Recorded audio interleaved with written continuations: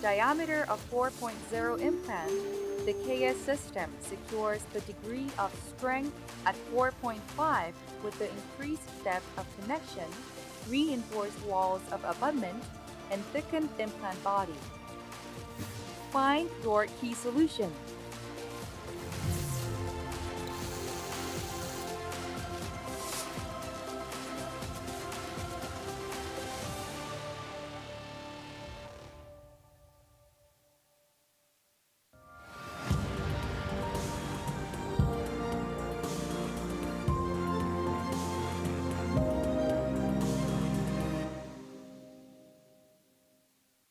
Introducing the last kit, the lateral approach sinus kit that safely raises the sinus membrane without perforation. The patented drill designs, both dome and core drills, feature rounded cutting edges that minimize direct contact with the membrane. In this way, lateral windows can be created safely. The dome drill in the last kit helps lift the sinus membrane safely while collecting autogenous bone particles between the cutting blades. By creating bone chips between the blades, the core drill's rounded cutting edge reduces the chances of direct contact with the membrane. The last kit's dome and core drills are specifically designed to create the lateral window safely. Last kit allows for more precise control over drill depth. The last kit features drill stoppers in 0.5 mm increments. 6 different lengths of drill stopper allows for more precise control over drill depth when creating a lateral window. All these last kit features contribute to safer sinus lifting surgery and reduce the chances of sinus membrane perforation. Let's go over the advantages of our last kit. It is specifically designed to help surgeons to create lateral windows safely with the patented drill design. 6 different lengths of drill stoppers with 0.5 mm increments allow for more precise control over drill depth. Try the last kit specifically designed for clinicians to perform a sinus lift safely in a short time. Introducing the CAS kit, the crystal approach sinus kit that safely lifts the sinus membrane with a hydraulic lift system. The CAS kit reduces the chance of membrane perforation. The patented CAS drill creates a conial bone lid that keeps the drill edge from direct contact with the membrane. CAS kit ensures safer drilling by preventing sinus membrane perforation. Using the drill stopper makes it easier to adjust the drill depth. The CAS kit features drill stoppers in 1 mm increments. It is possible to control the drilling depth precisely by using the stopper, which ensures safer drilling without the risk of perforating the sinus membrane. The hydraulic lifting technique of the maxillary sinus can facilitate the blood supply of the surgical site. The CAS kit's membrane lifter is using hydraulic pressure to elevate the maxillary sinus membrane higher and wider.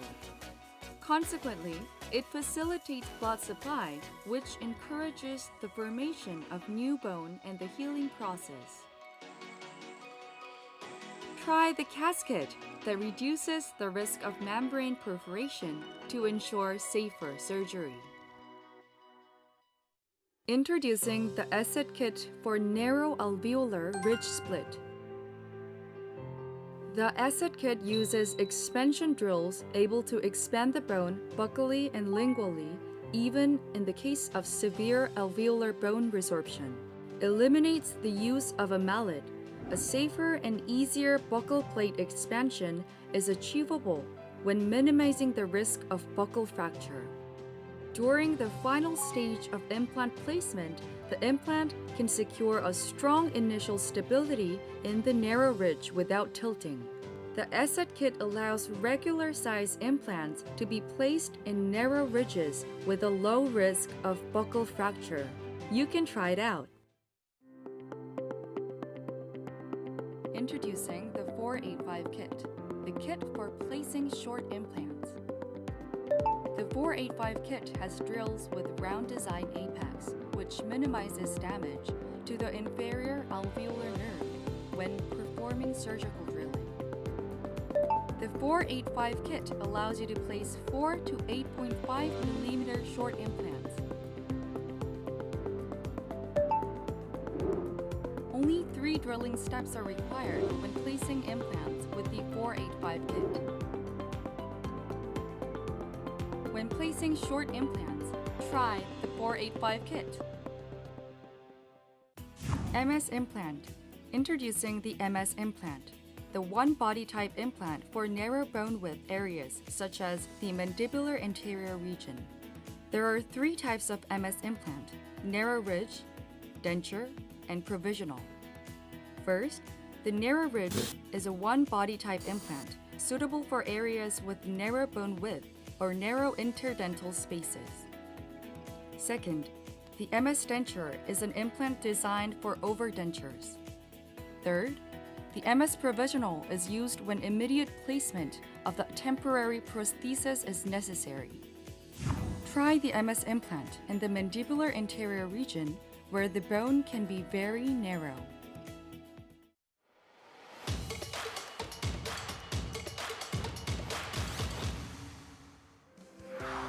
Introducing Osstem Implants Hycil Plus. Hycil Light Plus is excellent at reproducing fine areas. Hycil Light Plus can reproduce 20 micrometer lines without any tears or distortion. The stone model poured from a Hycil Plus impression produces smooth surfaces and separates cleanly. Thus, the user can fabricate accurate and precise prosthetics. Hycil Plus is highly hydrophilic. Hycil Plus has a short intraoral setting time of 2 minutes and 30 seconds. Hycil Plus offers a sufficient working time of 3 minutes and 50 seconds.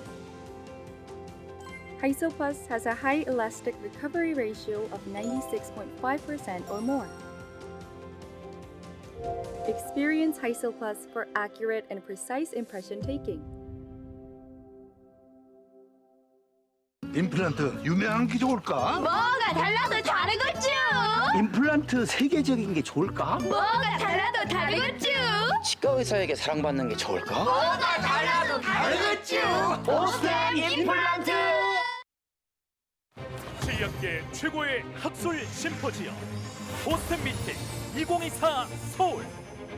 전 세계 치과인들의 뜨거운 관심 속에 지금부터 모든 강연이 대놀 사이트와 유튜브를 통해 실시간 생중계되며 영어와 중국어로 동시 통역됩니다. 이번 행사는 디지털의 시대 컴플리케이션 줄이고 극복하기를 주제로 치의학계에서 폭넓은 경험을 갖춘 5분의 좌장과 함께합니다. 본격적인 강연은 임세웅 병원장의 부작용을 줄이는 수술 방법과 행준영 교수의 치조골 관련 합병증 극복에 대한 내용으로 시작되며 이어서 황주혁 교수 그리고 박정현 원장이 보철적 부족합을 줄이는 방법 TS3 임플란트 사용법에 대해 다채로운 강연을 펼칩니다. 오스템 미팅의 하이라이트 라이브 서저리는 오전과 오후로 나뉘어 진행되며 김진우 교수가 골다공증 약제를 복용했던 환자에서 원가이드를 이용한 임플란트 식내일, 오스빌드를 이용한 수직적 불진강수를 선보일 예정이며 손영희 원장이 원가이드를 이용한 질식랩과 GBR에 대해 생생한 임상 노하우를 전해드립니다. 마지막으로 주지영 교수, 김준영 교수, 이유송 교수 세 분이 함께 임플란트 주위염의 다양한 증례들을 디지털로 극복하는 방법을 주제로 열띤 토론을 펼치겠습니다.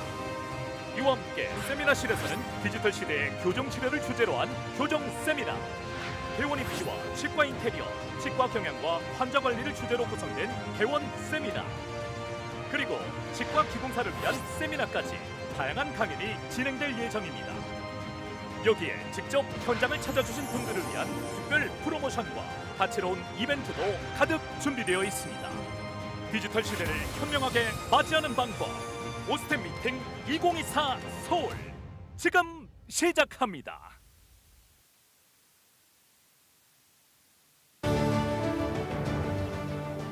네, 안녕하십니까. 오스템 미팅 2024 서울 저는 오늘 진행을 맡을 Good morning. I am announcer Lee Geun-ha. I'm going to MC today's Osstem meeting 2024 Seoul. I believe you are not familiar with my face through the screen. Through the demo screen, I sometimes introduce the products, and it is my honor to be able to see you in person here. Before we start, we had a very good response for dental staff forum from the staff and clinicians. Thank you very much for the response. Now it's 9:02. Under the theme of navigating the digital age, minimizing and overcoming dental complications, we are going to start Osstem Meeting 2024 Seoul. The meeting is held here, Osstem Implant Head Office Auditorium and third floor seminar rooms. And special programs are prepared. The seminars on ortho, clinic opening, and digital dental lab will start at 2 p.m. Take a note of it. Come to the dental online site, and you can watch the live webcast of all the lectures, live surgeries, and also seminars. Also, meeting is getting more and more popular over the years among the dentists around the world. Now, people from 10 countries are joining us on and offline. English and Chinese simultaneous interpretation is provided. Special lucky draw gifts will be given out for those who are present in person. After today's program is all completed, the lucky draw will be at the end. We have many gifts such as LG OLED TV, Busen toothbrushing kit, Osstem Eye toothpaste. Please stay with us till the end. That is not the end. To mark the Osstem meeting, various events are staged on each floor. I'm sure you have seen some on the second floor and fourth floor exhibition booths. So we have 3 separate zones, and please refer to different Osstem equipments and look at the orthodontics, GBR, and implant products. We have a new product today. Additionally, we have a Pyorang mascot photo zone and a free profile photo booth available, so feel free to take advantages of these opportunities. On the second floor, you can look at the product exhibition hall and fourth floor exhibition booths. Collect stamps from a total of 5 locations and submit them at the reception desk on first floor. Now, I would like to introduce different events. Among those who log in and watch the event online via dental website, 900 participants will receive coffee and dessert set coupons. So you can participate through a prize draw pop-up that will appear on the dental website for about 3 minutes, so don't miss out. The results will be announced after the session, and the coffee coupons will be sent via the text message simultaneously. Moreover, for those who watch the event online till the end, we have prepared generous prizes including Dyson V12 vacuum cleaner, Wapic oral irrigator set, and Portland doll set. We encourage you to stay tuned till the end. Please note that to participate in the prize draw, you must log into the dental website. Please remember that. Don't forget to register in advance to ensure smooth participation. Also, if you're watching on a mobile device and want to participate in the pop-up event, make sure your phone is in portrait mode. We have also gifts for those who participate in the lectures. During the Q&A session after the lectures, we'll select 10 people with the best questions from both online chat and on-site questions and give Wapic portable oral irrigator. We encourage all participants, both on and offline, to actively participate. So I feel quite nervous because today is very important. Lastly, from 4:30 p.m. to 5:30 p.m., there will be a discussion session. Before the session begins, please take a moment to participate in a short survey related to complications using the QR code displayed on the screen or the banner at the entrance during the break. For online viewers, a survey link will be sent via text message. The results of the survey will be reflected in the discussion, so the more participants we have, the more fruitful the discussion will be.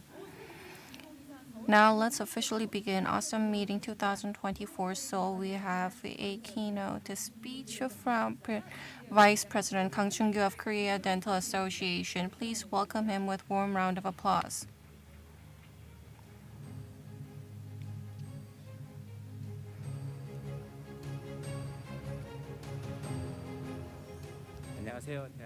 Greetings, I am Kang Chung-gyu, Vice President of the Korea Dental Association.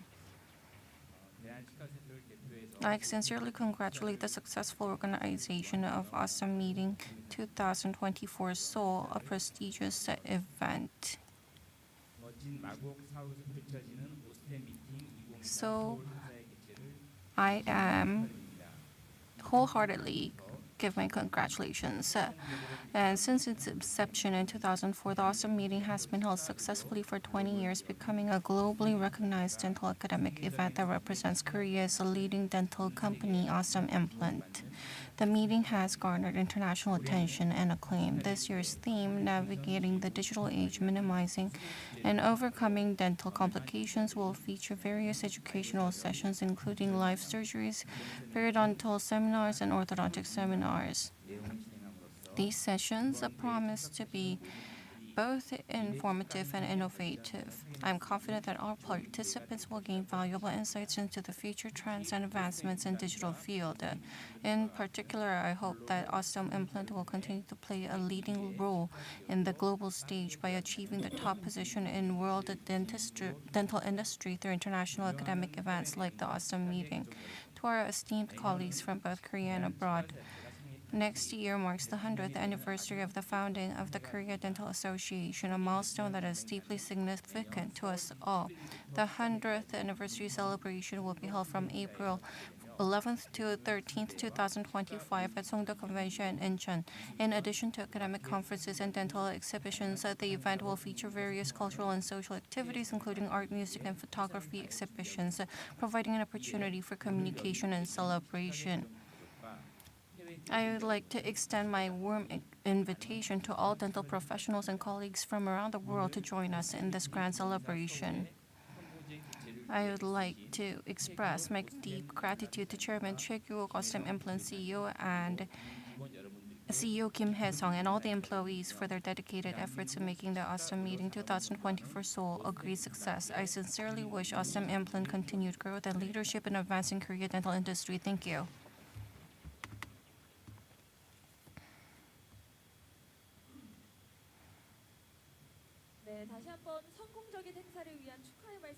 Thank you once again, Vice President Kang. Please give him a warm round of applause.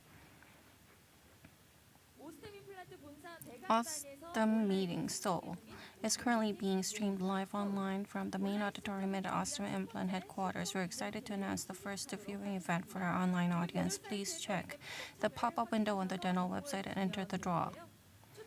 The results of the draw will be announced at the end of the session, and coffee coupons will be sent via text message simultaneously with the announcement. One important thing to remember: the longer you watch, the higher your chances of winning not just coffee coupons, but also dessert coupons and even more generous prizes. So please stay with us and get more grand prizes.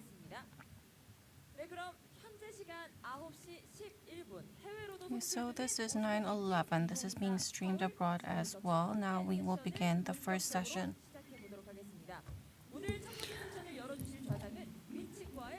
Let us start the first session chaired by Dr. Chang. Dr. Chang Dong-wook did the internship and residency at the Periodontal Department of Seoul University, currently Vice President of Korea Academy of Oral and Maxillofacial Implantology, and works at the Win Dental Office. Please welcome Dr. Dong-wook Chang.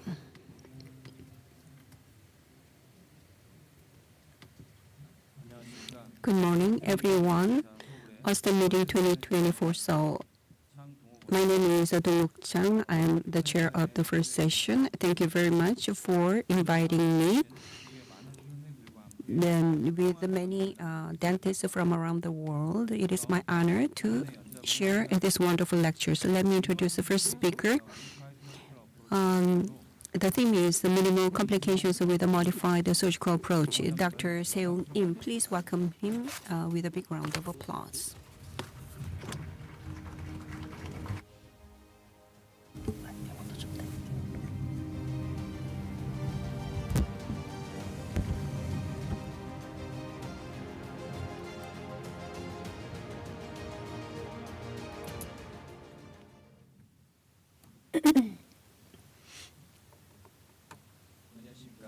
Good morning. I'm the first speaker. I'm from the Wise Dental Clinic, and I am Dr. Im. This is the topic of my lecture. This is a little bit different from the conventional approach. This is the surgical approach to minimize the complications.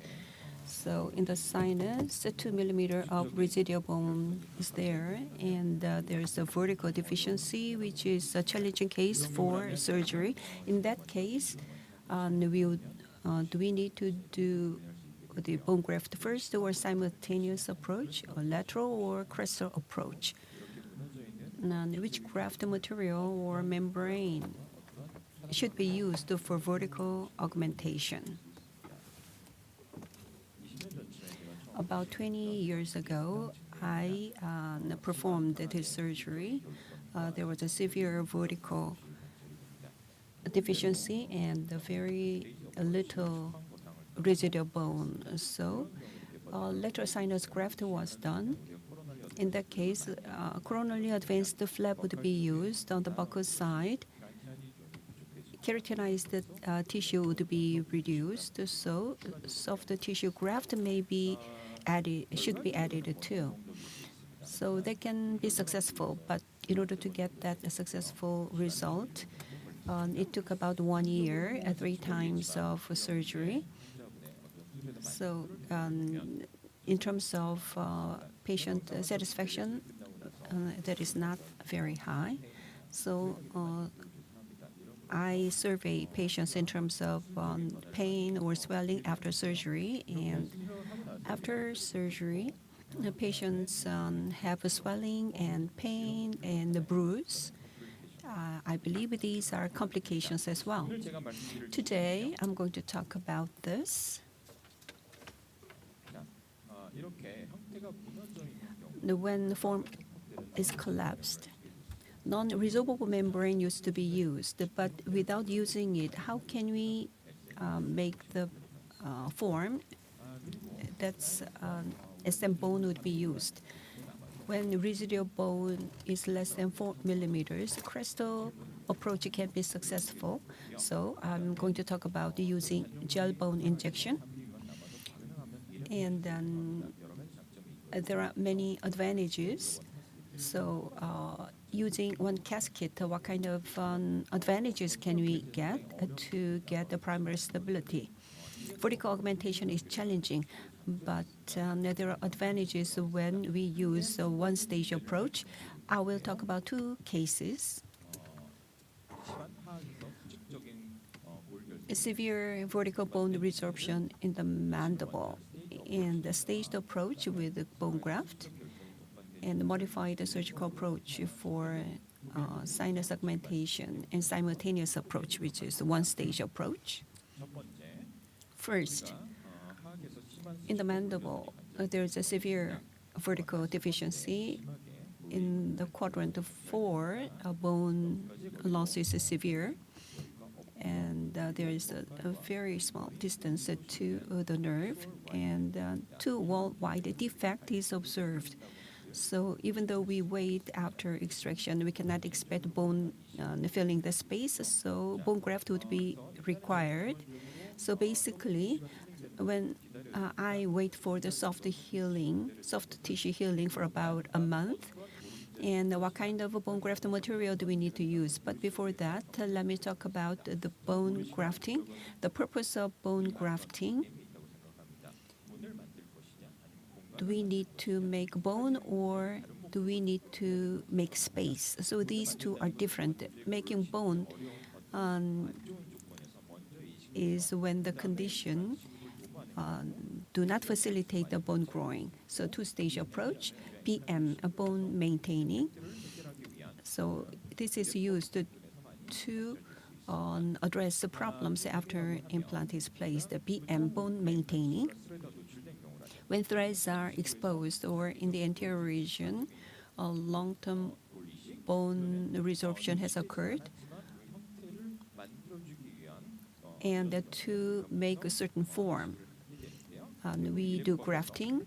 So usually simultaneous approach is used.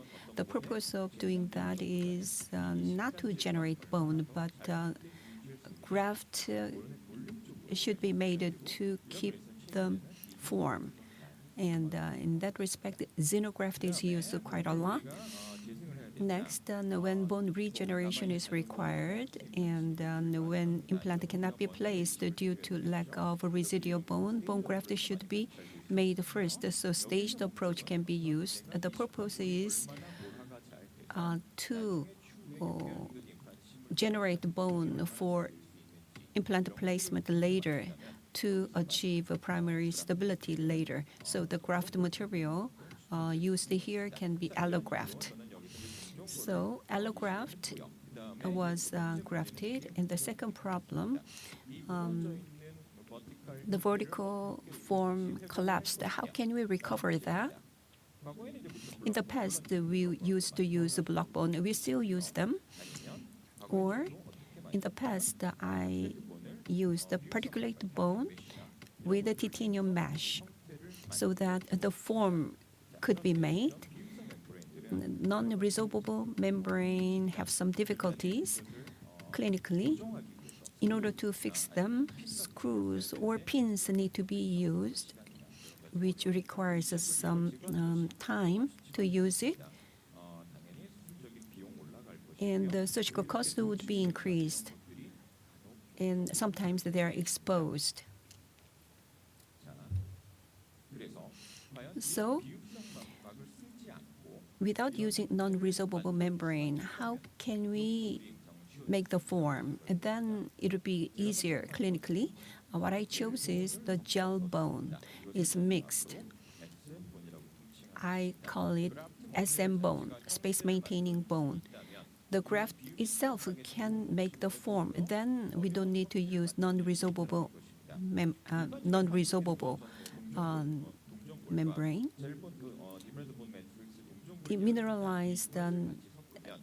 Demineralized bone matrix can be used to create some form, and this is favorable for bone generation. Gel bone and particulate bone is mixed with the cell line, and they can support the form very well without using non-resorbable membrane.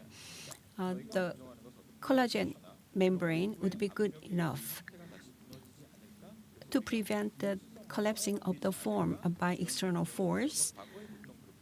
We used to use non-resorbable membrane, but the graft material itself can support the form. Then we don't have to use the non-resorbable membrane. So grafting was done.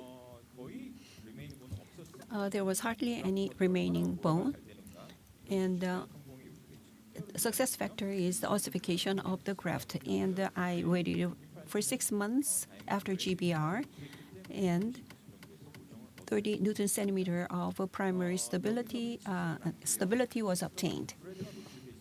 The threads are not exposed, but additionally, a xenograft is added.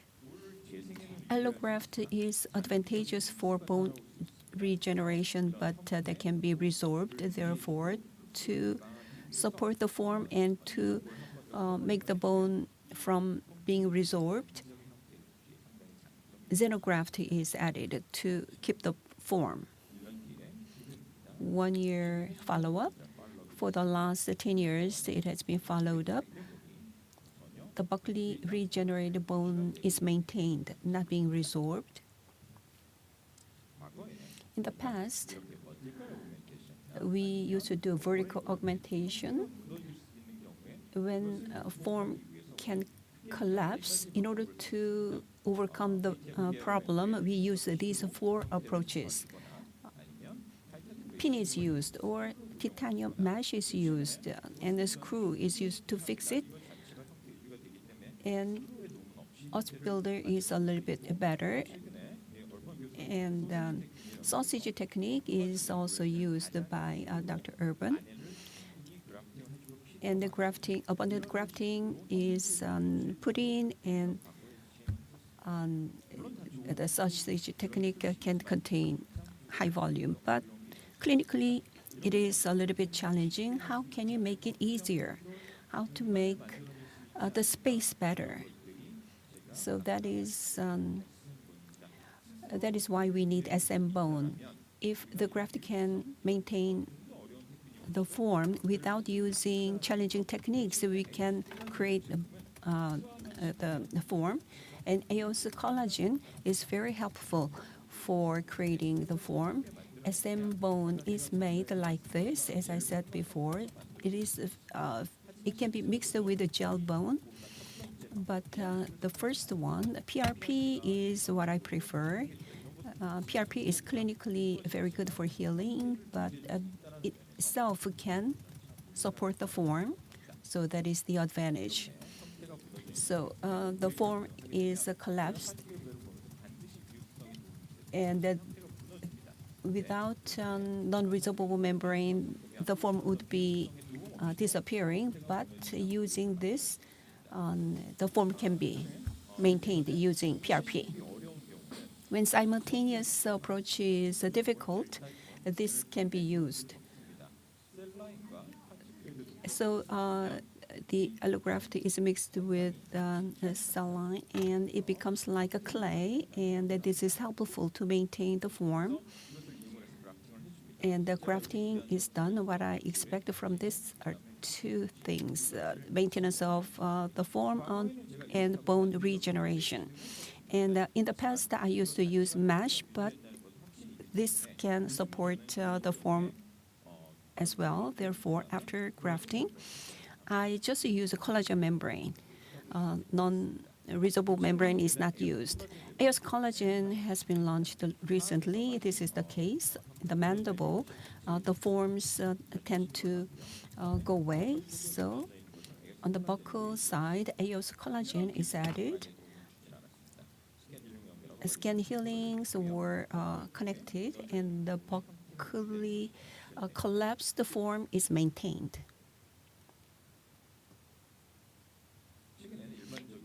Recently, rather than general anesthesia, the digital approach can be used. Implants were extracted, and immediately implants were placed. To release the mount, this e-driver was developed. This is very useful when we do surgery. Skin healing is connected. EOS collagen is easy to use. You just add water.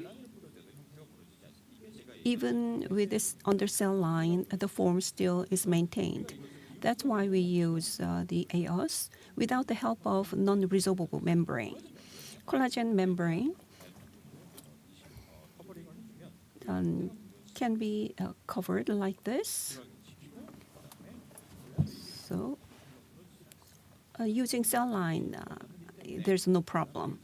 So without the help of non-resorbable membrane, the graft form can be maintained.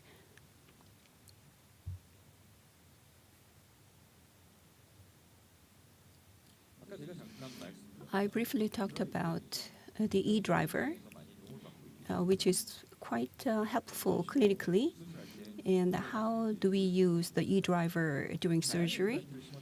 When we place many implants, removing mount is quite cumbersome. I made a mistake during the effort. The healing driver can fall off, and if a patient swallows it, that's a problem. But when releasing the mount, this can be helpful to release it in the counterclockwise direction. And the 10 to the 50 torque can be adjusted, and the 10 torque is helpful to connect the screw, and under improper torque, something can be swallowed by the patient, but that chance is reduced using this. PRP is used to maintain the form, and there has been a literature paper published by Yonsei University. Collagen membrane is used versus PRP only, and if you look at the result, there's not much a difference between PRP and conventional approach.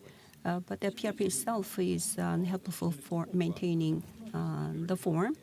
And one-body implants failed, so the situation is quite serious. I waited for about 2 months, and TS 3.5 implants were placed, and the exposed parts was covered by SM bone, and Oss builder was used for number 32. Was there any difference between these two sites?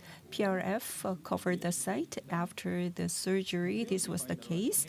The final was completed 3 months later. Oss builder has some space maintenance advantage, but SM bone still maintain the form, and not much difference. So let me compare the results.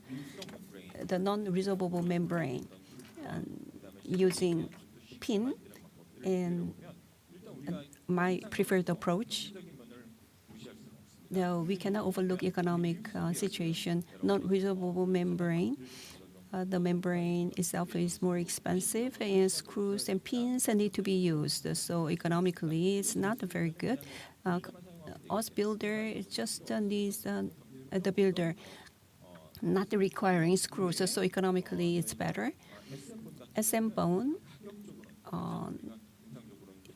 clinically it's more advantageous because of the low cost, and gel bone is very expensive, so I cannot recommend it readily.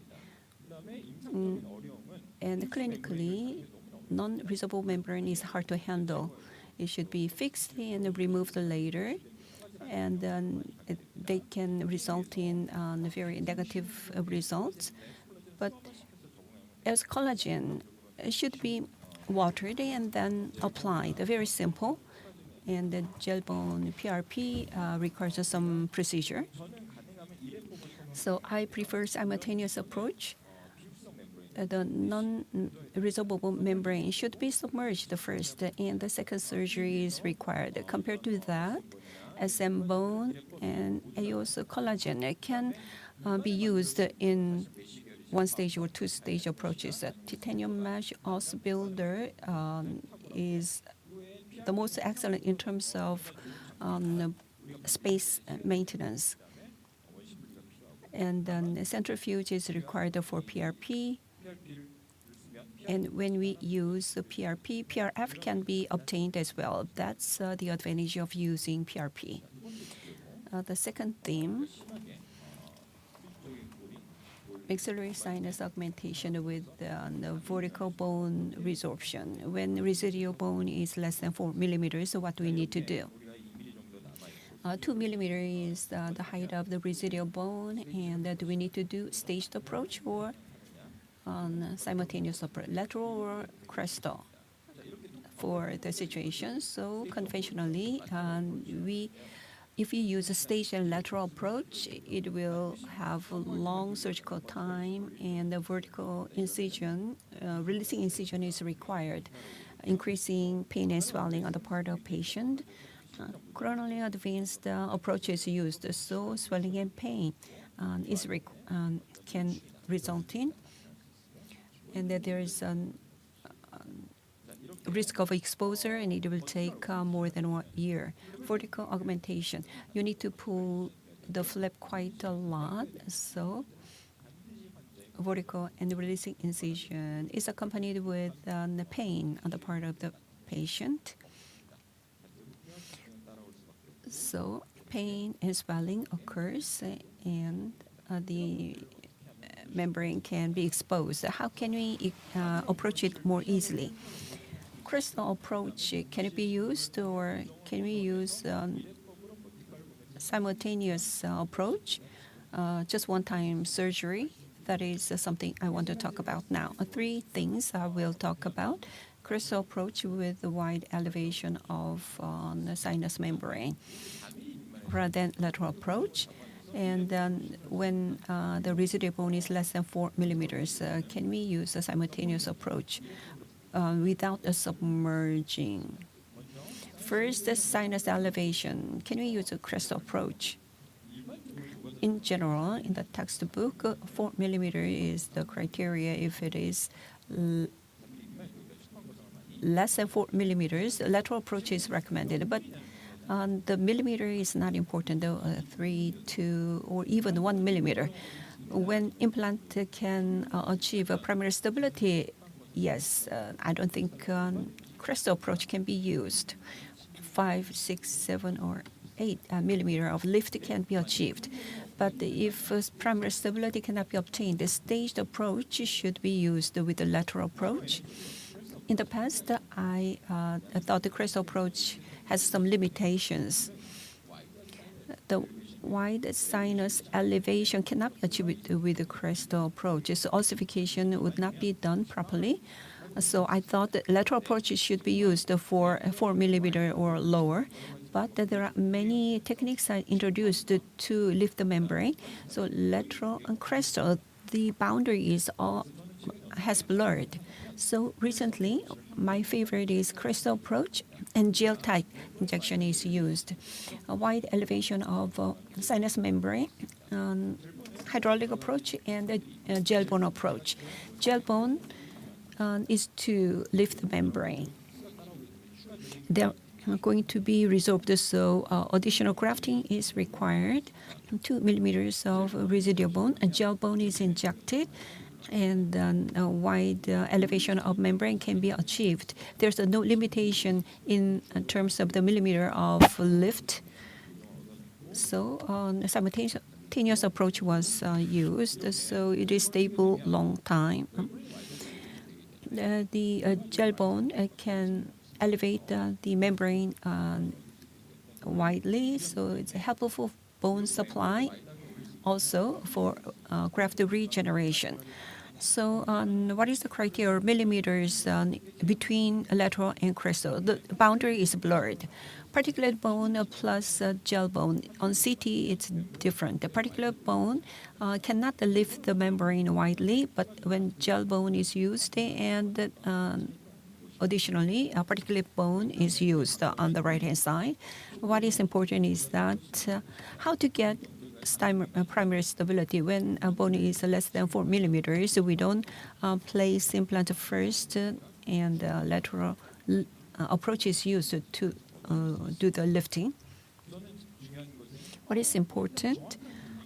We need to drill accurately. If the site becomes wide, the fixation cannot be achieved.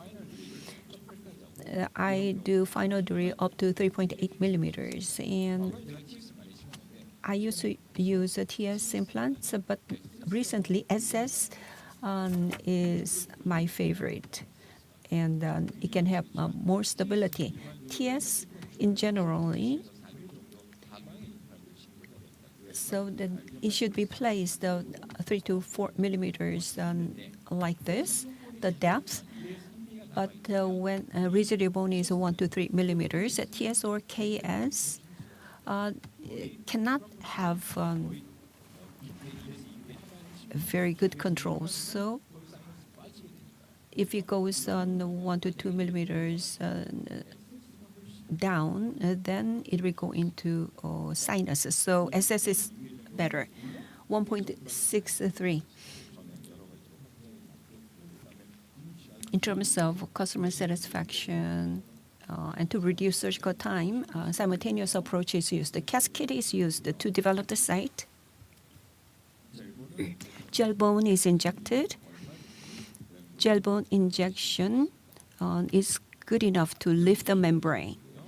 So additionally, particulate bone is grafted.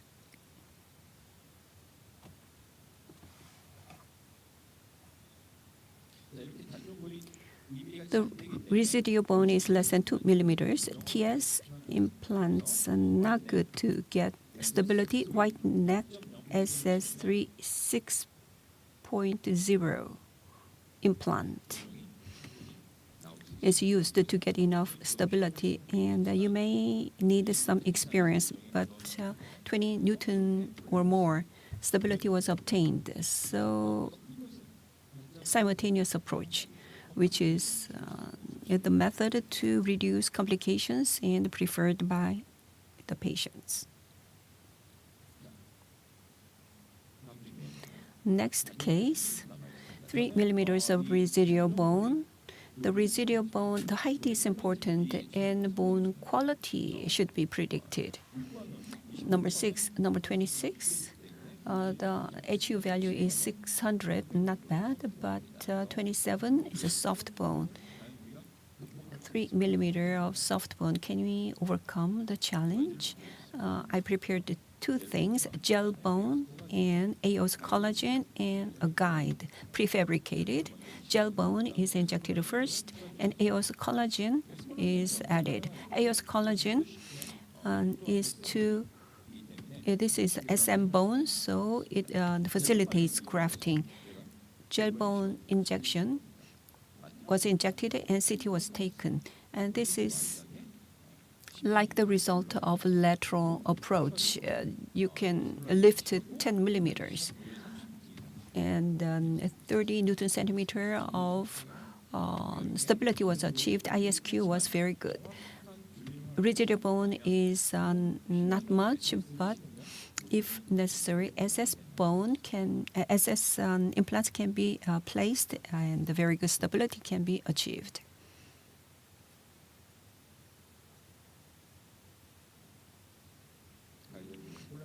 Using a guide, flapless surgery is performed.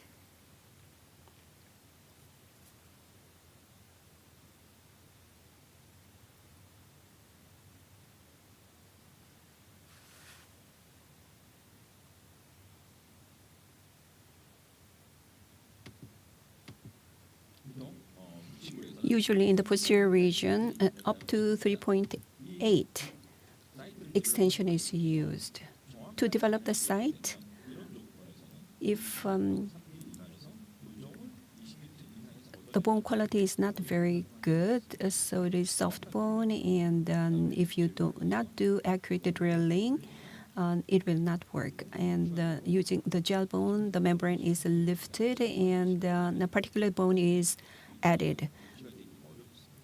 Without a particulate bone, the site cannot be maintained. So I use the particulate bone.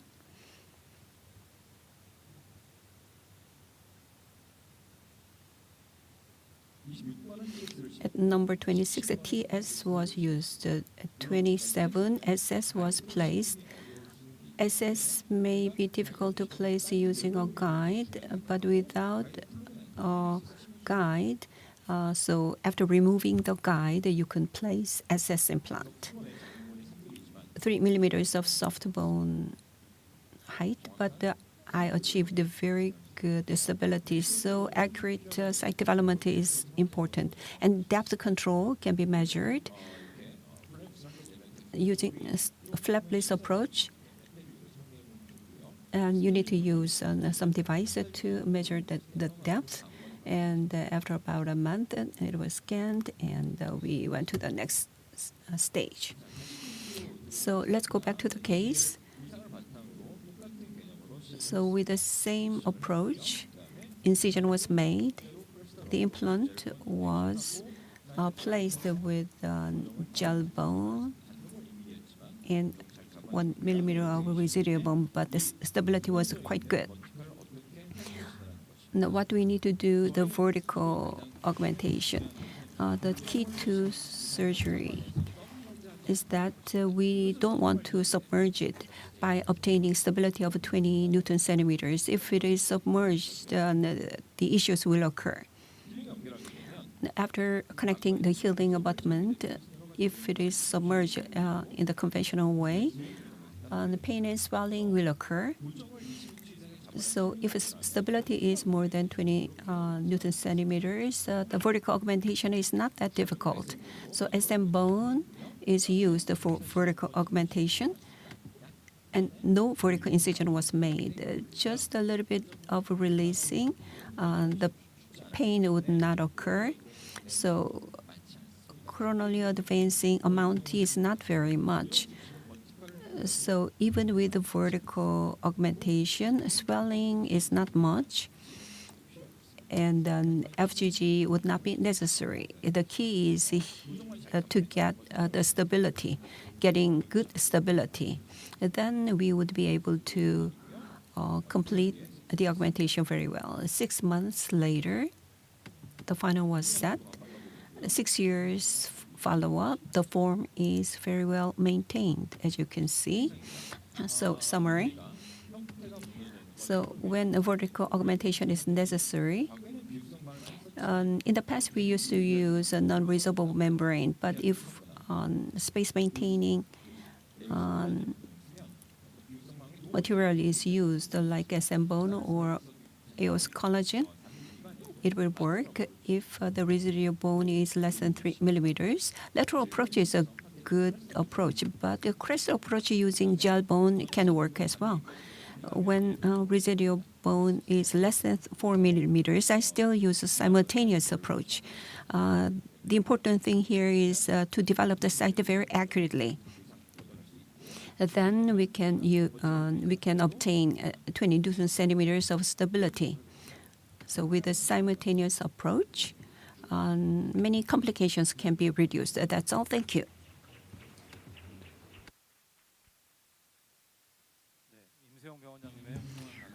Dr. Im gave us very good lecture. Please give him a big round of applause.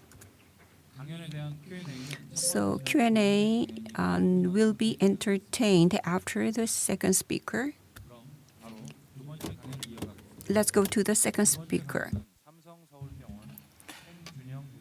The second lecture will be presented by Professor Pang from Samsung Medical Center in Seoul. He'll be discussing the topic overcoming complication or failure of alveolar bone reconstruction. Please join me in welcoming Professor Pang.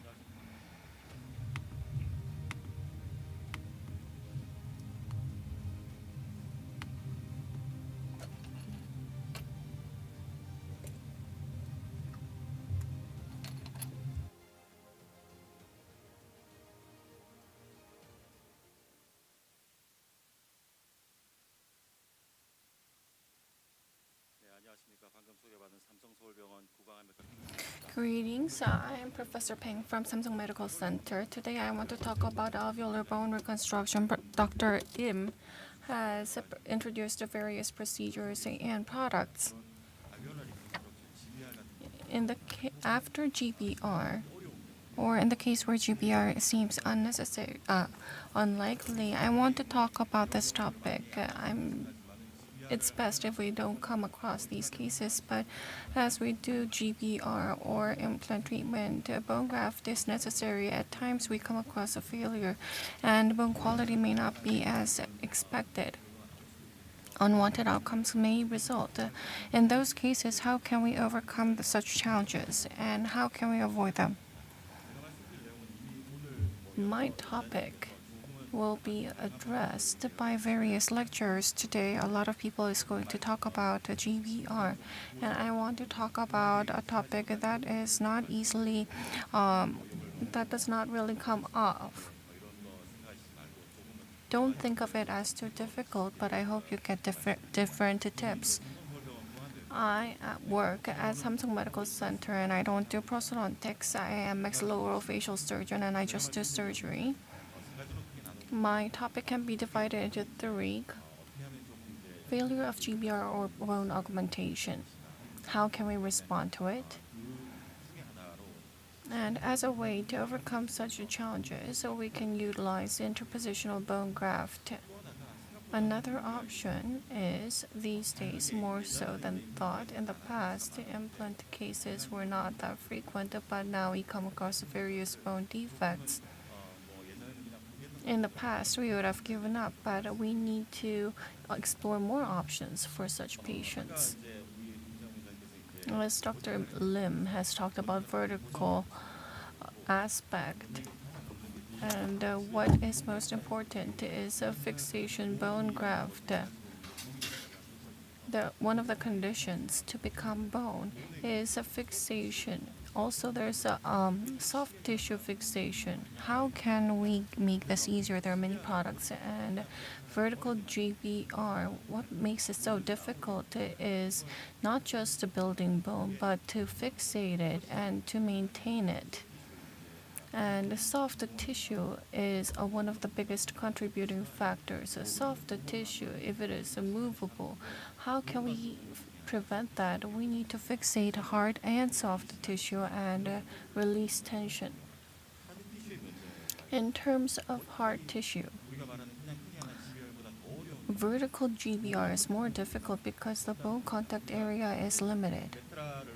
When we do lateral augmentation, more so than thought, there's a lot of contact, but if you do vertical augmentation, the space is limited. No matter how you fixate it and add more bone, the new bone formation comes from the patient's bone. And we do not have 10 millimeters of bone, even if we augmented 10 millimeters. So basically, from autogenous bone, from the patient's bone, I think the amount of new bone formation is 4 millimeters max.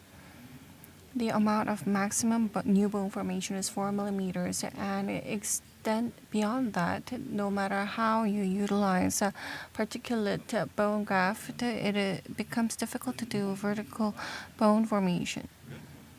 Graft material, we use particulate materials. In the past, we used to have more options such as block bone graft, and now people use a lot of collagenated products. Most people use particulated bone graft. In terms of space maintaining, this was addressed. And at maxillo-oral, surgeons use titanium mesh or titanium reinforced membrane, as well as tent pole. These are not really being lectured these days because the efficacy may be limited and has many downfalls. We talked about using collagen at maxillo-orofacial department. We use a fibrin glue, PRF. It has a lot of obstacles, and a maxillo-oral surgeon looking at it, I think it involves a lot of steps. Fibrin glue is something more easy. But I want to talk about fibrin glue later. Vertical augmentation has been reduced because short implants show good success rate, and I only do vertical augmentation only when it is absolutely necessary, and in the case of anterior zone or if there is excessive resorption, I just use anterior zone short implants. 8 millimeters is not a short implant. 7.5 or short implants can be used instead of doing vertical augmentation. Even if you do success in vertical augmentation regarding bone quality, it's not on par with a patient's bone quality. Releasing incision was addressed earlier, and in order to do vertical augmentation, everybody has to do releasing incision. And this, if you're not familiar with the incision, then you need to avoid augmentation. releasing incision. If you do it, there's going to be bleeding, pain, or swelling, and suppuration will not be good, and mucosa will be pulled up, and gingiva can be reduced. There can be a lot of surgical complications, but this is absolutely necessary. We need to avoid the potential problems, but in order to do GBR or vertical augmentation, you need to learn how to do releasing incision. So, vertical releasing incision, basically, you need to check periosteum. You can see smooth periosteum. You need to look at it accurately and do releasing incision properly. What is most difficult to some is the premolar area. People are worried about hitting the nerve. I am cautious as well. In the area with a nerve, it can be quite difficult when it is close to the nerve, and we need to be cautious of it. If you do not look at mental foramen and do incision, there can be nerve damage, so we need to avoid it. As you can see, there is nerve going down. If you scrape it with the blade, this is not something that should be done. Blunt dissection, you need to learn how to do this. Periosteum incision is done, and around that, you can see the nerve very well, and you can see the curve of the nerve. You need to accurately see that and utilize different tools such as periosteal elevator to do blunt dissection and look at the nerve. Some may think this is difficult, but if you think that's difficult, you will not be able to do it. If you do bleeding control properly, and if once you become more used to the surgical procedure, you need to push slowly ahead. There are cases where GBR is difficult. GBR is not a all-for-one solution. If it can solve every problem, you will not be having this seminar. And a lot of people come across GBR failure. If you do repeated GBR in failed cases, more so than thought, although it cannot be nicely maintained, many people make attempts leading to more problems. Re-GBR. Why is it difficult? Because if there is failure, as shown here, there is inflamed tissue and fibrotic scars. With repetition, then vascularization will go down, and if you do suture, it's going to fail again. After failure, in order to recover quickly within 3 or 4 weeks, if you do suture, then the problem is going to erupt once again. Re-GBR should not be attempted to the extreme. As shown, there is very little keratinized gingiva, and there's only mobile gingiva. This can lead to failure as well. Another point is when there's a root surface exposure, if you try to do a GBR in the root surface, it's difficult for the environment for new bone formation. So we need to avoid those situations. Alveolar bone part may be significantly resorbed. In that case, GBR can become difficult.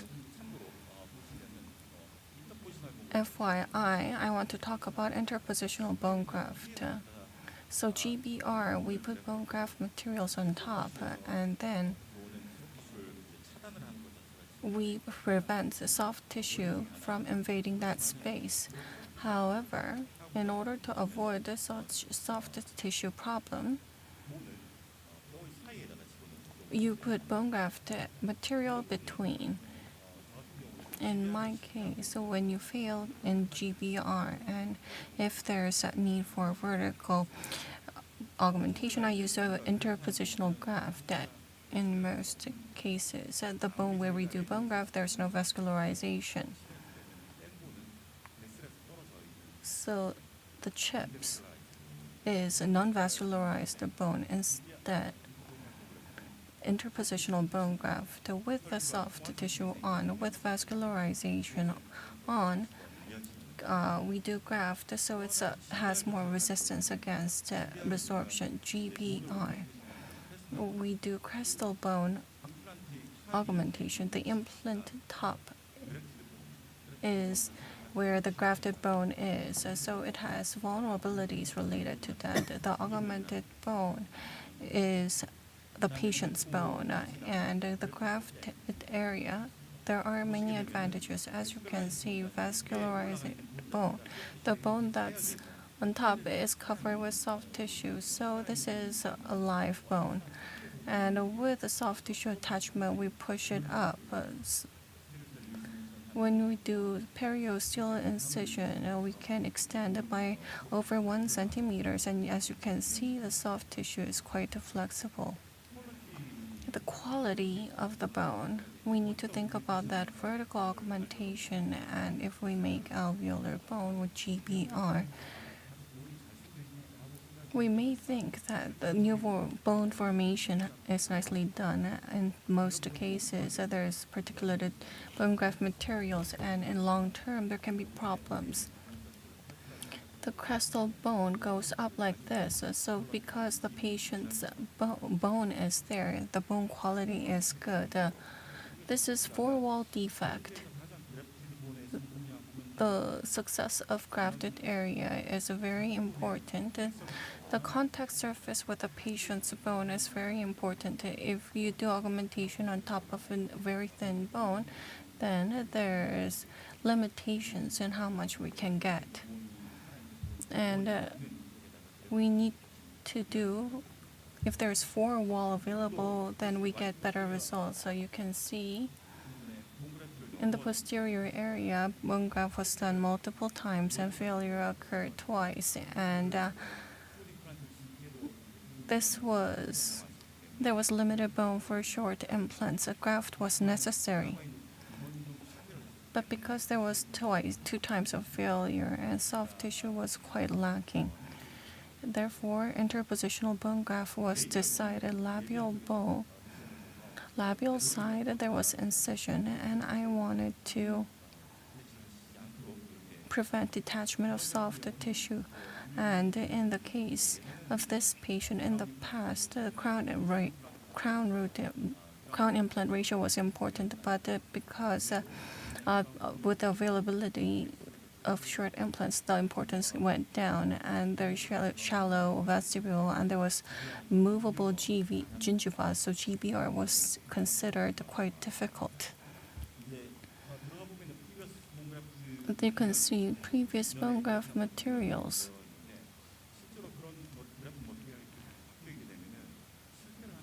And if you look at the field cases, these graft materials, new bone formation is very difficult to become into new bone.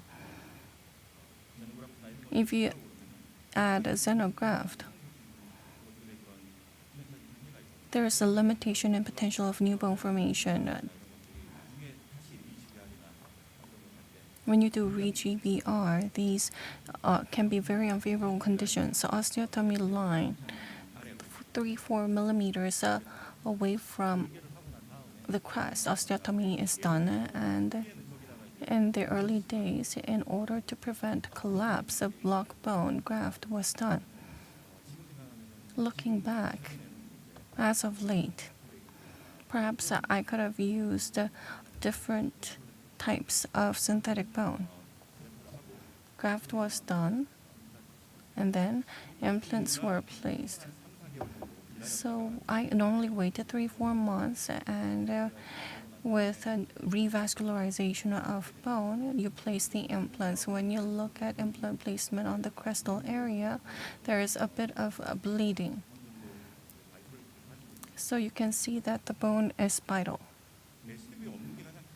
Low vestibule is very problematic. Vestibuloplasty, apically positioned graft, or different grafts are tested. And there is different options available apart from vital mucosa. I don't utilize mucosa.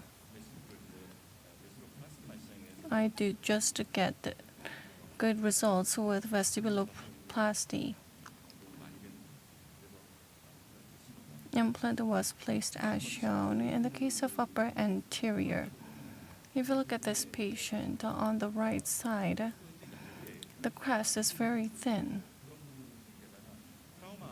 and the patient underwent trauma, so the soft tissue was scar tissue. This kind of patient, the patient compared with the patients who lost teeth because of periodontal lesion, GBR can be more difficult. Dehiscence or soft tissue problems can result with this kind of patients. So interpositional bone graft was done. After interpositional bone graft, CAD/CAM guide is much more advantageous because, more so than thought, the bone quality or the amount, shape, can be different than in normal cases. A digital dentistry can be very useful. This is lower anterior case. The patient went through car accident and there is a very limited space. You can utilize short implants, but if the base is quite thick and you do interpositional bone graft, there can be many advantages. And rather than GBR, interpositional bone graft is better. So in this case, 10 millimeter, 11 millimeter augmentation was done. BIOS was used in between. Resorption and other factors were considered. Overcorrection was done after 4 months. You can see that the bone quality is stabilized and implants were placed. So in the case of the past, I would have used long implants, but considering bone healing, implants need to be chosen appropriately. So this is a posterior case, and in this case, GBR was failed, and it's not the matter of failure, but after failure, the bone becomes even more resorbed. So what kind of problems would occur after failure need to be considered before we do GBR or bone graft.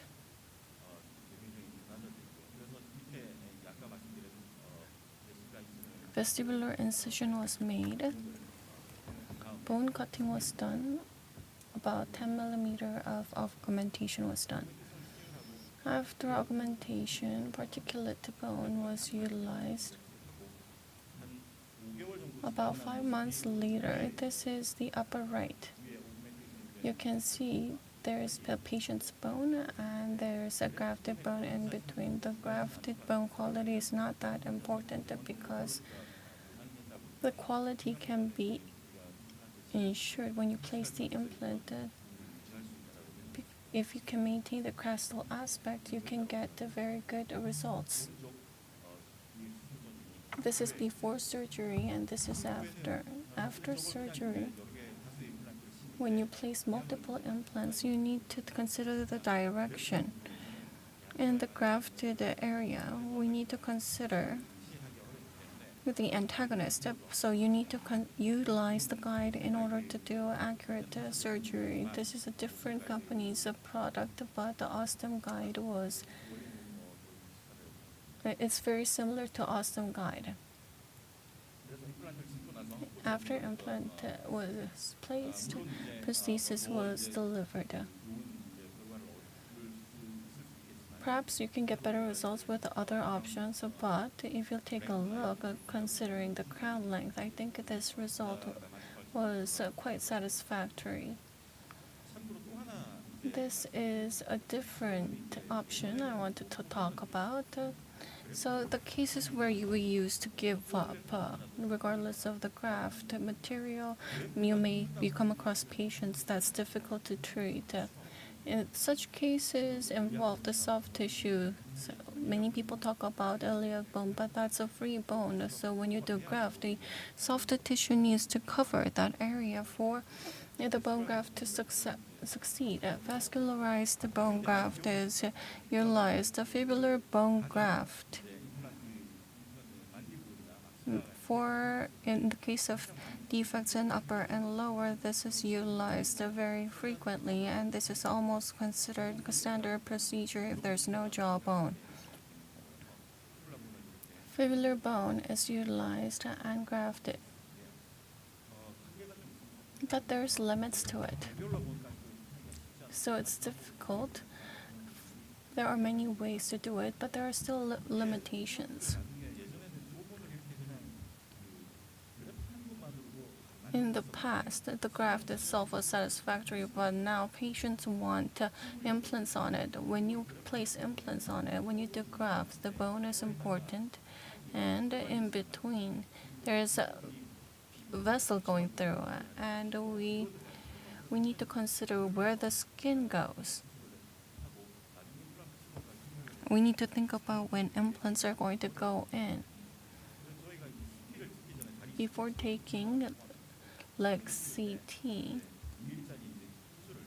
2mm balls are added. So we listen the Doppler and at the balls where there's and we can take a look at this, and you can look at the vessels with CT.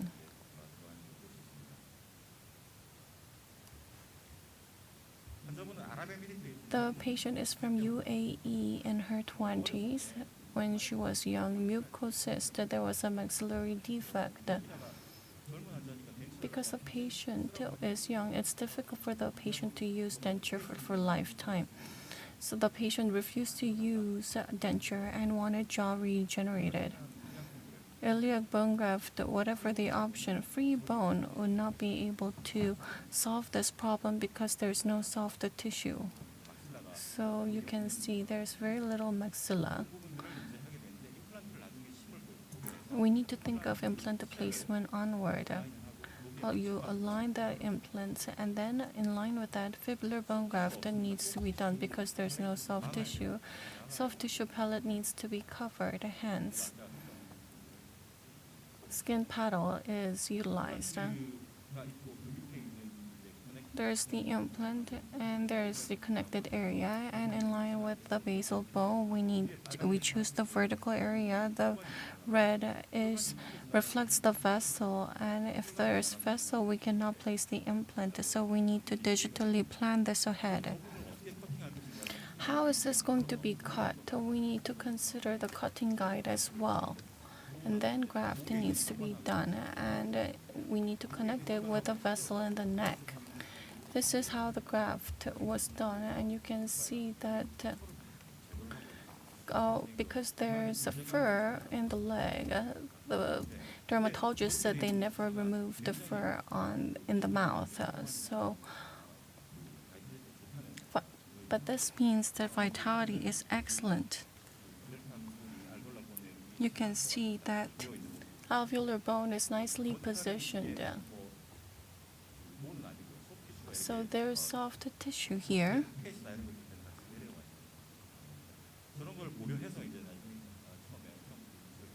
So we need to consider these as we position and plan ahead. And the vertical position is very similar. And when you place implants here, if you just place implants, there can be many problems. Osstem guide was utilized to get the position, and guide was made. You can see there was a lot of PET because thin mucosa was made after surgery was done. This is after prosthesis was delivered. You can see that the fur is all gone, and you can still see skin. So the patient's look, you don't see the neck scar. There's about 4 centimeters of neck scar, but the sunken look can be compensated. If you look at this patient, the patient had no maxilla. Because of mysofibrosarcoma, maxilla was removed completely by ENT. So there's no maxilla. But the skin here is like this. You cannot use a denture. The patient was not able to utilize lower, and the patient wanted any kind of option to solve this problem. The patient had no maxilla. So CT of the patient's previous dentition was there. So based on the occlusion, a fibular bone was cut and adjusted to make maxilla for the patient. If you look at the lateral view, you can consider the implant position, and this is aligned. You can utilize digital dentistry here for simulation. After that, in the maxilla, graft was done. Once you do that, such fixation is utilized. After several months, bone healing, once this is complete, implants are placed. This is implant simulation, and after that, panorama was taken. Fibular bone can be quite thick, or this could be thinner, but in the case of this patient, because it was male, there was thick bone. This is at the time of implant placement. In some cases, after bone augmentation, there's lack of vestibule. Vestibuloplasty is done to make a vestibule. After that, prosthesis was delivered.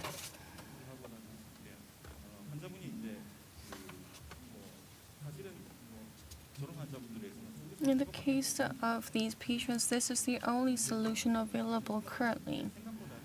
More so than thought, the success rate and such. The basic principle is similar to GBR, and if you use digital dentistry, you can get good results. This is post-op, but this is before surgery. And right before the patient's nose, it was not supported as well, but you can see good support. So such cases are becoming more frequent. Maxillary necrosis, bronchial or emerons, there is a lot of necrosis. More so than thought, I come across these patients. Re-GBR can be more difficult. You might be tempted to try to solve it as quick as possible, but soft tissue and hard tissue conditions worsen. Therefore, I know you get quite antsy, but we need to take a step back. Soft tissue is very important in bone augmentation, and considering bone, we can consider short implants first in the posterior area. Interpositional bone graft is one of the reliable choice for severe alveolar bone defects or insights with previous failures. If there is no jawbone, fibular free flap can be a clinically acceptable option. And you can utilize digitally assisted systems for implant places. I use Osstem only for fibular free flap implant placement because the system is well established. I think that is very important. Thank you for your attention.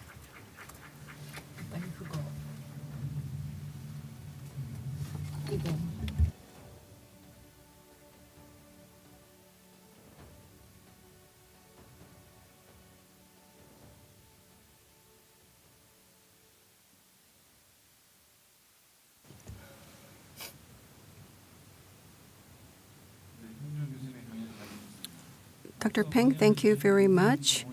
Dr. Im and Dr. Peng, I would like to invite them on the stage, and with the two doctors on the stage, we will have a Q&A.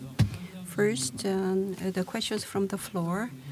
Those who are on the floor, do you have any questions? Please raise your hand.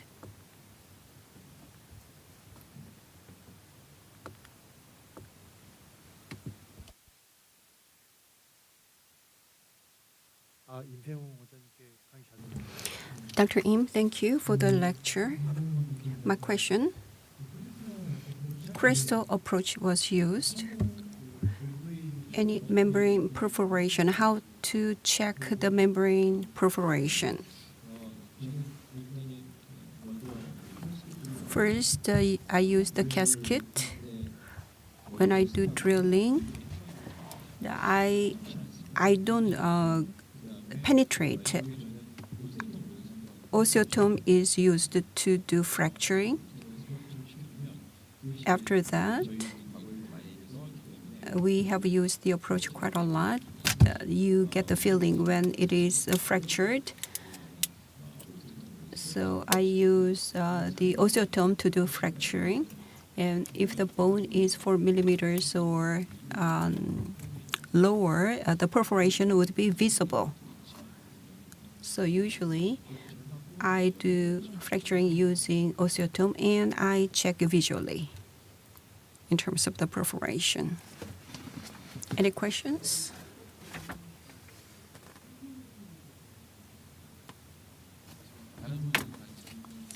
So we need to share the question with everyone. So if you want to ask a question, please identify yourself first. My name is Dr. Kim Hyun-jae from Icheon Sungmo Hospital for bone grafting. And then the adjacent tooth can be infected, and that will lead to bone resorption. And interpositional approach, what is the margin?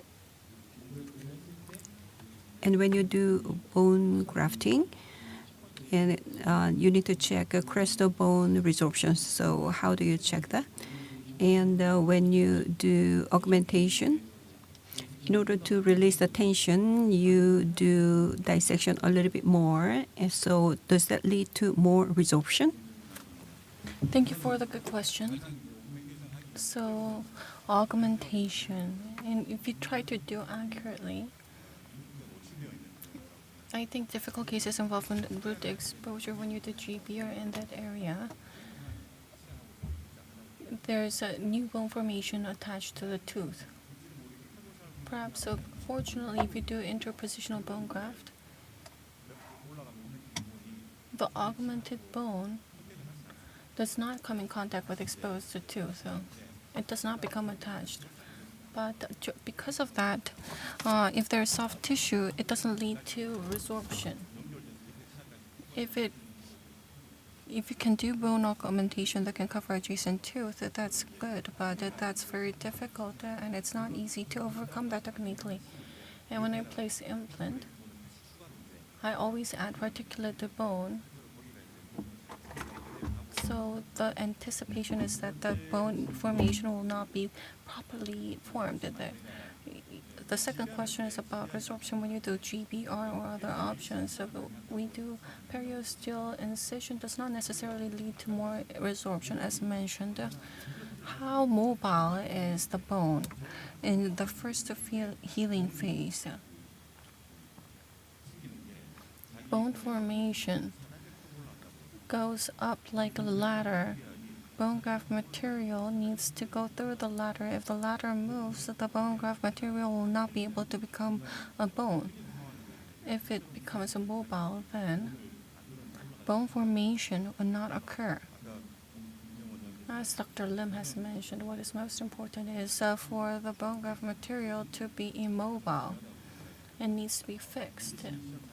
Releasing incision, or just because you do more dissection, it does not lead to more resorption.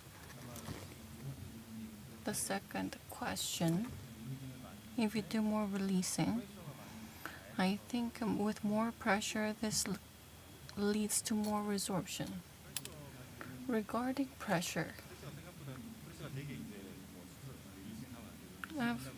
if we do releasing, we need to prevent the pressure.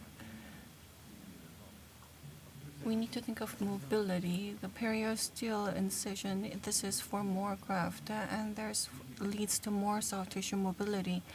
And the fixation of graft material needs to be paid more attention. I'm sure this answers your question. We'll entertain more questions.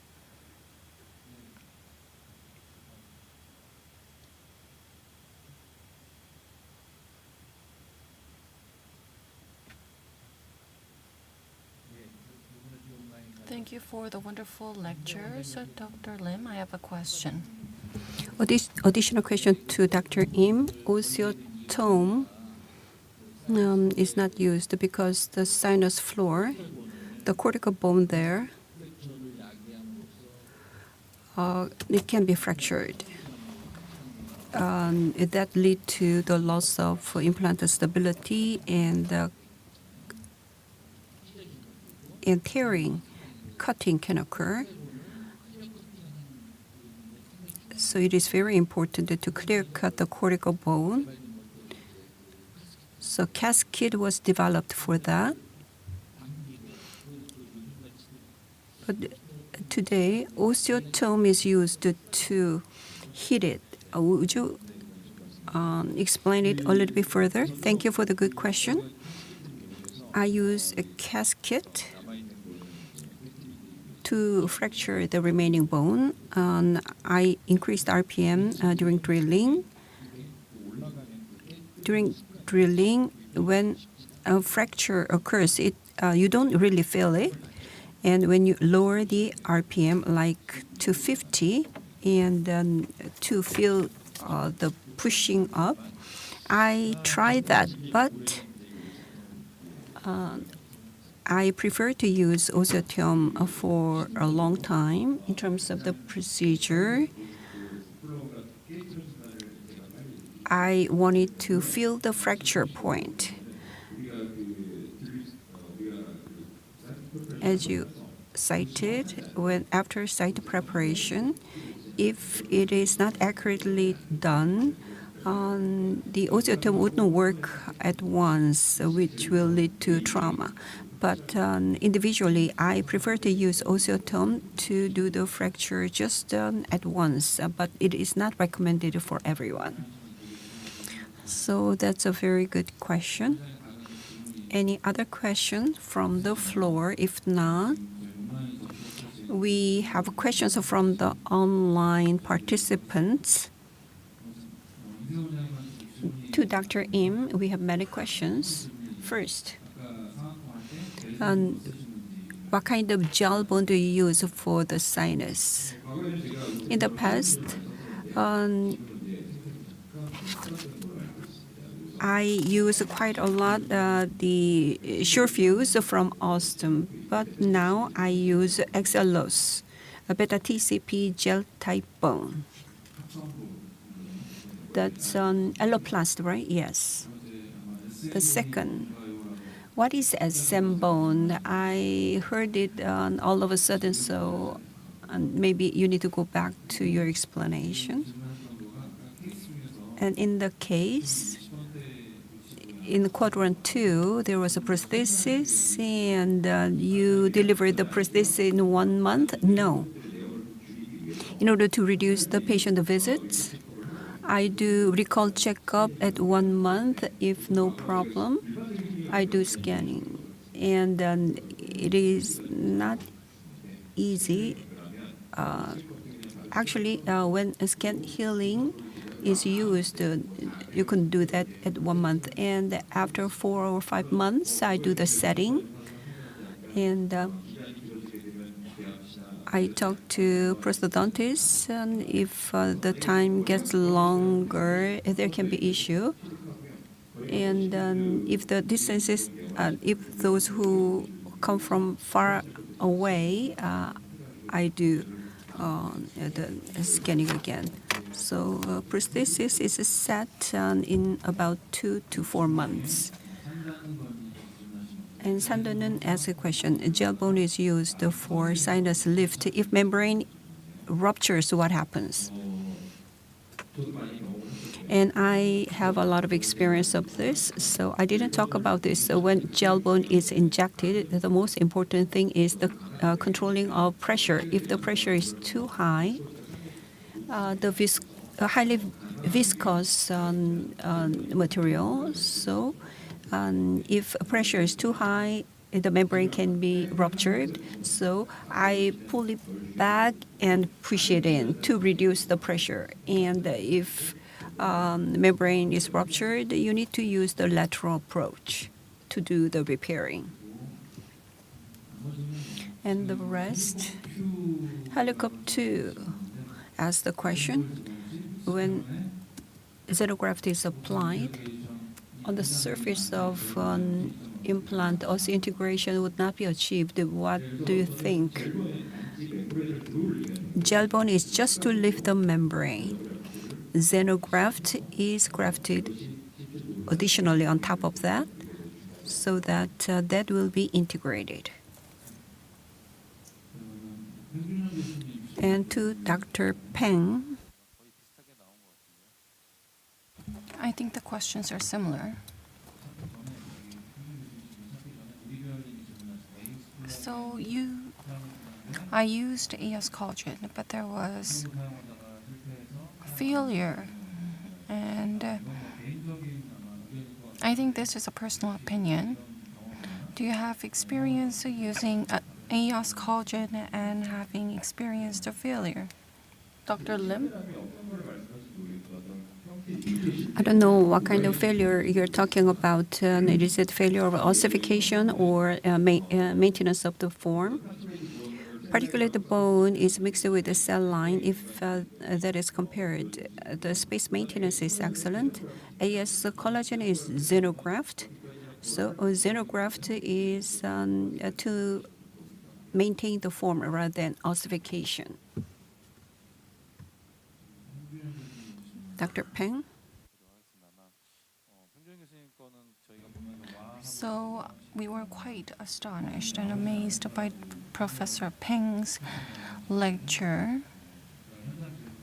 And the on-site question was also, I want to ask you a question. Interpositional bone graft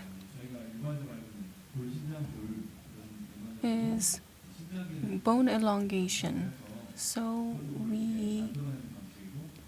it seems similar to that, but then you did not use a separate tool. So which do you think is more advantageous, distraction or your method? Bone distraction, I used to do that quite frequently because I thought 10 millimeter, 15 millimeter of bone distraction will be possible, but the patient discomfort while you do it is quite significant. And the patient needs to have that on for 3 to 4 months. So patient discomfort is quite significant. After I used interpositional bone graft, unless I extend by 15 millimeters, I do not use distraction. So just with the interpositional bone graft, you can increase 10 millimeters. So with distraction, you can increase the soft tissue, and with interposition bone graft, you can always extend the soft tissue as well. So there is very little limitation, more so than thought, and there's much less discomfort on the part of the patient. So interpositional bone graft is more useful clinically, and I think it has many advantages. I use interpositional bone graft more. I want to give you another question. Professor Peng's lecture is quite fresh. So you use digital dentistry to do bone grafts. So I think many were amazed, although it was not their case. Many people were impressed. I think a GBR failure can be experienced frequently, and how can we respond to it, and what is the source of these problems? When you do failure, we try to make many attempts to overcome the situation, but with continued failure, things can worsen. If you rush into fresh attempts, then things can spiral out of hand. So we need to remove inflammation and do healing. After a certain period of healing, we need to do retry it then. We need to give it time to heal. It's the same with other surgeries. Cancer surgery, when you do construction, you do it together. And after radiation therapy, within 3 to 4 weeks, or you do it a long time later. If a soft tissue problem occurs, if it's still fresh, you can try, but with continued inflammation, if you just try to revisit the site, problems can occur. We need to wait for healing after removing inflammation. When we do retry with the sinus surgery, we need to wait at least 2 to 3 months. We need to give it some time before we attempt GBR once again. You need to either really make a fast response or give it some more time. Thank you for your response. Because of time constraint, this will be the end of Q&A. Among those who raised questions, I'm going to choose 2 best questions. So the last question,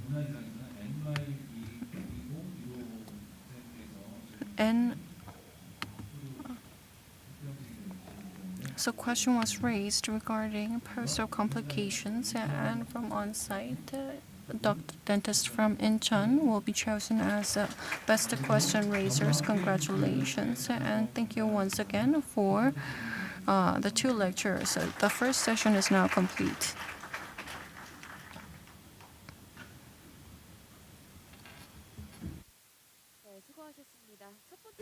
Thank you. Dr. Chang Dong-wook, once again, thank you. Please give him a warm round of applause. So now we are going to announce the winners of coffee coupon. 300 people will win coffee coupons. Now we will start the draw.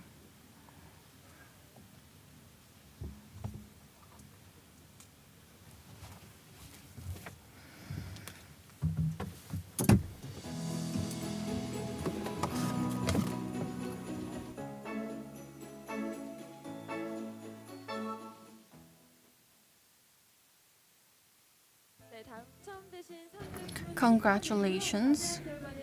Details can be found in the notice board and dental site. You can get coffee coupons via text messages.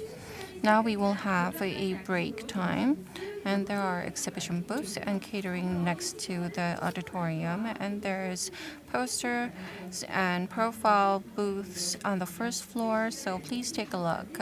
We're going to have a break until 10:50. Thank you.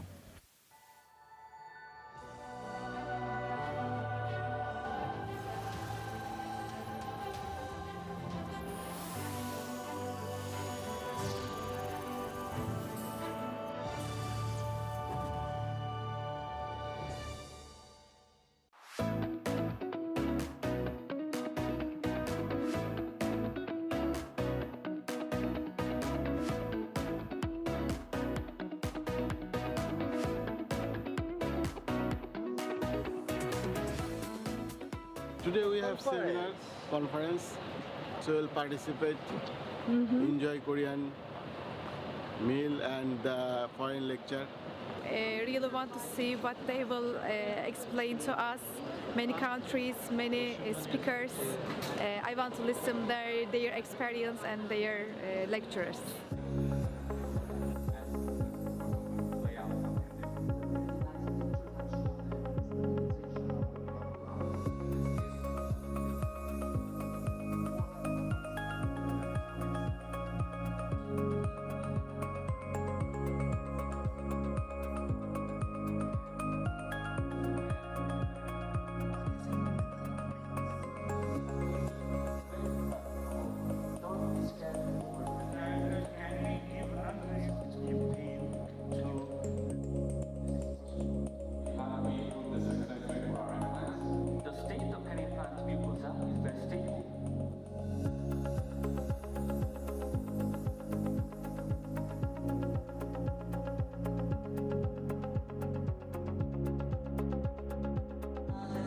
Hello, doctor.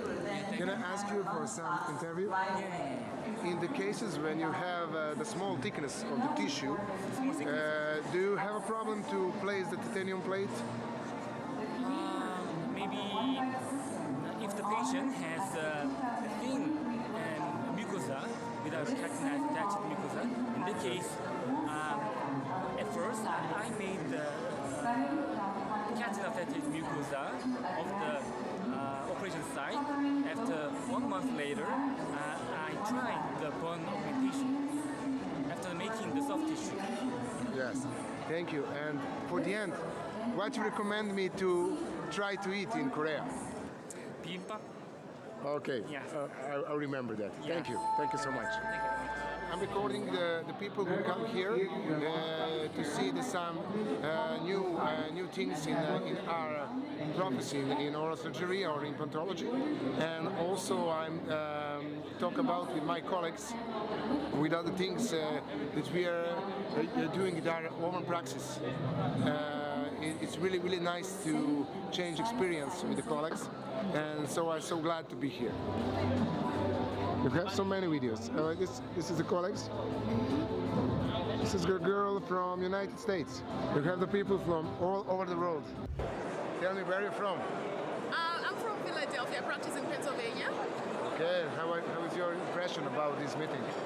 It's great. This is my first World meeting, and I think I'll be coming back. A lot of knowledgeable people, and I think that diversity is another favorable thing too. And the knowledge is a wealth of knowledge. So far, I've enjoyed the 2 lectures.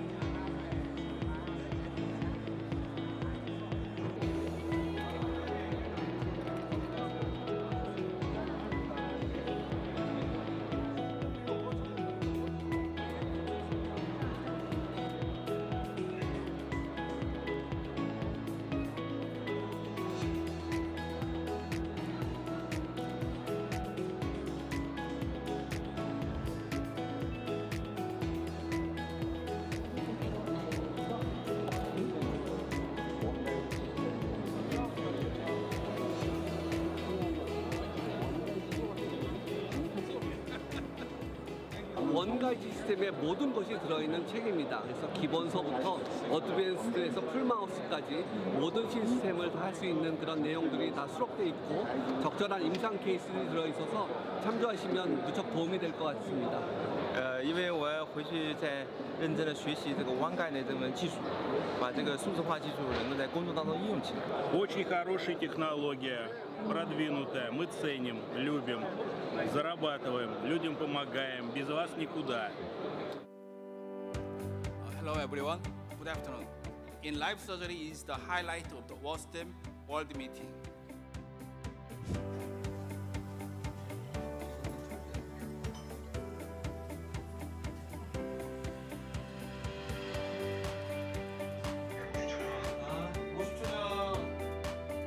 I will do my best to carry out the surgery as planned. So let's get started.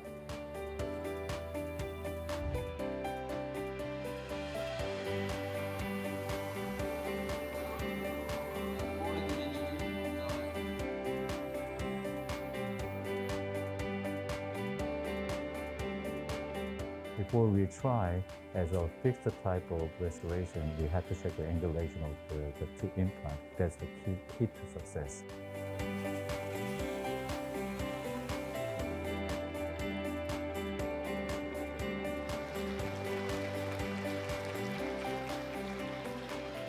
Creo que los profesores han sido excelentes, han dado muy buena demostración de lo que pueden hacer con sus implantes. La parte de la cirugía en vivo, pues excelente, toda la imagen, toda la entrega que tienen los profesores. Nos llevamos una muy buena enseñanza para nuestros países. First time in Moscow and next time in Istanbul. This is the 3rd meeting for me. It is the best choice for me to improve my skill. I love Osstem meeting best. We love Osstem!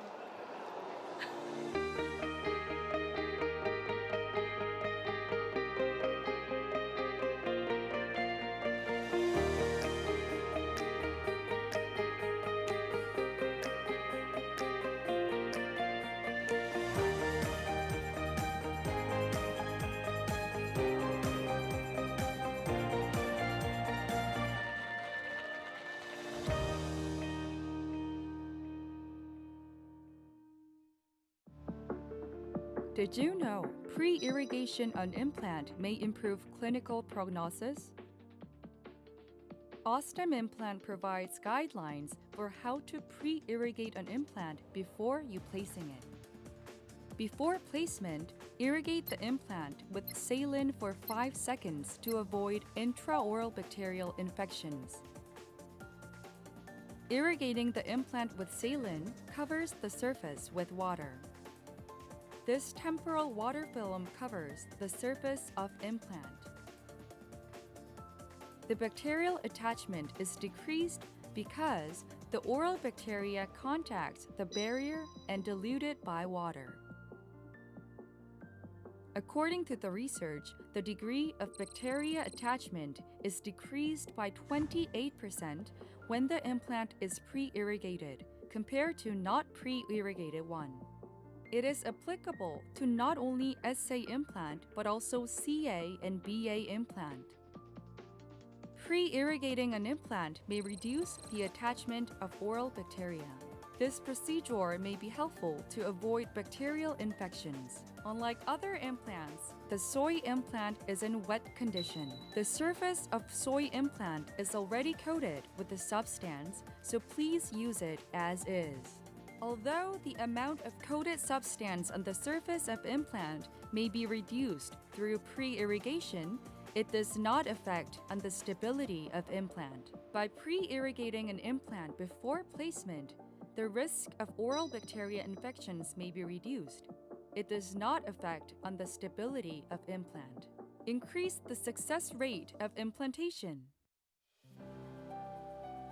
Introducing the OneCast kit, the digital sinus surgery kit. If you use the OneCast kit, you can digitally pre-plan the exact implant position and drill length required for the sinus surgery. Place the one guide template first.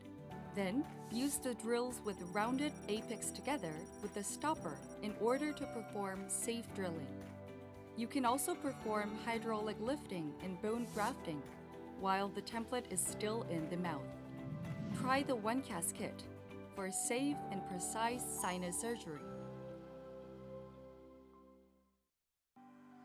Great unit chairs designed for dental treatment must be convenient for the clinicians to use, feel comfortable for the patient during treatment, and they should also be easy to clean and maintain.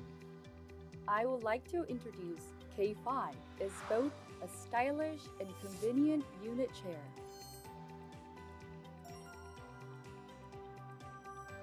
In case the backrest tilts downwards, the leg rest goes up. The tilting function prevents the patients from slipping down. It is convenient for the clinicians to carry out treatments and provide comfort for the patients to receive treatments.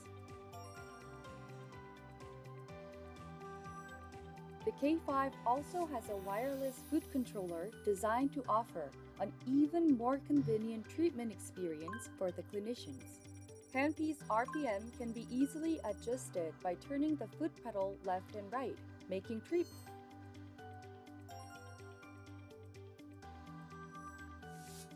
The sterile water supply device suppresses formation of bacteria and biofilm in the water line of the unit chair. Always using clean water during treatment makes it much easier to reduce the risk of infections. Let's go over K5's key features again. The patient does not slip downwards thanks to the tilting function. When the backrest tilts downwards, the leg rest goes up. Second, the wireless foot controller makes treatment much more convenient for the clinician.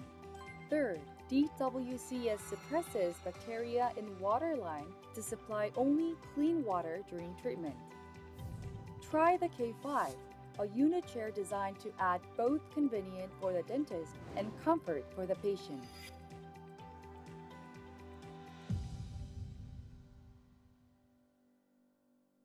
Introducing the upgraded T2 Plus with superior high-resolution imaging, ultra-high-speed scanning, and ultra-low radiation dose feature.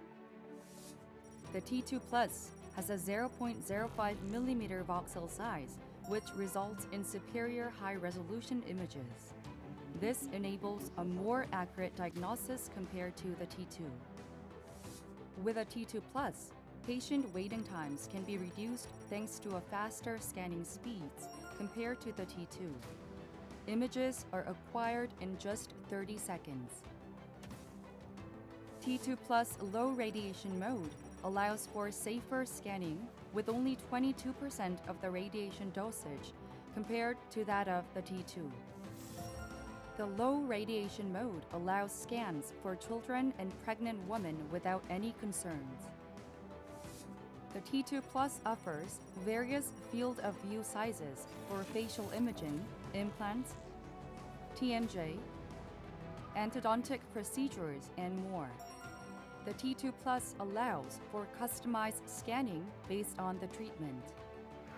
The T2 Plus includes convenient and easy-to-use 1-2 software, 1-3, and VSET. Through consultation, treatment and implant planning will help increase patient acceptance rates. T2 Plus is available in 3 colors: white, blue, and red. You can choose the color that best matches the ambience of your clinic. Introducing the upgraded T2 Plus with clearer images, shorter scanning times, and lower radiation dose. Selecting the right bone material by comparing it to the patient's existing bone quality and conditions is crucial when expecting the satisfactory result from the GBR. Defects may occur on surgical sites such as the anterior maxillary sinus and ridge, which will require bone graft materials that facilitate the process of forming new bone osteogenesis while maintaining the bone volume. With that said, here is the Osstem Implants Xeograft EOS with phenomenal volume maintenance and osteogenesis. For bone graft materials, it is important to have a faster remodeling feature. Similar to the human bone, EOS particles have a cancellous pore structure. The structural property of EOS, when fully saturated with blood, significantly contributes to the process of new bone formation. The success of bone graft material must be verified with various clinic cases. EOS is designed to graft bone in a socket after the tooth extraction, and the treatment of peri-implant defects with guided bone regeneration. EOS can be applied to the sinus lift to place the implant in a maxillary sinus, and to augmenting and reconstruct of the alveolar bone. It can be used to treat and prevent various bone defects. A bone graft material must be easy to use in a variety of surgical situations. EOS collagen plug contains 10% of bovine type 1 collagen. It is specifically designed for post-extraction socket augmentation to maintain the volume and allows for better aesthetic and implant placement. The surgical can cut and reshape the plug to better fit the defected site. The EOS pen is a bone graft material delivered in a syringe-type container that allows the surgeon to hydrate the material with just one hand. And the syringe's inner diameter is available in 2 specifications, 5.4 and 3.5. This allows the surgeon to select a better suited syringe for each case. In summary, EOS forms new bone rapidly, which can be applied to any surgical site due to its similarity to the human bone. EOS is a perfect solution for both the surgeon and the patient. Try now!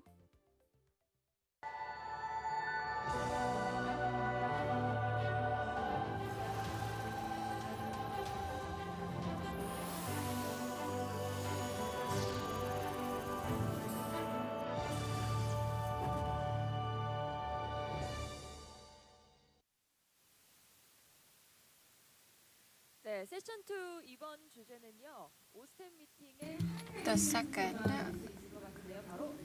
lecture is the highlight of Osstem meeting, live surgery.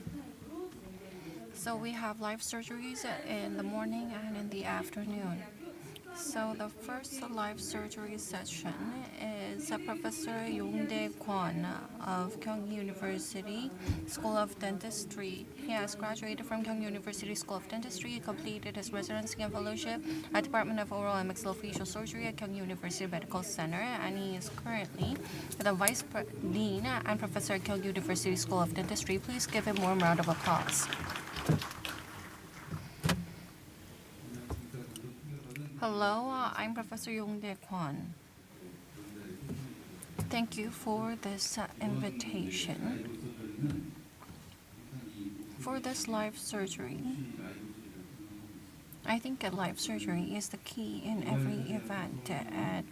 We have Professor Jinwoo Kim from the Department of Oral Maxillofacial Surgery at Ewha Women's University Seoul Hospital will present the topic Beyond the Limits: Feasibility of dental implantation in osteoporosis patients with simultaneous vertical GBR using OssBuilder, titanium mesh, and OneGuide.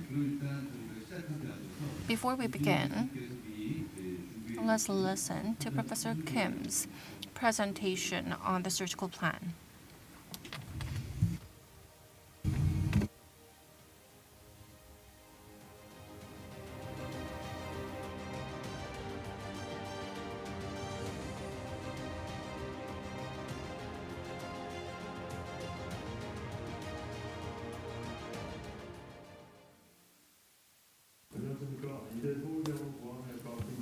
Hello, my name is Dr. Jinwoo Kim, oral surgeon at Ewha Women's University Seoul Hospital. When I was asked to do this live surgery with the topic of Emron J, I wondered what I should talk about. It would be good to show Emron J lesion resection surgery, but it is not relevant to many dentists. So today I will talk about a patient on osteoporosis drugs, how to place implants safely, and the patient lacks bone significantly using OssBuilder titanium mesh vertical GBR will be performed simultaneously.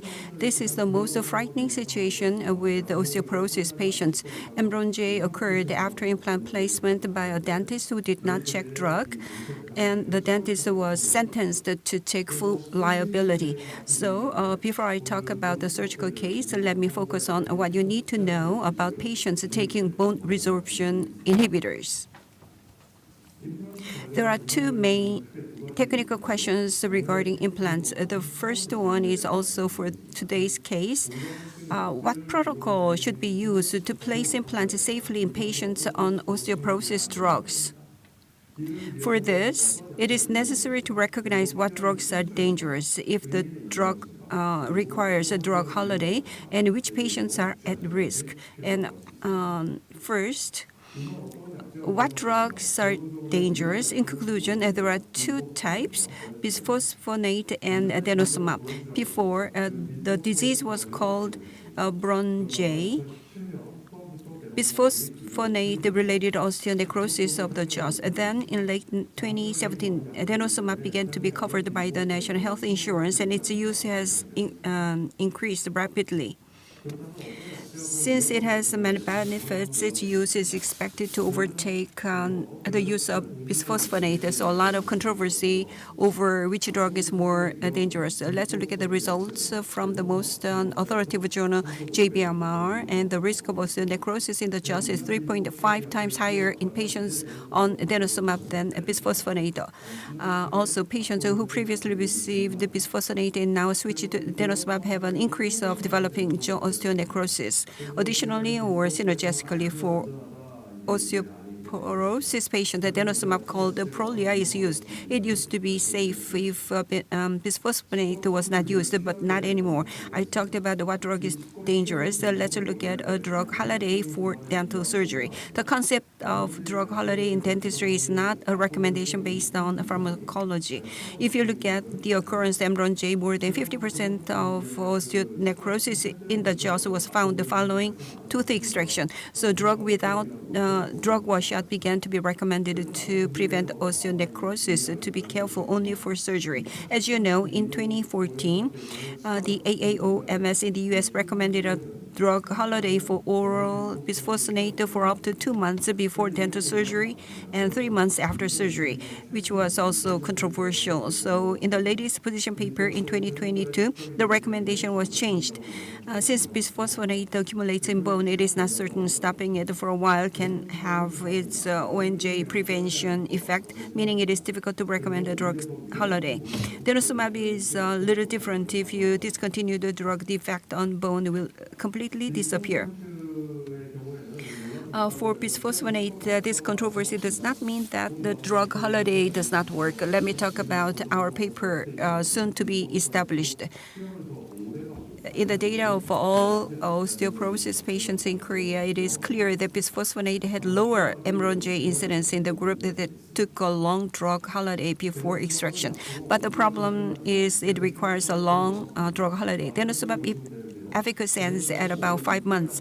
So the washout protocol is clear in the diagram below. Denosumab is usually administered every 6 months. For implant surgery, you do surgery 5 months after the first dose, and after 2 months of healing, you tell your internist to give denosumab a couple of months later. So there is almost no rebound fracture risk from quitting denosumab, and it's a very simple and clear protocol. Today, the live surgery is the highlight, so I briefly gave you the background. You may have wondered about MRONJ. This year, for the first time, 5 surgical and dental schools are jointly holding a position meeting to prepare a position paper. We are preparing for the international symposium next month, October 20th. I believe you will get a lot of answers for your questions. So I'm going to talk about today's case. A 67-year-old woman came in for a lower posterior implant placement. She was on denosumab Prolia for about 3 years due to osteoporosis, and the last dose was given 5 months ago. After 3 years on the drug, she improved from osteoporosis to osteopenia. As I said earlier, the patient has no history of bisphosphonate and has only been on denosumab. So the risk of MRONJ associated with the bone resorption inhibitors is almost zero. In principle, this osteoporosis patient should receive a minimally invasive or non-surgical treatment, but she was set up for an aggressive bone grafting plan. But precaution, I'm not saying this type of osteoporosis patient can always have such aggressive implant placement and bone graft. If a patient is treated with a high dose or treated for a long time or has other systemic diseases, please ask an oral surgeon near you for a risk assessment. I or oral surgery professors will kindly answer for you. Let's look at the patient case on the left side. There is not enough residual bone, which is 3.8 millimeters near the nerve. It is almost impossible to place implants without bone grafting. So a bone augmentation surgery was planned. On the right-hand side, the surgery will be performed today. Number 17, 46, and 47 are missing. The height of the residual bone is 6 millimeters, and the bone is 6 millimeters. If you subtract 2 millimeters for the lower alveolar nerve safety margin, the available bone is 4 millimeters. If it was a patient with other risks, I would have considered a short implant of about 4 to 5 millimeters, but the patient is healthy in general. We'll use one guide to place 8.5 millimeter implant. So the 4 millimeter of the implant will be in bone, and 4.5 millimeter will be exposed over the alveolar bone. So using Osbuilder titanium mesh, simultaneous vertical GBR is planned for vertical GBR of 4 to 5 millimeters or implant placement without alveolar bone wall support. I usually use titanium for the stiff tenting effect. This time, autogenous bone will be taken from the left ramus. The implant positions were precisely determined via Osstem one guide simulations. The anterior number 46 was initially thought to have enough vertical bone, but it was horizontally resorbed a lot. So after drilling, it's almost like number 47 without walls in the horizontal defect. The tenting system to be used is Osstem's ready-made Osbuilder titanium mesh. It has great advantage as it can be connected to the implant immediately after the placement, and bone grafting can be performed. Today, today, as there will be no walls, OsBuilder 3 will be used. And for autogenous bone harvesting from the left side, the auto bone collector will be used. In implant placement using one guide, the 1485 kit will be used instead of the usual kit. In cases like this, where the inferior alveolar nerve is very close, the round-shaped 1485 kit will be better than a regular one. I explained today's case. In fact, as an oral surgeon treating Emron J, I can say there will be no bone after Emron J treatment. Then the question is if extensive bone grafts can be done with implant placement in the same area. That is what we originally wanted to show in the live surgery, but to make dentists to follow right away after watching this case, I've prepared a simpler one. For this second question, we are currently conducting a clinical study with Osstem. I'm going to show you a 3D printed custom titanium which is going to be released soon by Osstem. For the Emron J patient on the right, the segmented resection and iliac free bone graft was performed. Fortunately, the free bone healed well, but there is still a very large defect for the implant placement. So in this case of the bone restructuring, we made a custom guide using 3D printing instead of doing usual GBR.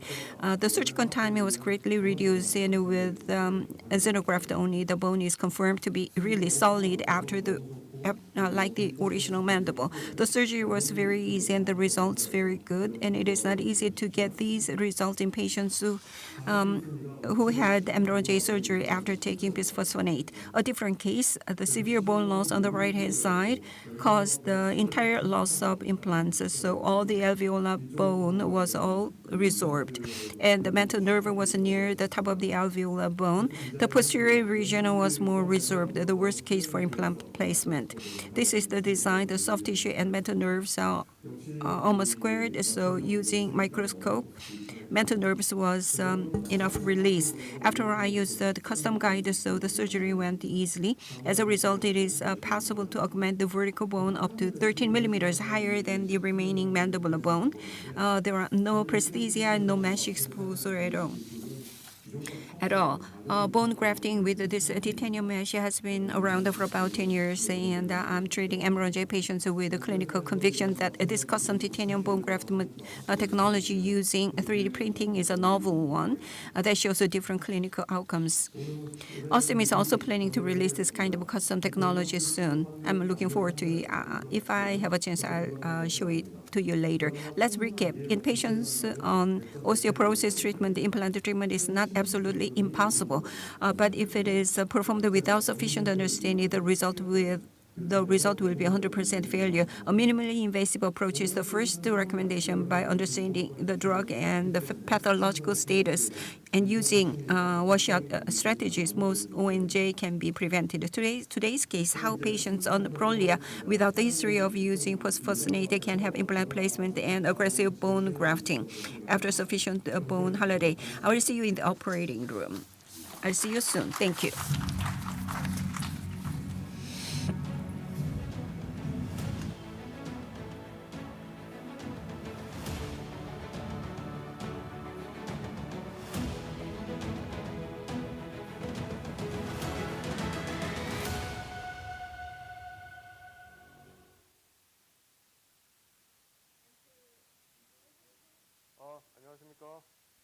Greetings.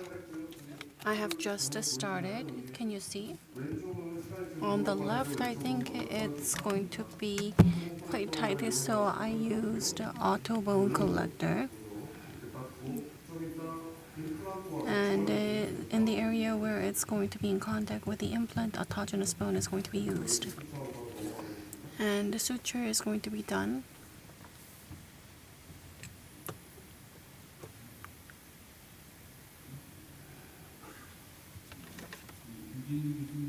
Professor Kim, can you hear me?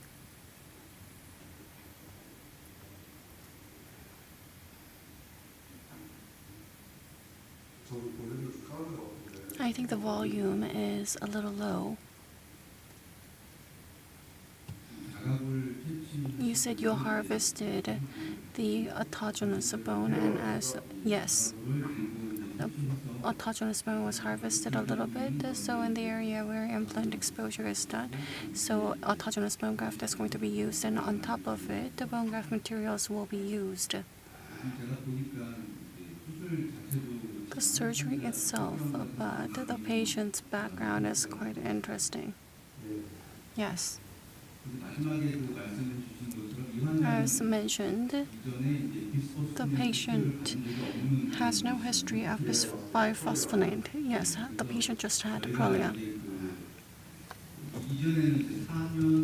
So in the past, we had 4 years of critical point. And if the patient had been taking it for longer, it was deemed more risky. And if in Japan, they're close to study the cutoff value of cumulative risk. Cumulative dose leads to a risk.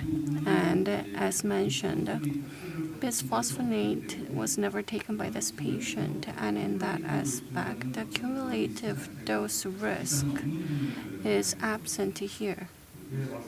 That is true. So that is why I chose this patient.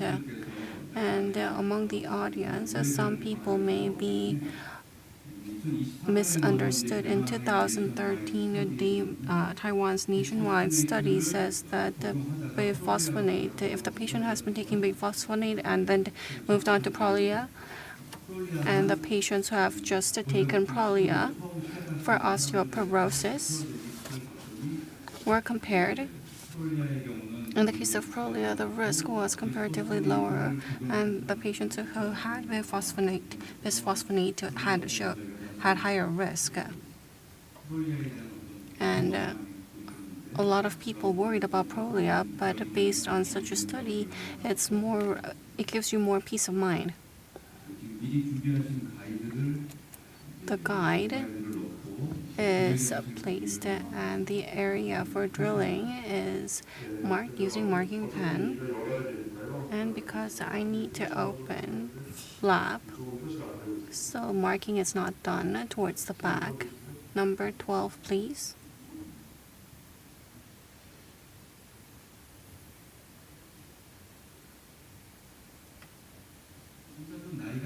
The patient's age is among ONJ patient. I think the patient is a fairly younger, yes.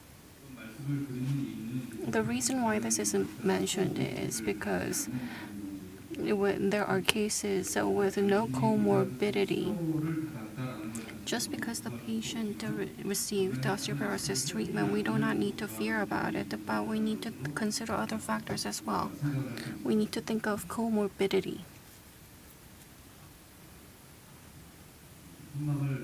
Flap is being reflected. A vertical incision is made.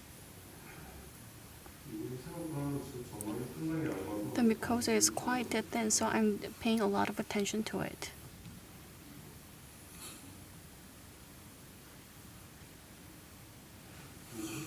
Number 9.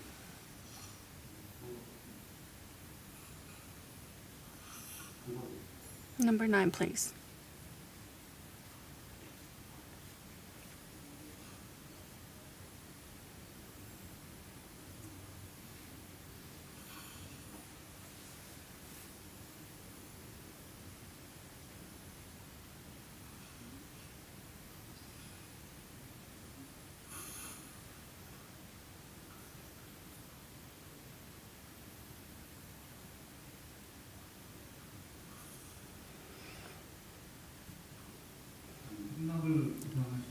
Flap is being reflected, and when we want significant vertical ridge augmentation on linguals, flap raising is quite important.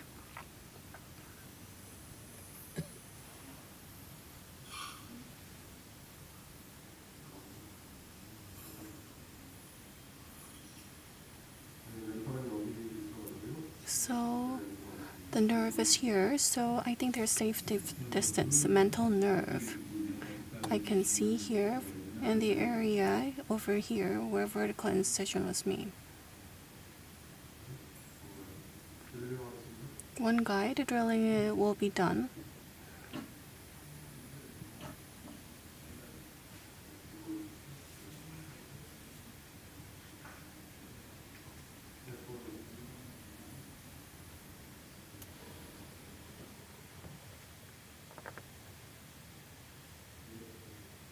No water.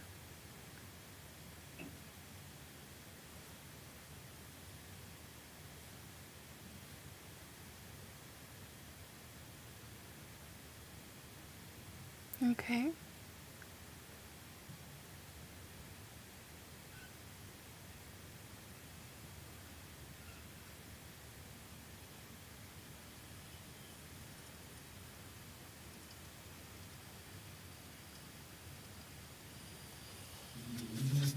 One guide is being used and the buckle side is open.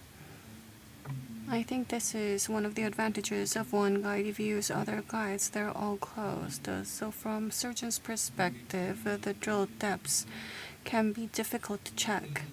From surgeon's perspective, well, we need to be able to see, and at times people find guides difficult, but this is a compromised type of design, so I think this can reduce many concerns.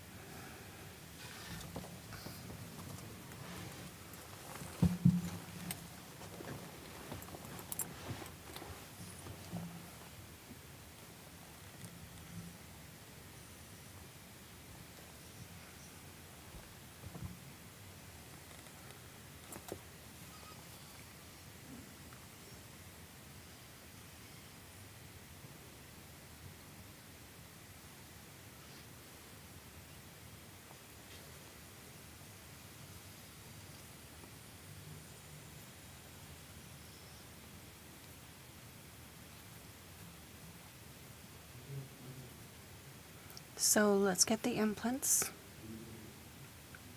Irrigation, please.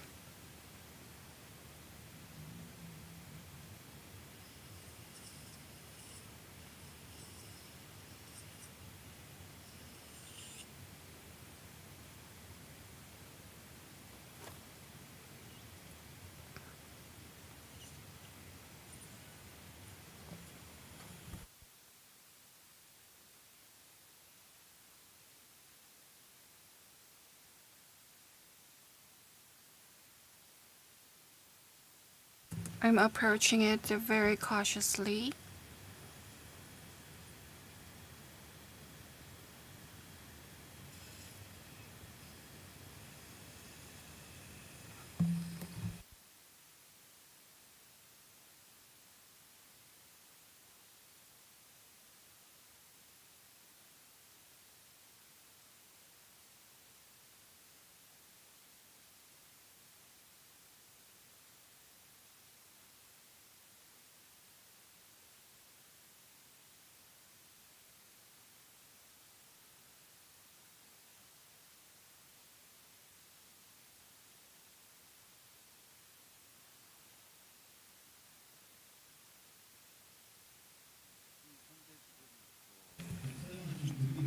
So the drill, can you share the information of the drill?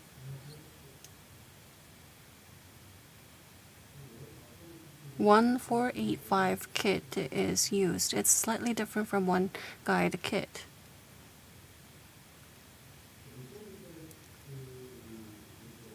Short implant. If you look here, it's quite blunt, so we want to prevent. And this is a kit where we think that the nerve distance with nerve is close.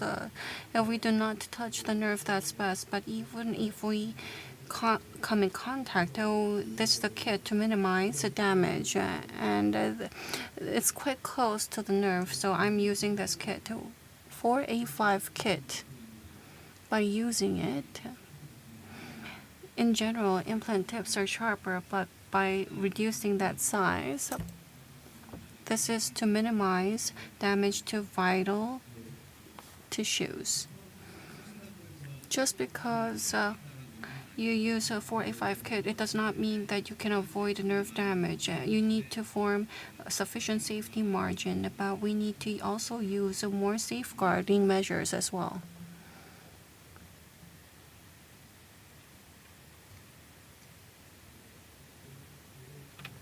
So this can be used for placement.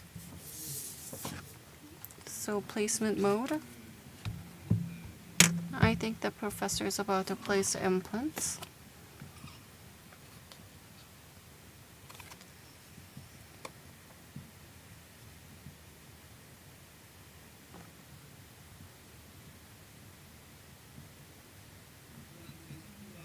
The top of the implant does not come in interference, so the professor, are you not going to use countersink? Yes.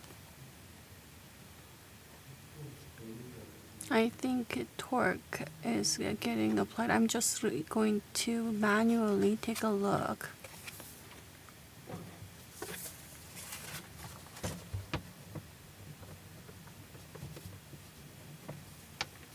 Wrench. So the bone is very hard because the thickness of cortical bone is quite significant. In Korea, the implants in Korea have good primary stability, and in these cases, at times difficulties can be experienced. Hand wrench is used to get the planned vertical depths.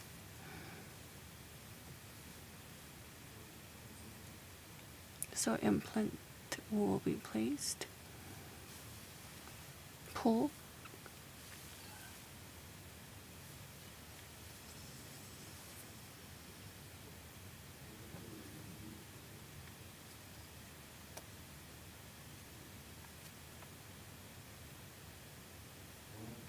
Say ah.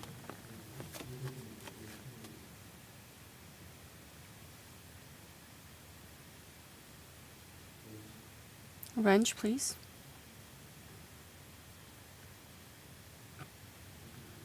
Wrench, please. Suction. So final drill, you're only going to do it up to the size of the implant, is that right? Yes. I didn't get that. Are you going to drill up to the diameter of the implant?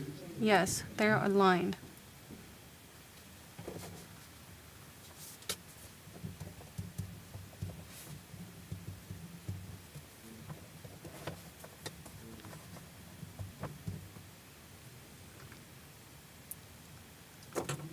And the wrench is used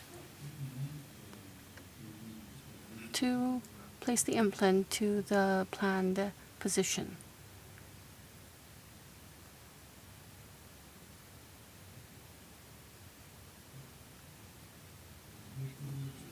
So 2 implants have been placed as planned, as mentioned before surgery. There's implant exposure towards the top.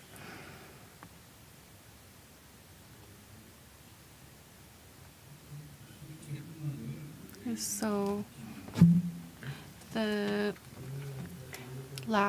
lingual flap is being reflected. So there's more exposure.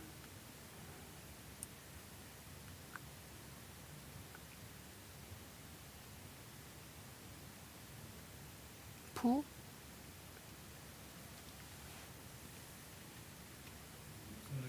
Os guide connector area is being connected.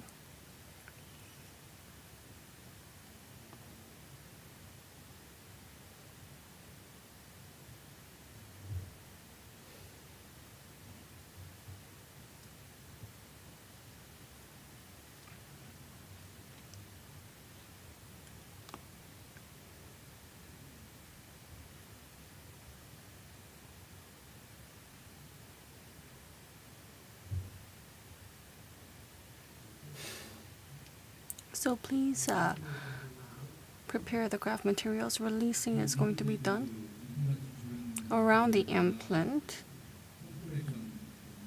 So are you going to do perforation on the bone before you do bone grafting? Yes, I think I'm going to do that with this patient. I do not really prefer doing that, but for this patient, yes, please prepare the handpiece.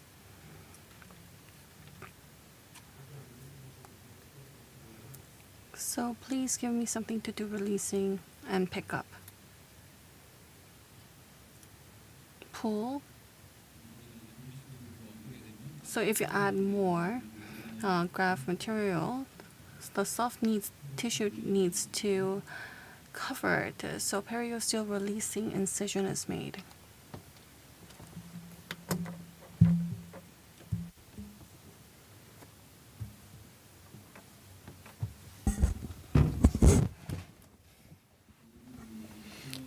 A blade is used to dissect the periosteum.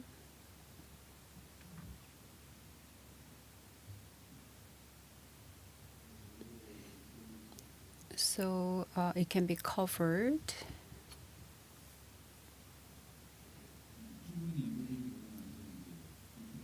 This soft tissue is extended and tension-free extension of soft tissue over the implants can be achieved. On the lingual side, I don't think we need to do any more.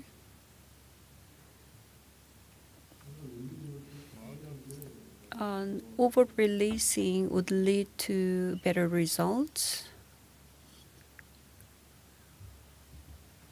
to avoid the opening later.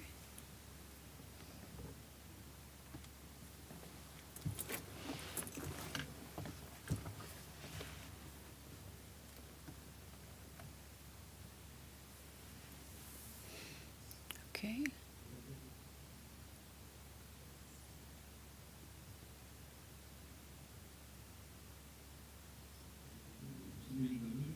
Os builder is adapted.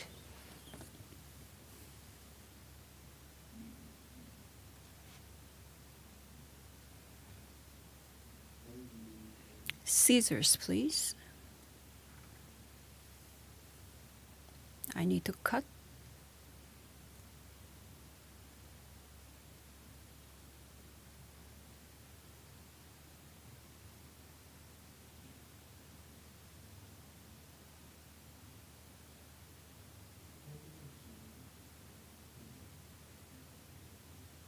Dental pinset, please.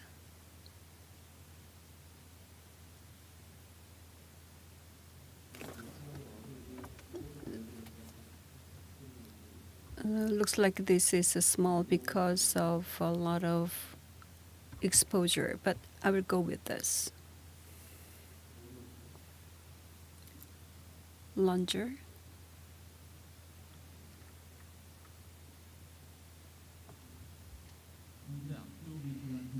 So the mesio implant, the lingual bone is up to the implant. I believe there's a 2 millimeters of exposure. So buccolingually, the implants are not in bone.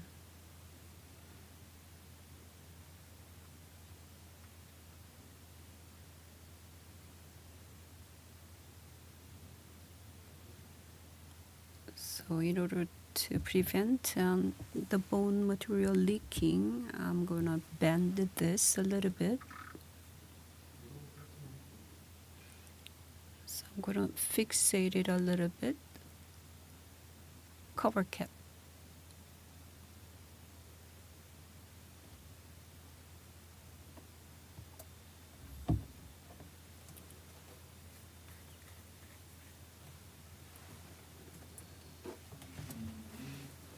An os builder is positioned and the cover is put in.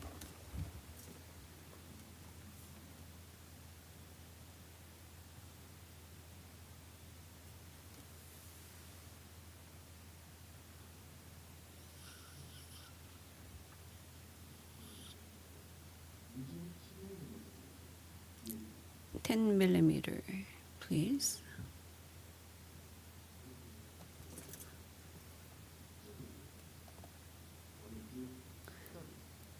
10, please, for the distal one.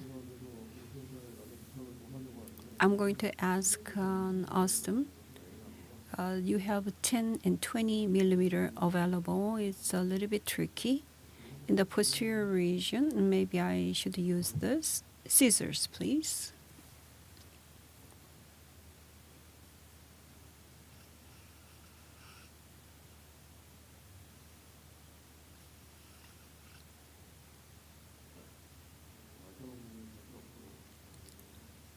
You need to cut it properly so that no sharp edges remain.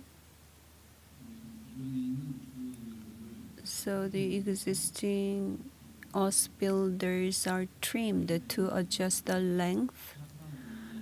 As he said, the sharp part should not be faced above to prevent any issues during healing. The width looks a little bit short, and if they are connected, if these two are connected, it would be better. 20 millimeters, please. It's not a must, but give me 20 millimeter one. That's too big.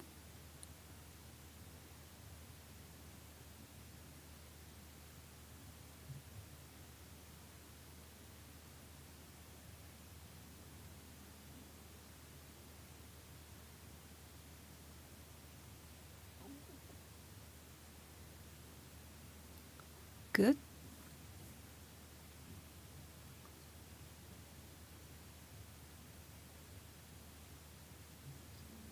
It's a little bit not enough, but I will go with this.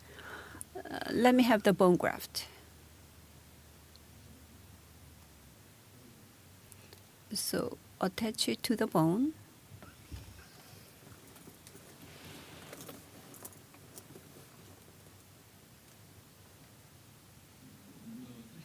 So this is already harvested. The autogenous bone is added, grafted to the implants.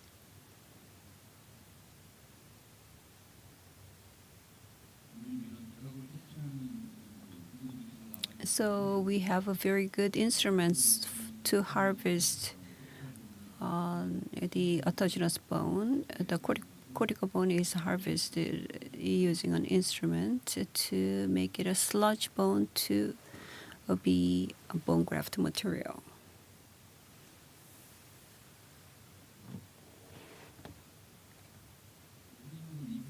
Professor, so do you prefer to make autogenous bone in contact with implants? Yes. When implants are exposed, the autogenous bone, if they are in contact with the exposed area, it will help. In this kind of patient, when bone regeneration would be affected, in this kind of patient, that would be important. And Daniel Boozer's surgery, when implants are exposed, he makes a one layer of autogenous bone in contact with the implants, and then bone graft material is added over it. So you don't prefer perforate the area where implants are placed. And we have many questions coming in. The handpiece, actually, do you usually perforate? No. Why not? I don't think the biological benefits are clear. So I believe periosteum is more important. So Dr. Kim says perforating the cortical bone is not really beneficial for ossification. In this patient, he wanted to do some perforation, but due to some circumstances in the operating room, he is not doing the perforation. The autogenous bone is too much. It's much better than if you have not enough bone, and xenograft will be packed in. Titanium mesh would ensure the space where autogenous bone is put in, and the rest of the space can be filled with bone graft material. It's not tightly tightened.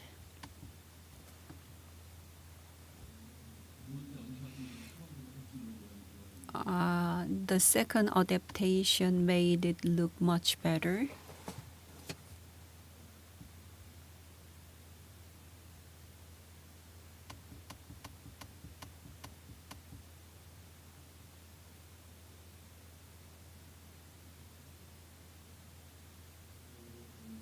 The patient is sleeping now.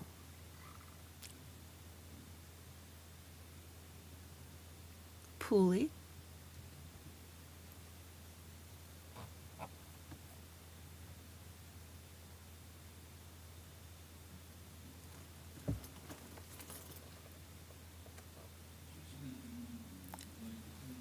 If you use one guide, you don't have to open the flap, right?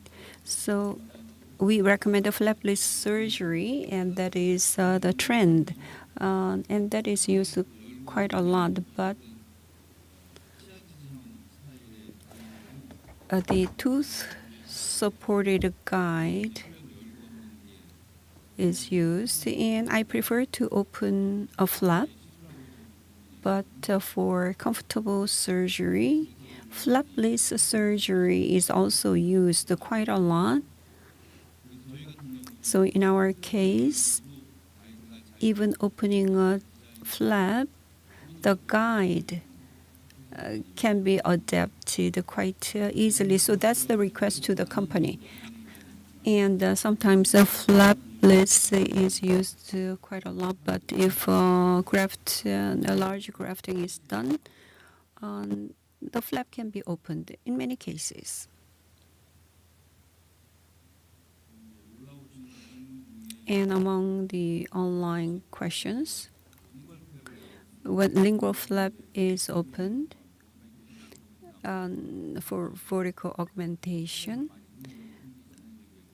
so lingual flap is raised, and you may be worried about the damage to lingual nerve, but usually the lingual nerve runs lingually, and it goes through the tongue. So lingual nerve would be affected. If you have the knowledge of the anatomy, you need not be afraid of that. So you need to be carefully think about the position. And this is just damaging the periosteum, but the nerve is much deeper. So AOS is packed over the autogenous bone using the mesh. It looks much more stable.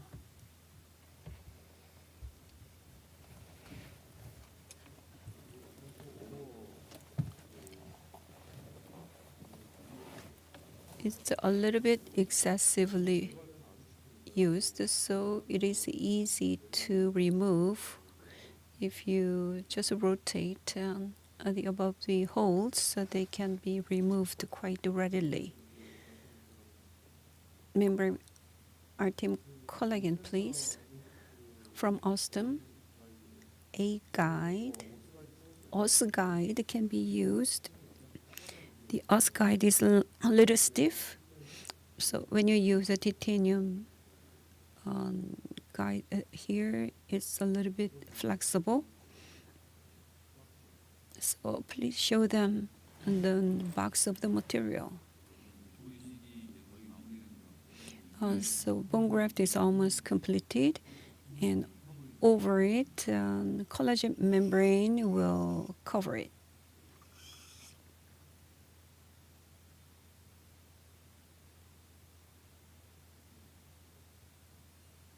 Suction.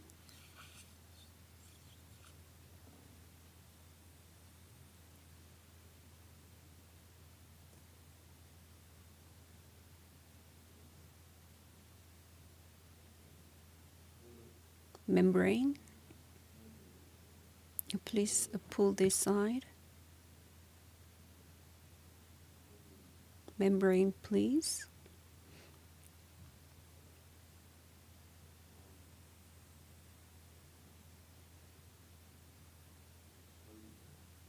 Scissors.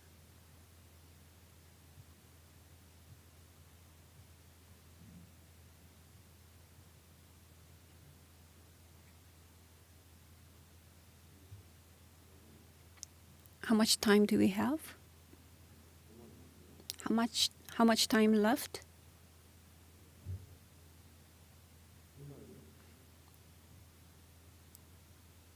Is it already over? So the questions are received. Dr. Kim already talked about this. Bisphosphonate was not used by the patient. Denosumab was used to treat the osteoporosis. So there is no cumulative effect from the drug. So that's why we can do this aggressive surgery. Similar questions are received.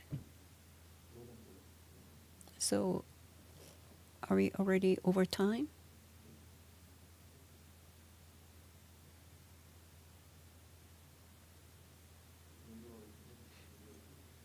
So we are being delayed.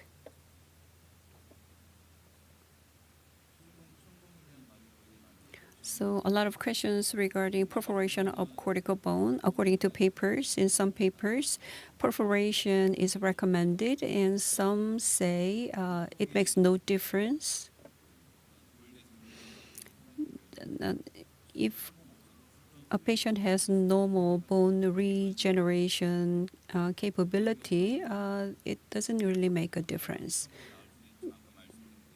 If it is perforated, it can be a little bit better, but this patient has very hard cortical bone, and the perforation would require penetration into thick layers, so it was not used. Perforating the cortical bone, I'm not saying it is useless. Yeah, it is a controversial topic. Based on my experience, I don't do it if it is not absolutely necessary. Yeah, I don't enjoy using it a lot. The mattress suturing is being performed. Modified mattress suturing. The flap is fixed so that the pressure can be applied from above.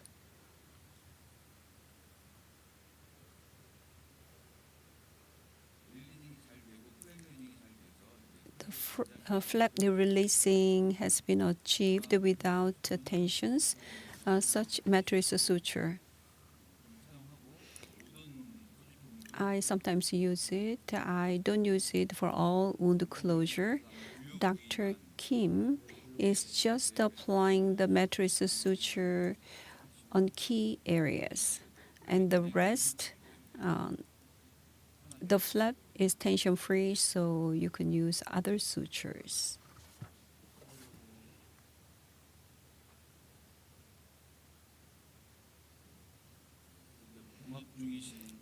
Here's a suturing, and the surgery has progressed quite a lot, and we are getting to the end. The suture, 4050. 40 for key suture, and the 50 for the rest. Monofilament type, and key suture 40, and the rest, the 50 suture was used.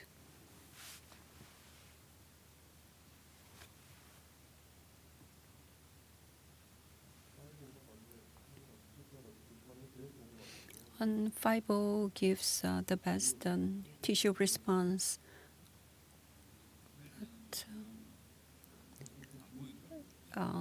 Sometimes they're not visible, so I instruct the residents to do the job. So when I do the surgery, I handle it, but when stitch out is needed, I make the resident do it. Now the surgery went quite smoothly, and we are almost done. Titanium mesh is used, so they're worried about the dead space. A similar question. So you adapted the mesh first, and you fill the space with the material. And what about that? There is some space left not filled. Based on my experience, even though there's empty spaces, I believe a bone would be generated. Titanium is flexible, so you can open it a little bit and then put the material more. And based on my experience, I believe a bone is regenerated in that space as well.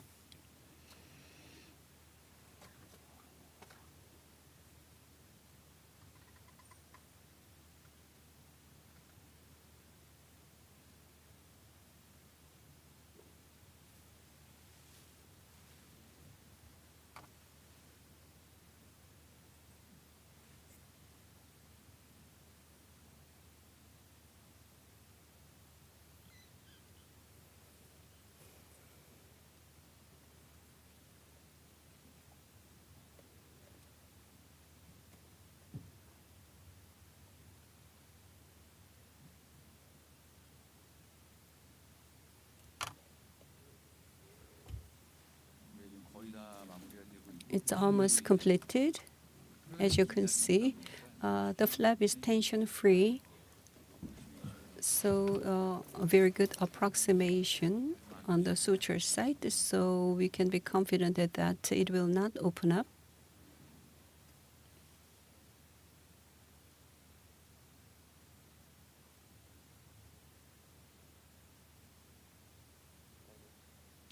Five-0.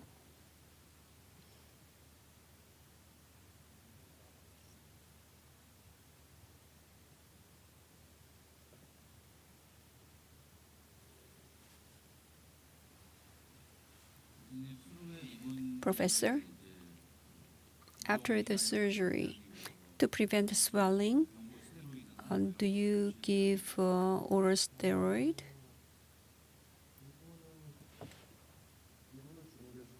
I believe it's better to give it to him. So this is the right-hand side can have some pain. So surgery is on the right-hand side in the posterior region, but on the opposite side, you harvested the bones. So after bone harvesting, swelling can occur. And if swelling continues to the graft site, that may affect the bone graft. So I separated the sites. So if you just use one side, it would be better. But the bone harvesting site may affect the surgical site. So that's why the harvesting and the surgical sites are separate.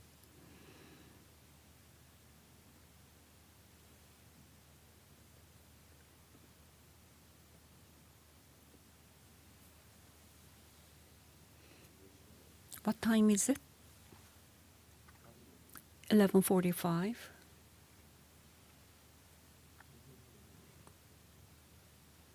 What's the ending time of this session?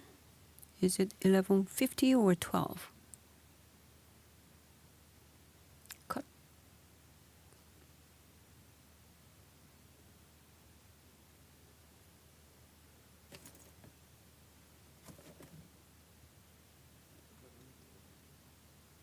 So let me finish the suture. Okay, we have very skilled resident, but let me just finish it.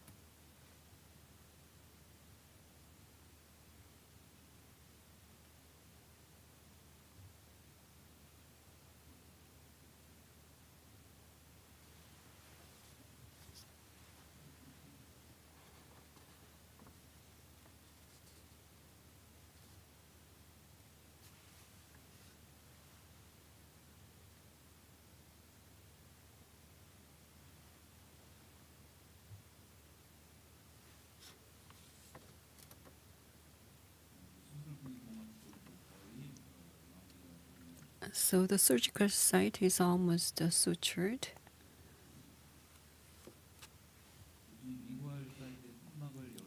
So when you raise the flap on the lingual side, did you raise the flap up, up to the mesial side of the surgical site? If it is necessary, I would raise the flap in the mesial or distal side if necessary, but I didn't do it this time. So for vertical augmentation, sometimes we raise flap on the mesial or distal side.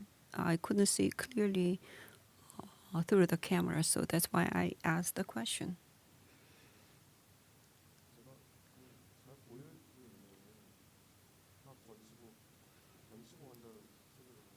So I wanted to find mandibular anterior region surgical case, but for the live surgery, for the visibility to everyone.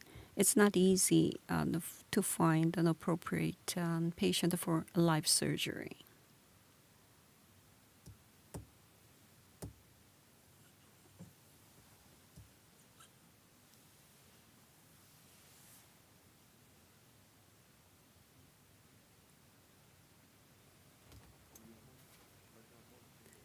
Irrigation.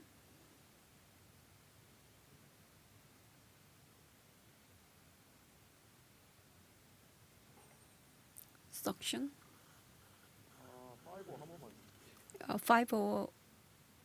50. I don't have to do it, but just for peace of mind, I will use 50 a little bit more. 40 will do too. Pick up.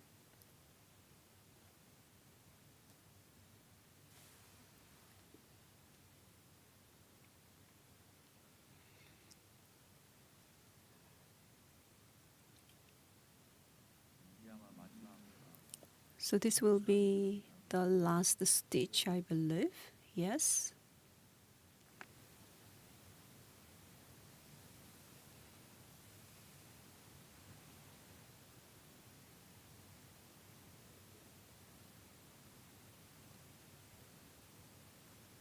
Cut. Guts, please. Please say ah. More guts.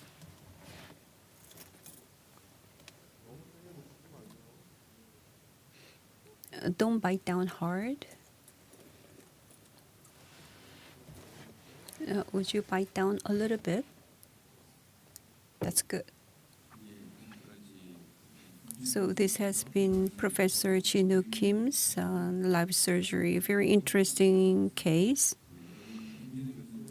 Please give a big round of applause to Professor Kim.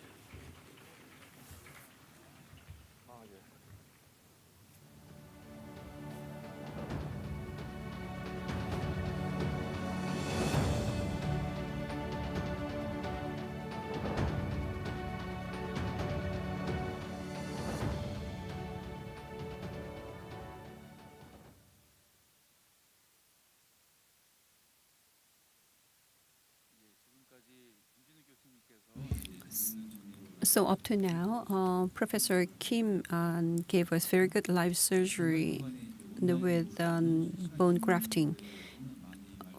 I already talked about some questions that have been received online, and if we have more, I will answer them too. Oh, you are already here? Professor Kim, thank you very much. Thank you. There have been a lot of questions.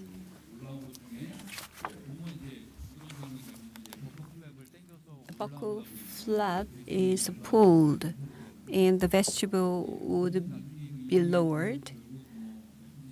FGG or apically positioned flap. Are you going to do that later? I will watch and wait. attached gingiva is hardly there, so I will discuss it with the patient because FGG can be painful. So if the patient wants, it will be good, but the thin biotype is the patient's type, so I need to think about it. So in the future, you will watch, observe the healing situation, and you will determine it later. In that case, we need to persuade the patient to go through the surgery, additional surgery. The patient struggles to make the decision because it has already been hard. So, do you have any question from the floor for this case or a similar case? Professor Kim? It is my honor to have some time with you. I enjoy the surgery and thank you very much for your hard work. My question is, osteoporosis patient is what we are talking about. Is that because of that you use autogenous bone, or do you usually use autogenous bone in cases like this? I don't always use autogenous bone in this patient.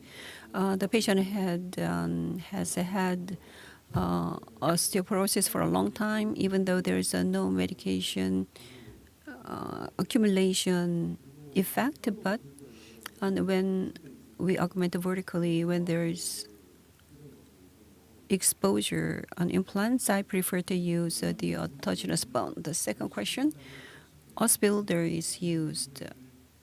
Do you always use collagen membrane for that, or just this time? I hardly use it if I place just one implant, but if the area is wide, I use it. Is it because you want to increase the effect of GBR? Just in case if the site open up? Yes, for that. And the ossification of GBR would be enhanced using it. And why didn't you sedate this patient at all? Actually, sedation was in the plan, but due to circumstances, I did not use it. But the original plan included sedation. So you don't use electrosurgery for flap releasing or incisions. So why do you prefer just mass? Electro, both? That's my preference. But due to the circumstances, I couldn't use the BOVI. Do you use temporary RPD? In this case, I say for 2 months it should not be used, even though it's a titanium, and it will affect the bone regeneration. The last question, osteoporosis patient. For this patient, what is the post-op prescription? Do you have any unique prescription that you have for osteoporosis treatment? Yes, given the osteoporosis patient. Any special medication do you prescribe? The osteopenia patient, so it was not up to osteoporosis. If osteoporosis was severe, I could have consulted with other doctors, but this was osteopenia patient. Thank you for the good answers. Thank you for the good questions. And Dr. Kim, thank you for the answers. Any other questions?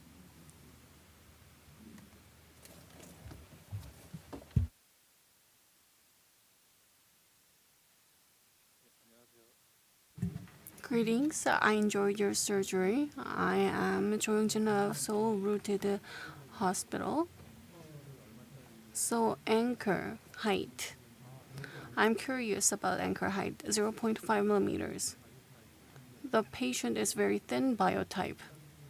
And after secondary surgery and after uncoverage, the biotype is very thin, a lot of people talk about biologic width. The implant platform needs to have some depths from gingival margin. Perhaps you could have used a thicker anchor. Biologic width needs to be considered, but because the patient had thin biotype, if it becomes too high, then it can erupt. So I will consider using 0.5 and 1 millimeter. The ideal option should be chosen in this case. I think I want it to be as safe as possible. I didn't want to embarrass myself in failing in live surgery, so I took a safer option.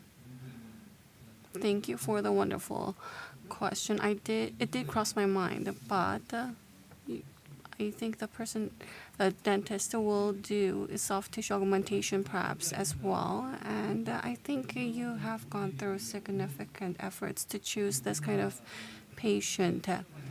So patients receiving osteoporosis, patients moving on from bisphosphonate to denosumab. Not a lot of people present this case in live surgeries. And when you come across these patients, there are not that many patients like Professor Kim's patient. You need to choose your patients very carefully. And that's why I think Professor Kim paid a lot of effort to selecting his patients. So is there any comment you'd like to make? So I've had other people come in and observe my surgeries, but it's my first live surgery and I was quite nervous. If you have noticed my mistake, please, I hope you understand it, and please let me know if you have any comments or questions. Thank you. So I did it also last time and it was quite nerve-wracking. So we have a little more time. Is there a question you would like to raise?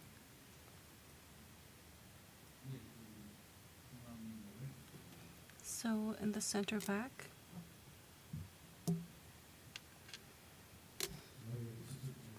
I enjoyed your surgery. I am Dr. Yang Woo-jung from Incheon. You placed a 8.5 diameter implant. So if you had placed a 7 millimeter implant, perhaps you would have reduced the amount of vertical augmentation and it could have had more advantages. Because the patient has osteoporosis, perhaps you would have been able to reduce the surgery time. So what do you think about using 7 millimeter implant? So the patient's systemic situation and local situation needs to be considered. And in this case, the patient did not have comorbidity and the patient was younger and the patient had to use prosthesis for long-term. Crown root ratio needed to be secured. And in principle, I use 8.5.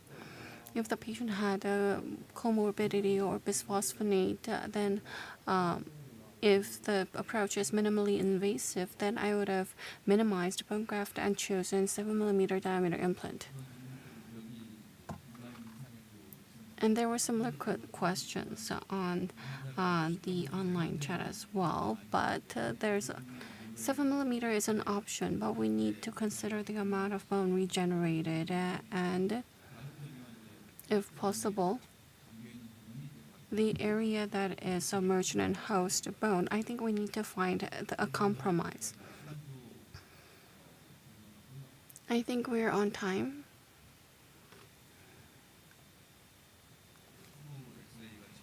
So post-op X-ray is just around the corner, so please give us a few moments.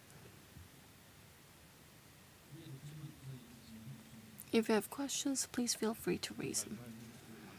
Thank you for the wonderful surgery. I have a question. So you did on the right side, but I think the patient has more resorption on the left side. Do you have any plans for the left side? So, what are you going to do removal upon second surgery?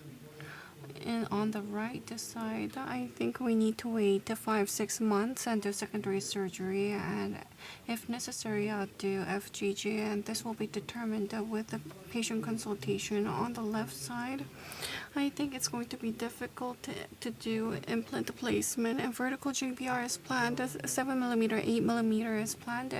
I'm considering tenting, or I think I've mentioned it in my PPT, or I'm not sure whether I'm going to place it separately. And vertical GBR is planned. In Korea, in Osstem, I think options are available, but it needs to be approved. So about in 1 or 2 years, such options will be available to us. I hope it answered your question. So 5 months of healing is going to be had before moving on to secondary surgery.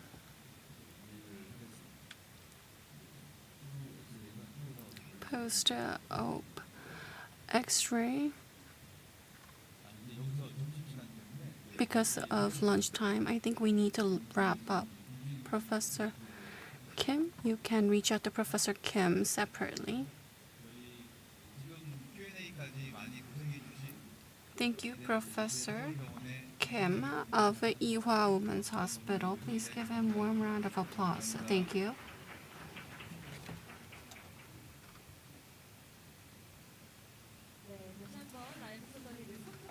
We'd like to express our deepest gratitude to Professor Jinwoo Kim for the successful live surgery and Professor Kwon Yongdae for chairing the session.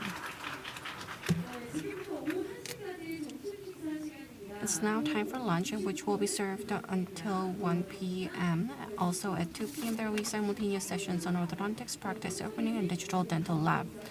So the afternoon session of Osstem Meeting 2024 Seoul promises to be even more enriching.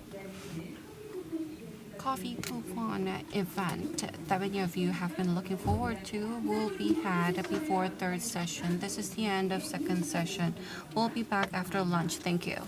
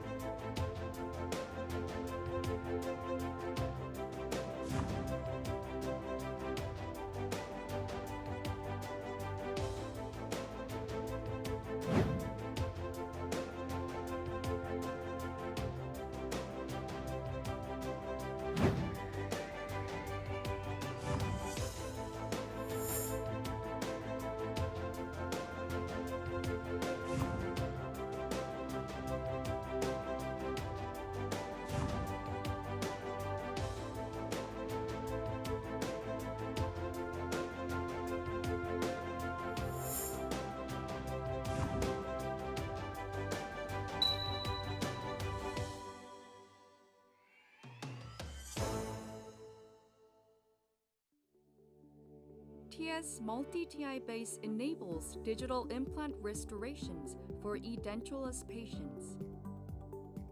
Using the TI base with a multi-abutment and multi-angled abutment enables creating a single-unit prosthesis even in an edentulous case. Using a multi-scan body, the surgeon can select from a dedicated library to 2 digital scanning options, TI base, long or short. To ensure a proper fit and eliminate any possible errors, the prosthesis must be seated in the mouth before being cemented onto the TI base. Try our simple and accurate TS multi-TI base.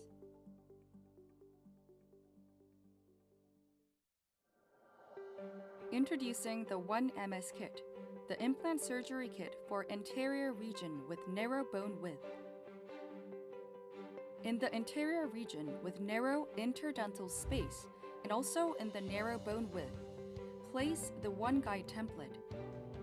And then you will be able to place MS implants with the most narrow 2.0 mm diameter and TS3 3.0 implants exactly in the planned position by using 1MS kit. Try the 1MS kit, the implant surgery kit for the anterior region with narrow bone width. Introducing the Scan Healing Abutment, which helps you to take implant impressions without removing the healing abutment. You can use the dedicated carrier to fasten the Scan Healing Abutment in the correct hex direction more conveniently. The Scan Healing Abutment is available in different lengths. You can choose the right abutment for each patient's implant surgery case. When using a CAD program, the unique shape of its upper surface helps you identify the abutment's length. You can also create custom abutments with our official library. If your clinic does not have an oral scanner, or if you are having issues with scanning, you can take a rubber impression as an alternative. Experience easy implant impression taking with the Scan Healing Abutment, which combines the functions of a healing abutment and a scan body. 2024 One Guide System, pinnacle of digital guided implant surgery, ultimate reference for guided surgery, showcasing diverse clinical cases. The long-awaited English edition of the One Guide System, which encapsulates the expertise in digital guided surgery, has been officially released. This book is the climax of 2 years of dedicated work by Dr. Ki-sung Kim and Dr. Yong-seok Kim, renowned for their 23 years of successful implant procedures. The Korean version of the One Guide System was honored as the 2023 Book of the Year. This single volume encompasses the full spectrum of digital guided surgery, spanning from fundamental principles to advanced techniques, covering both single-case scenarios with one guide and comprehensive treatment for fully edentulous patients. This book encompasses the procedures of 1CAS, 1MS, and 1485 kit with a diversity in clinical cases. Now, dentists worldwide can delve into the One Guide System. 임플란트 유명한 게 좋을까? 뭐가 달라도 다르겠죠. 임플란트 세계적인 게 좋을까? 뭐가 달라도 다르겠죠. 치과 의사에게 사랑받는 게 좋을까? 뭐가 달라도 다르겠죠. 오스템 임플란트.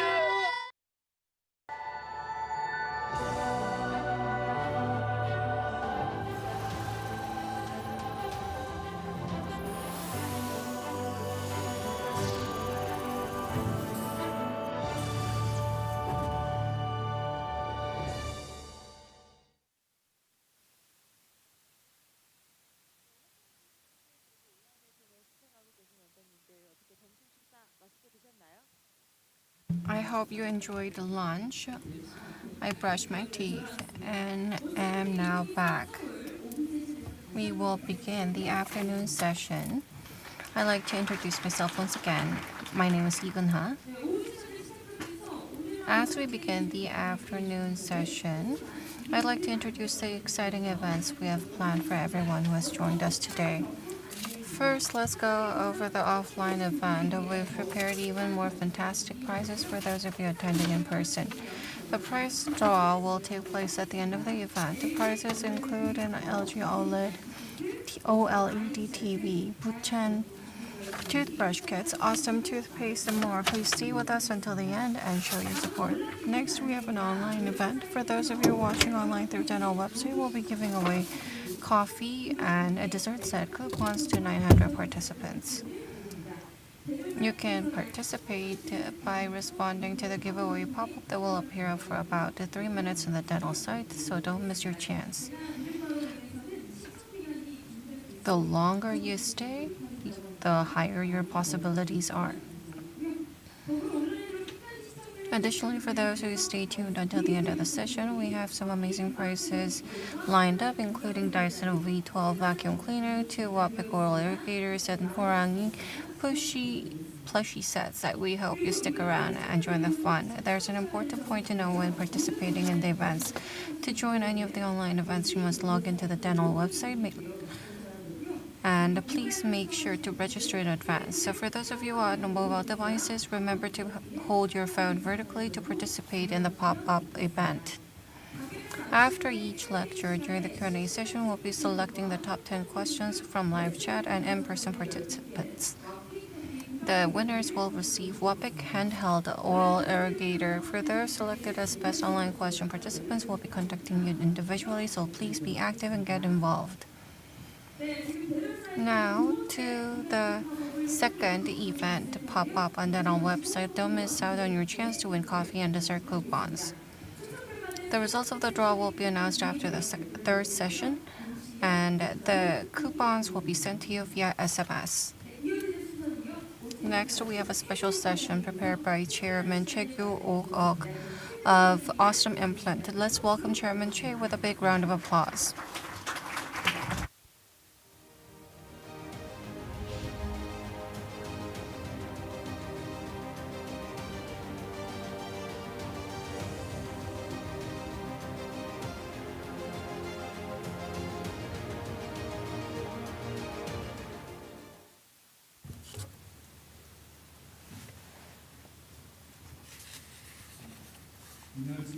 Good afternoon. I am Kyu-ok Che, Osstem Implant Chairman.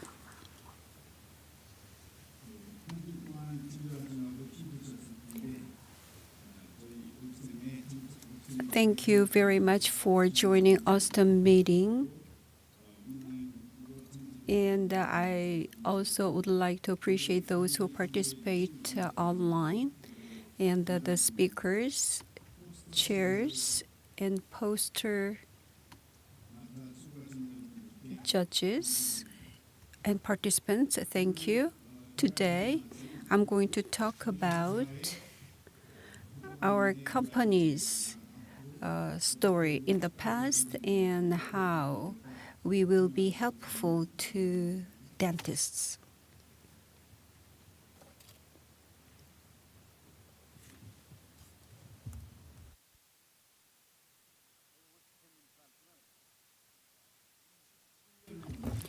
So we have more than 27 years of history. This is the 28th year.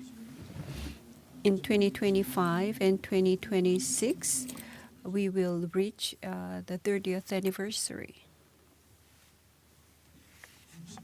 Since 1997, I founded the Osstem Implant in that year, and we started with the name D&D system. D&D stands for Dentist and Digital System. Dentist was me, and digital system, the digital software, hardware, and software and hardware were integrated to help dentists. So we started with the name D&D system, and at the year of 2000, we began to do business of implants, and we changed our company name to Osstem. Osstem stands for Osseous Technology, It's the technology about bone and a digital system. Digital system had been pursued even before that. So OSS is from Osios, and TEM is from the system. Our management philosophy, by helping dentists for better treatment, we want to contribute to the human health improvement. So we help dentists for better treatment so that dentists can have more advanced treatment to treat the patients better. That way, we contribute to the human health improvement.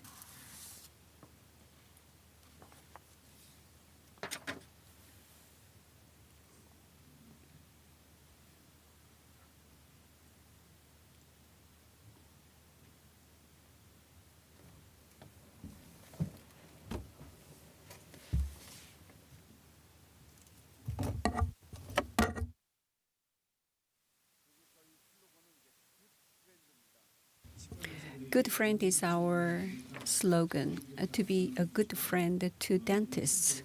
Our symbol character is 표랑이. 표랑이 is the combination of leopard and tiger. Leogor. So in Korean, it's 표랑이. It's a leopard plus tiger. Good friend. As a good friend, we want to help our friends to provide better treatment and for better management of clinics.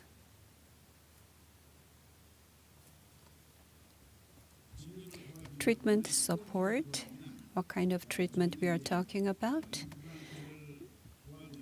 So we will help in terms of implants. And another thing is being prepared in school, 3 diseases. The malocclusion, plaque, and the tooth loss. And tooth loss and the malocclusion, that's 2 major problems. So tooth loss is a very serious disease or problem. In order to resolve tooth loss, so we need to use implants, and we will try to help in terms of orthodontic treatment. We are preparing for that business. From 2000, we started implant business, and I told people that there are 2 types of people in the world. Those who can do implants and those who cannot. Those who cannot do implants. The dentists who cannot do implants will be helped so that they can treat with the implants. So that is our principle. So we provided a lot of training for that. And the majority of people, the dentists, took the AIC course, the implant training course. And in Korea, the participants has reduced, but in overseas countries, we train about 4,000 dentists, and our target is 10,000 dentists to be trained under AIC. So Korea is #1 implant treatment ratio based on per 10,000 people. Compared to other countries, Korea is #1 in terms of implant treatment.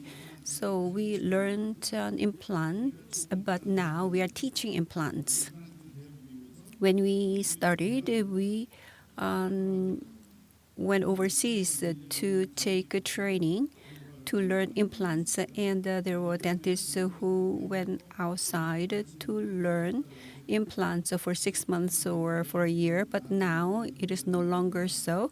Now, at that time, actually, we invited many foreign speakers, and there were so many people in the audience, but now we don't really invite them anymore because we realize we already know when the speakers talk about implants. So we have many more opportunities to teach them. And there are so many foreigners coming to Korea to learn implants. Last year, more than 1,000 foreign dentists visited Osstem to learn. So, in terms of dental industry, the export of implants, that's our number one export item, the implants. And the superstructure is also separate, and that's also number one in terms of export to other countries. If those two are combined, it's much more. And we used to import a lot of implants and dental equipment and all others. Now we are primarily exporting all of them instead of importing them. And medical device production, Osstem has been number one.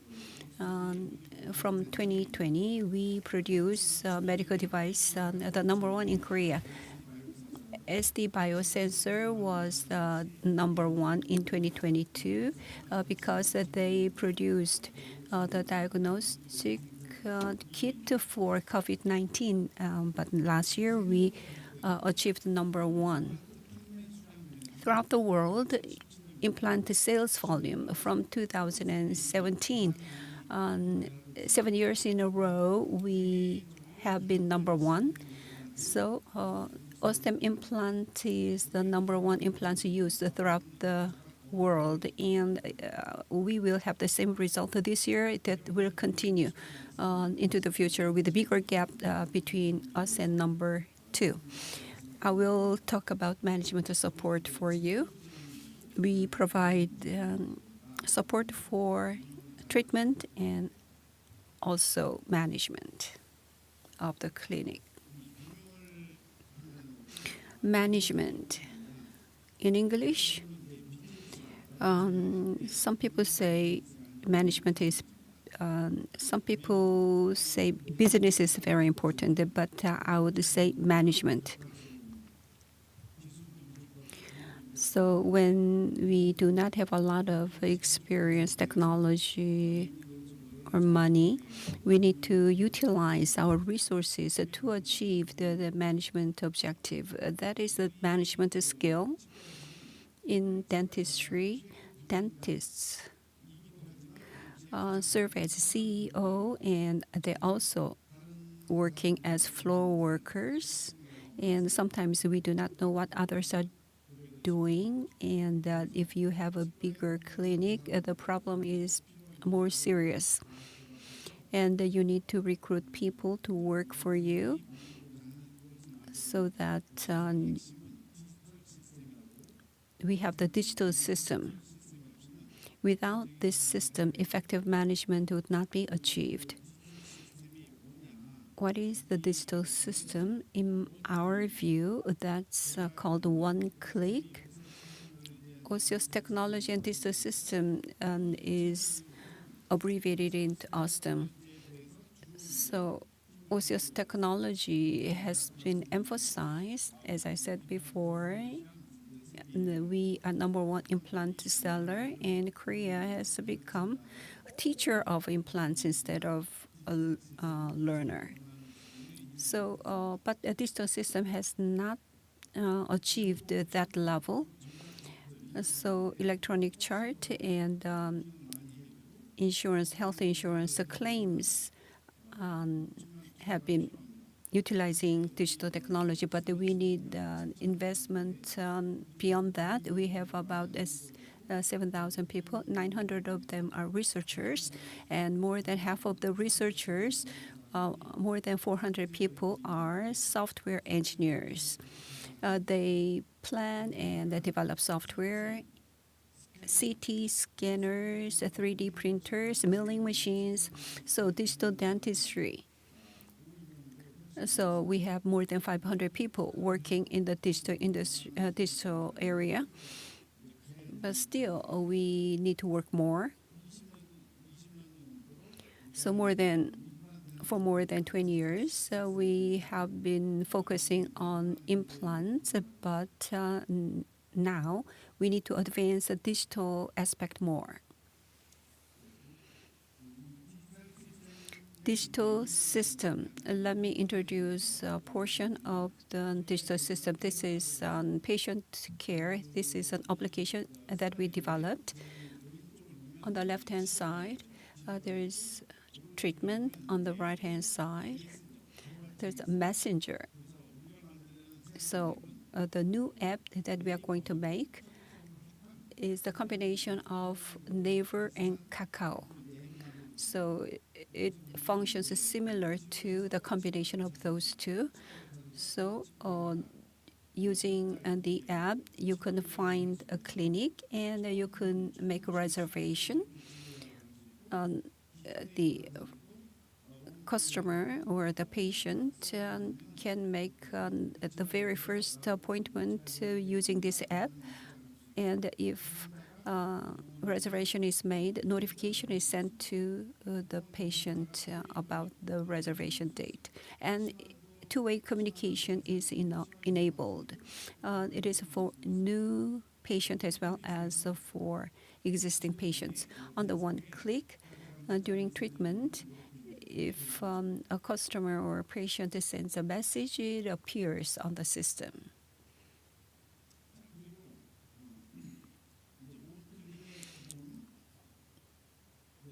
One click, the basic of one click up to now, the patient chart.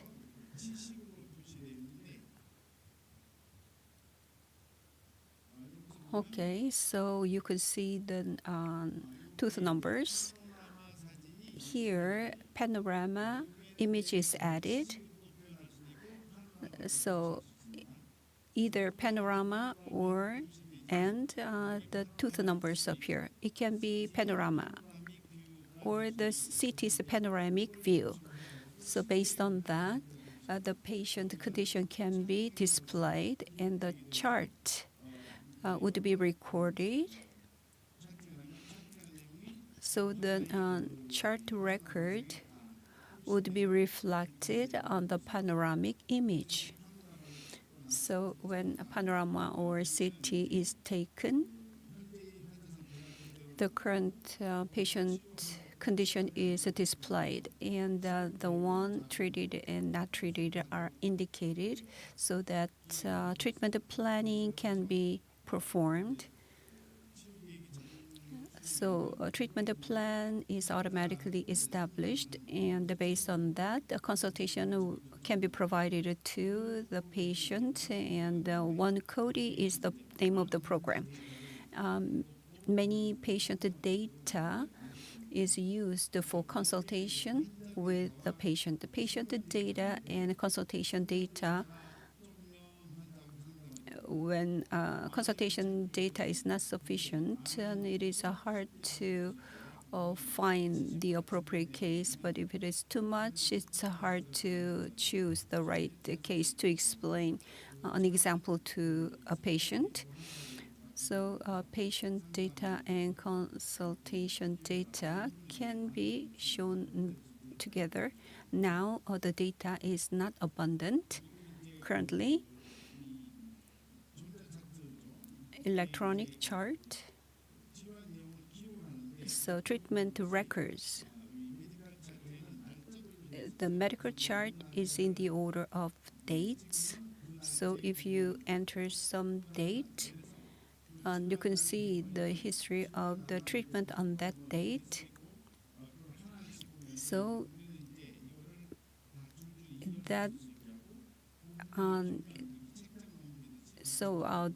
the treatment history appears like each book leaflet, much easier to understand the treatment history.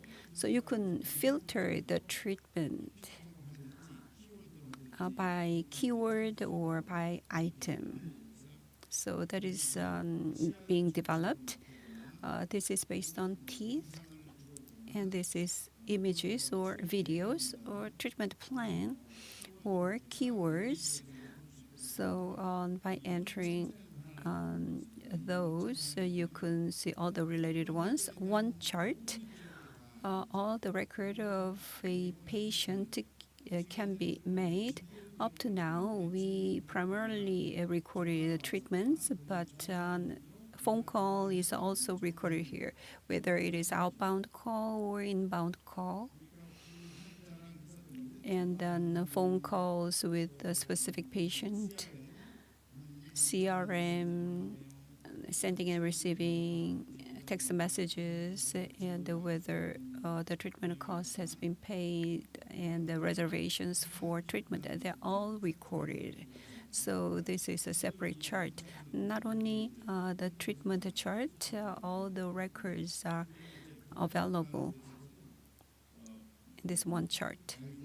And there is a health insurance claim guide, so you can make a mistake when you submit a claim, so that there are triple checking done. And there is an health insurance claim guide, and daily claim submission checking, and a monthly checking. So they are almost completed, and there are about 400 algorithms for health insurance claims, and this is on a daily, weekly reservation status. So as you saw, the chart, even though it is hundreds of pages, you can flip through like a book. So to manage patients, we provide all the information beyond the treatment record. This is staff management. Then job is prepared, and this will be improved further as I explain. Clinics, operator, Osstem, and there are people who want to work in a dental clinic. If a dental clinic wants to recruit people, a banner appears, and the banner would be noticed by someone who wants to work in a dental clinic, and this is the connection between those who want to recruit the staff and the potential candidate of the staff. So CV can be submitted by you become a member of this site, and you can enter the conditions for your job, and all the qualifying dental clinics will appear based on the candidate's conditions, requests. So the messenger program is linked to this.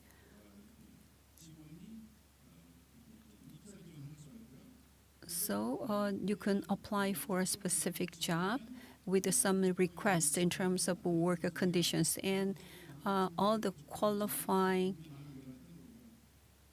clinics will appear. Like if you want to work in this area, the clinics in this area will appear. Or if you want to work anywhere in Seoul, all the clinics that satisfy your request will appear. Or if you want to work just for 1 year in Jeju Island, the qualifying clinics in Jeju Island will appear, so that you can choose one among many.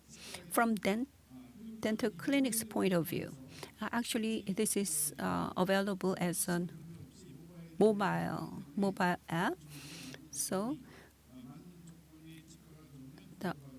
if you are a candidate who wants to work in a clinic, you just enter your requests or conditions to work. And dentists are registered here too.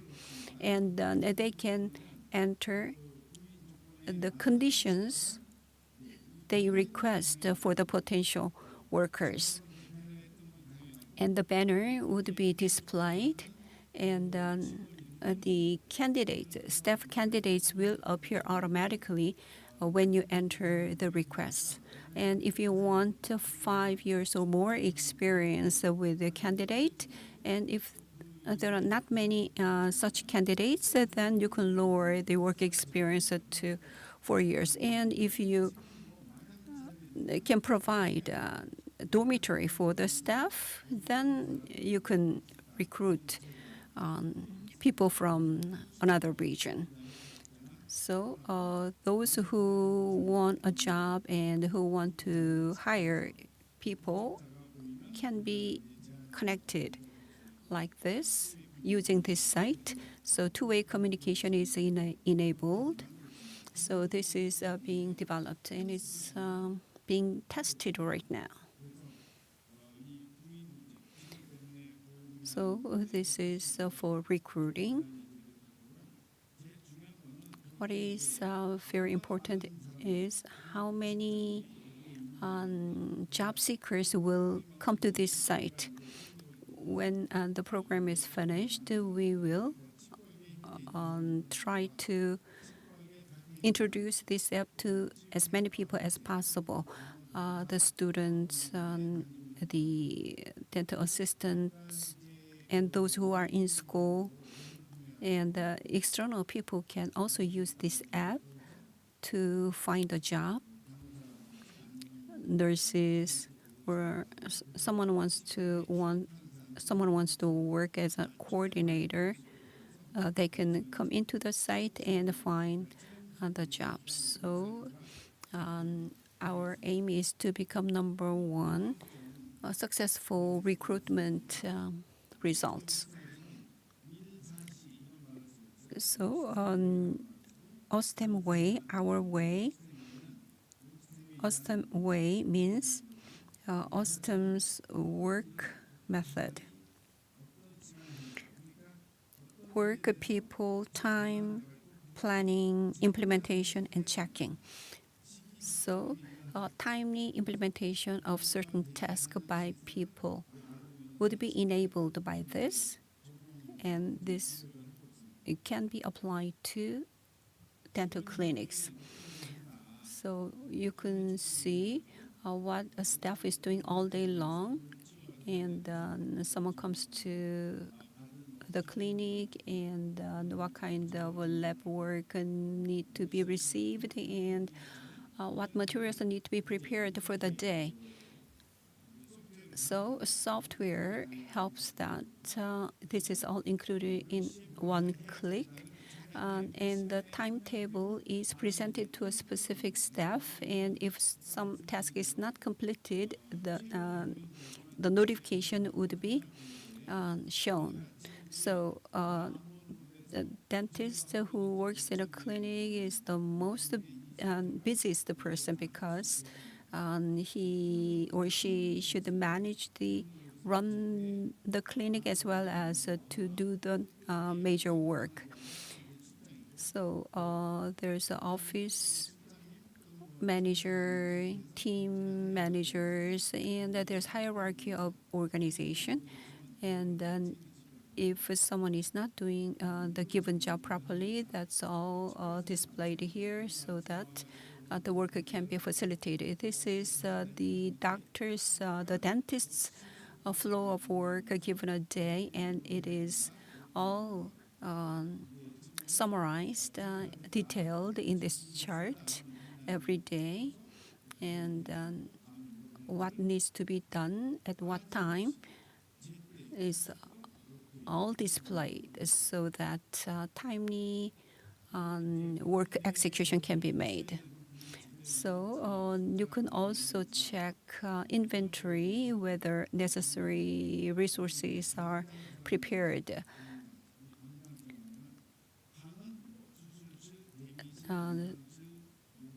방장서 is the Korean name. 방 means various rooms, operating rooms or the doctor's room. And 장 means cabinets.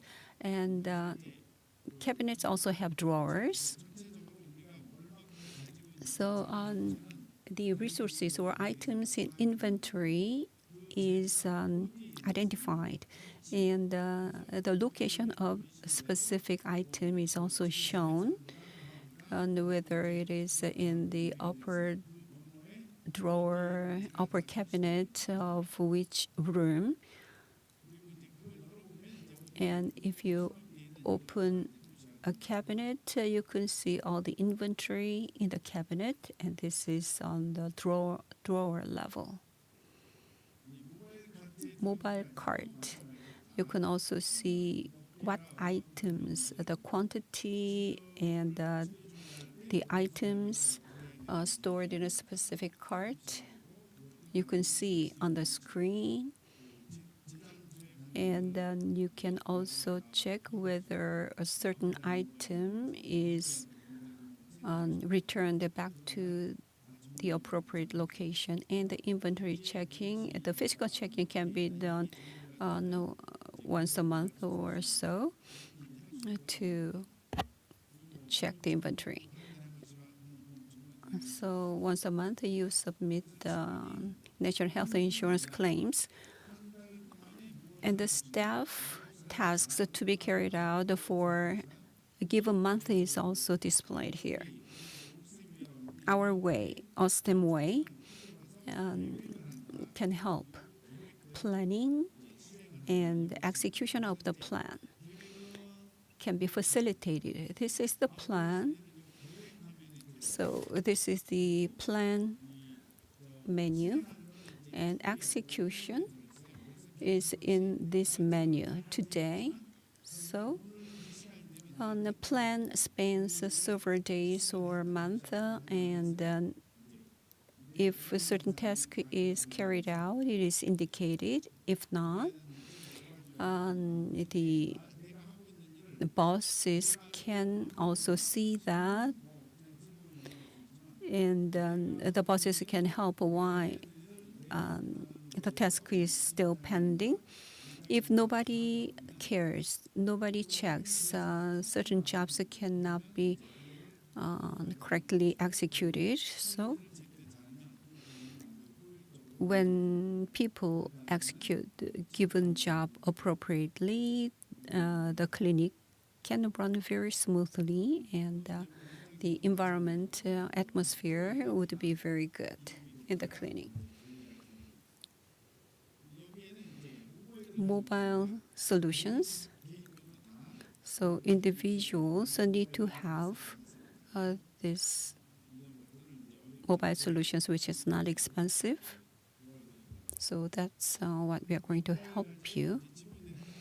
And with the mobile app, staff will know what their tasks are, and patients can submit the request for treatment. And this is an agreement that you need to obtain from certain patients for a certain treatment. Digital gateway, with one click, we want to open the digital gateway. And we used to focus on treatment records, but from now on, we will provide efficient tools so that dentists can work better. All the equipment will be linked to this. If X-ray or CT panoramic images are taken, and if scanners catch scans, those will be included in the one-click 1-3. Up to now, we worked like this. So this is a hex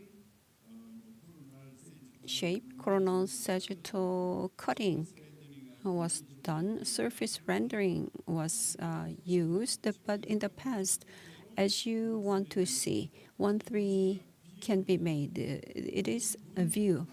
It is a viewing program. It is viewing on your terms. So that is helping viewing of a certain information. Surface rendering on the left-hand side, that's a surface rendered, but in the future, at any angle, you can view anything, like scanned data. If you look at sinus, just like endoscopy, you can look into the sinus. If you cut a sinus, in terms of teeth, the teeth section can be viewed, but for sinus, you can look inside the sinus like endoscopy, and this is cut in half. But if you drop an implant in the sinus, you can see the implant in the sinus and the actual sinus will be displayed. We are preparing that program. So at any angle that we want, we can cut the image and then we can provide various views of the same item. Surface rendering is on the surface based on CT, but we can do surface rendering for any item, like sinus only can be rendered, or teeth only can be rendered. The orthodontist would be interested in teeth view only. So if all teeth need to be extracted, that view will appear. So this is just a teeth only view.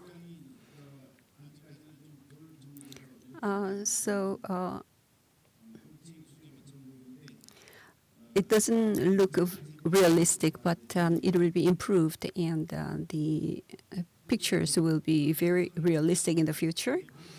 X-ray, the damage to human body, the accumulated the X-ray will be indicated in colors. If you take X-rays only in our clinic, that will be accurately reflected in the image. And if you take the X-ray in other clinics, the data would not be that much accurate. 1, 2. This is 2D images, panoramic or camera images. They will all be managed in one click. If we fabricated something, for example, one guide for implant placement, one guide can be fabricated, and for ortho treatment, digital aligner, the invisible aligner can be made, and the brackets can be attached, and on 014 or 018 wires can be indicated according to the sequence of ortho treatment. Dentures and other tools would be linked to one click. So, as I said before, we have about 500 software engineers, and still we still have some way to go. And I believe you will be able to see real products soon. It takes a lot of time and money, and we focused on implants, but we have prepared for these programs, and these programs will be available soon, and the digital system that integrates all of them would be one click. National health insurance claims and electronic charts used to use digital technology, but patient management and dentist care tools would be enabled by one click. And if you wait just a little bit longer, those will be in your hands. Thank you.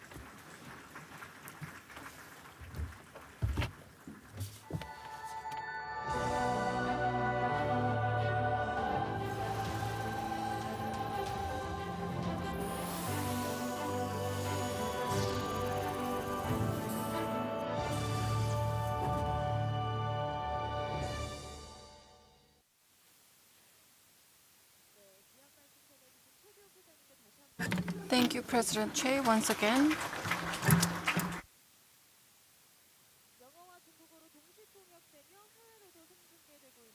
Let us begin at the third session of the Osstem Meeting 2024 Seoul, which is being translated.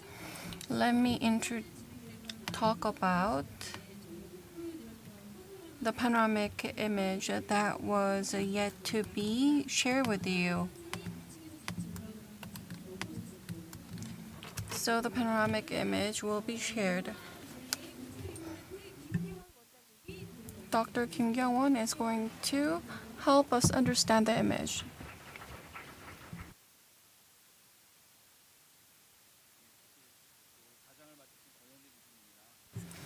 Professor Kwon or Professor Chung should be explaining this, but I'm going to provide a brief explanation. I think that is the real deal of the live surgery, but the patient had to go to the bathroom.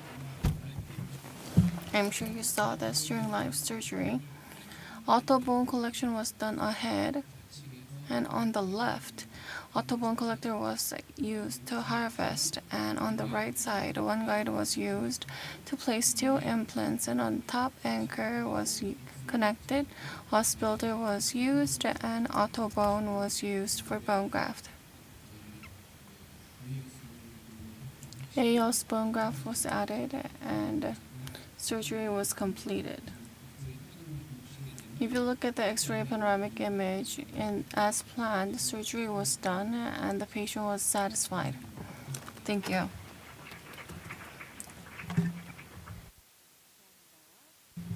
Thank you. We will commence the third session.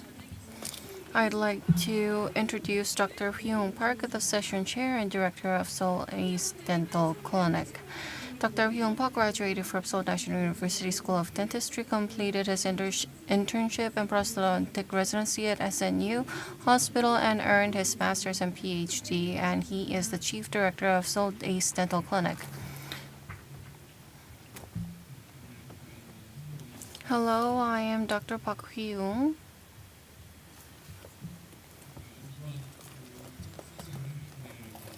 I am the chair for the third session.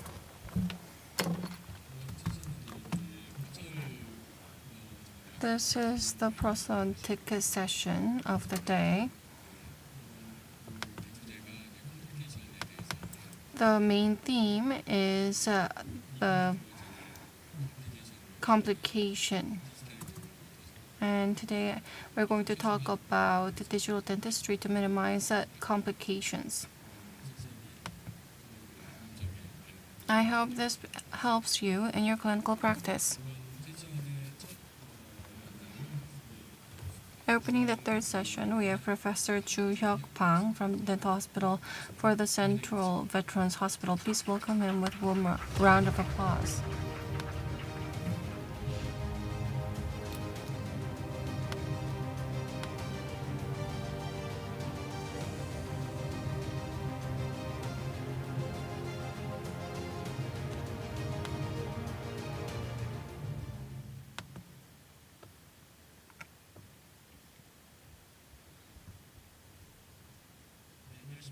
Greetings. My name is Bang Ju Hyuk, and I work in prosthodontic department at Central Veterans Hospital Dental Seoul. I am honored to be here. I'd like to extend my gratitude to the staff. Let me begin. Today I'm going to talk about the prosthodontic complications, and I would like to share my thoughts briefly. These are the contents. I want to talk about the implant systems. There are different implant systems available, and these days we use internal conical joint connection is used most frequently. So I want to focus TS system. After selecting implant system, there are many variations and the intermediate structures and the final prosthesis placed on top. The most common method involves fabricating conventional abutment on the implant followed by a crown. Although the structure is simple, the complications that arise are diverse and can be challenging for clinicians. This can be a major challenge.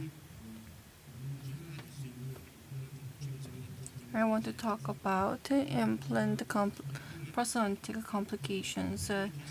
The grand theme of today's session is to utilize digital dentistry, and I want to talk about areas that we can overlook due to the digital system. As we all know, the internal conical joint connection has distinct characteristics, including tapered inner surface and a hexagon connection. Some people use non-hex fixtures, but a lot of people use a hexagon connection.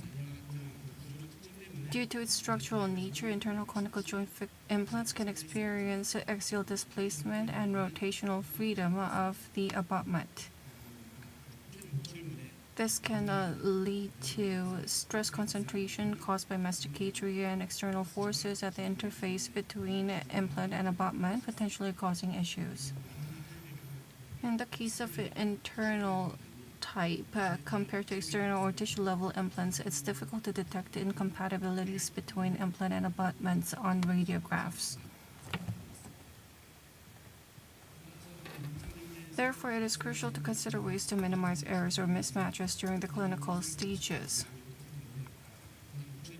The first step in prosthesis fabrication is impression taking.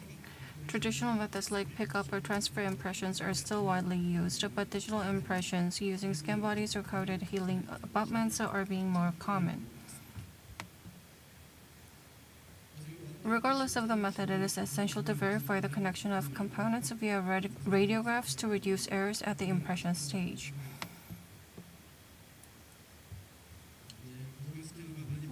A lot of intraoral scanners have become a spread for digital impressions are taken frequently. Especially in multi-implant cases, if you are going to fabricate multi-units, you need to do correct connection and scans should be done properly. Regarding impression, how to take impression. This was already addressed, and a lot of videos have been introduced. What is most easily overlooked is more so than anything else is the scan data. As I was preparing this presentation, I asked a lot of lab technicians. So even when impressions appear accurate, people often say that the scan itself was a problem. And according to a study, if more than 10% of error are observed in the images needed for matching, statistically significant errors can occur in determining the position of the virtual implant. We need to make sure whether there is any error after scanning. And when checking, rather than color mode, texture mode is recommended. Even when an impression appears accurate, discrepancies between the library and scan images can still occur, influenced by factors such as material wear, manufacturing tolerances, or vertical displacement. For instance, although scan body impression might seem well captured, horizontal errors may appear during the design process when compared with the library. Studies have shown that significant discrepancies can exist between actual dimensions of scan bodies and their corresponding library files. This was not about local products, but this was particularly true in terms of height, diameter, and inclinations. there were significant discrepancies.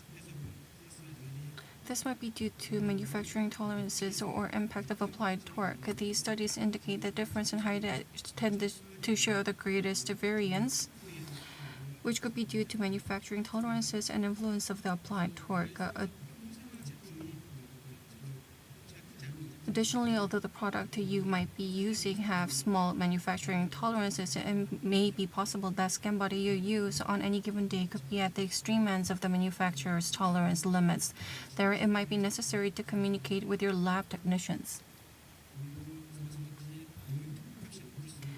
Studies have reported that the tightening torque of the skin body increases the displacement of components, also increases, particularly if you look at the catalog. Skin body healing abutment, when you tighten it, rather than specifying how much torque, it just says you need to use a head tightening. Consistent torque needs to be applied. Despite the internal angle of 11 degrees being standard among internal implants, the internal diameters and hex shapes can vary between manufacturers. The internal diameter and internal structures may vary. Some clinicians use skin bodies or coated healing abutments that are claimed to be compatible with implants from multiple manufacturers. However, even within the same internal implant, the type differences in internal diameters can lead to vertical discrepancies. Therefore, it's safer to use skin bodies from the same manufacturer. And if there are significant discrepancies, you need to look at the actual measurement and library value. Recently, I measured actual values of the scattered bodies I used, and I found a height difference about 30 microns. This was a one-off check, so this is not exact. And there were a height difference of 30 microns. If you always check, that is best, but realistically speaking, that is not visible. You need to communicate with your lab and when necessary, verify skin bodies or healing abutments being used when there are significant discrepancies.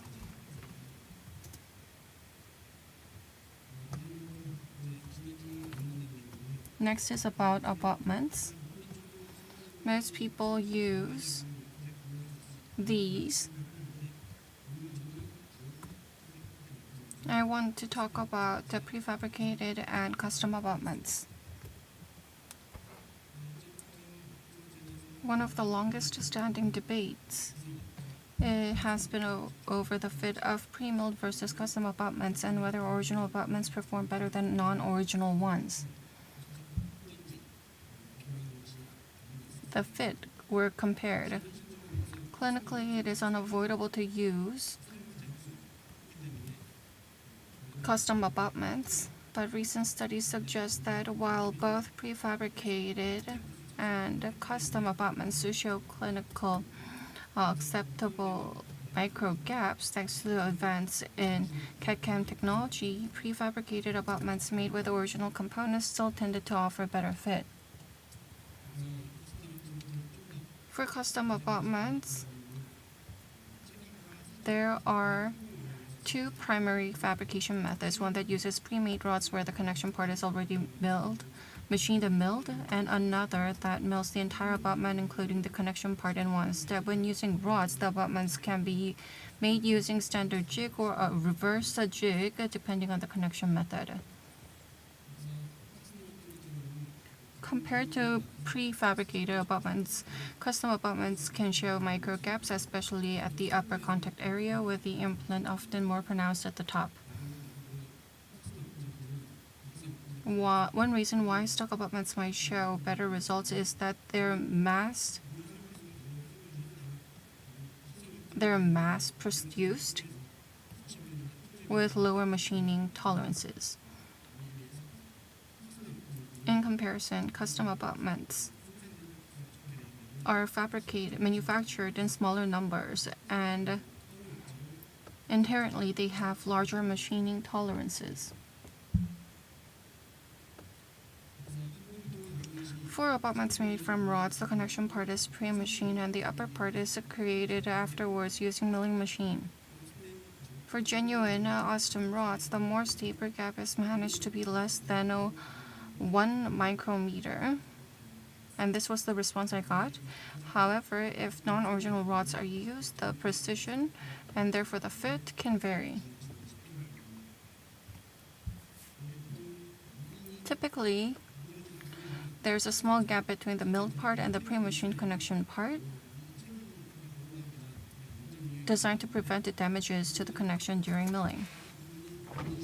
After milling, this can be a safety component. Polishing or other processing, such as polishing after milling, is required. If there's inappropriate polishing, then the connection area can be damaged as well.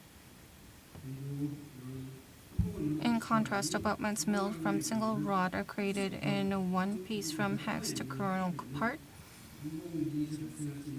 And this approach has significant advantage of minimizing the likelihood of misalignment between the connection part and the coronal part. However, unlike mass-produced genuine rods, where quality control is rigorous, the abutments are produced in smaller quantities. If the manufacturing facility does not maintain high standards, significant errors can occur from the connection part onward. When you use abutment, another important part is screw fit. If you use non-original components, there can be significant discrepancy. Screws can show significant variations in fit, particularly in the head and pitch areas. This is a photo comparing screws from 3 different companies that we use at the hospital where I work, and you can see that the shapes are all different.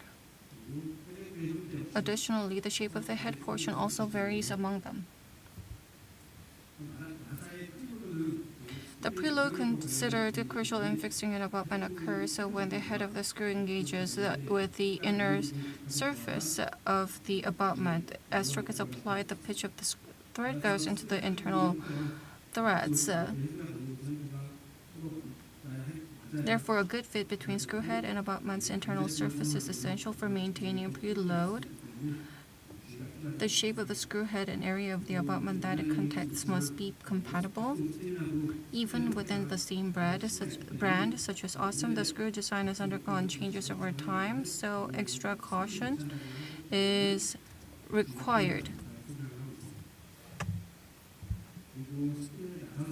The pitch of the screw is crucial because the precision of screw manufacturing varies, and each implant system has different screw shapes and contact methods. The problem becomes more pronounced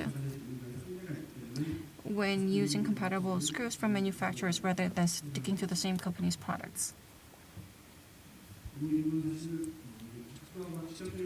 And this is not directly related to the fit, but Osstem is transitioning from the existing design for stock abutment. Tie screw is used, which is the new type. Osstem is transitioning from ebony gold to a new tie screw. Regarding abutment, the screw is the space between the bottom of the screw and the base of the implant and short implants. Since the internal space of the implant is shorter in short implants, the clearance between screw bottom and implant base is reduced. As a result, if a screw with different length is used for compatibility, then there is a higher likelihood of bottom interference, which can prevent proper tightening of the screw.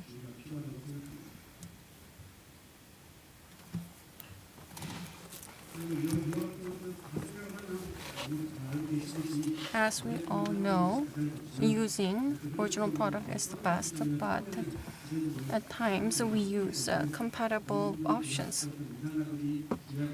When using compatible custom abutments, the practical step a clinician can take is to regularly perform regular checks to identify any issues and to maintain preload through retightening.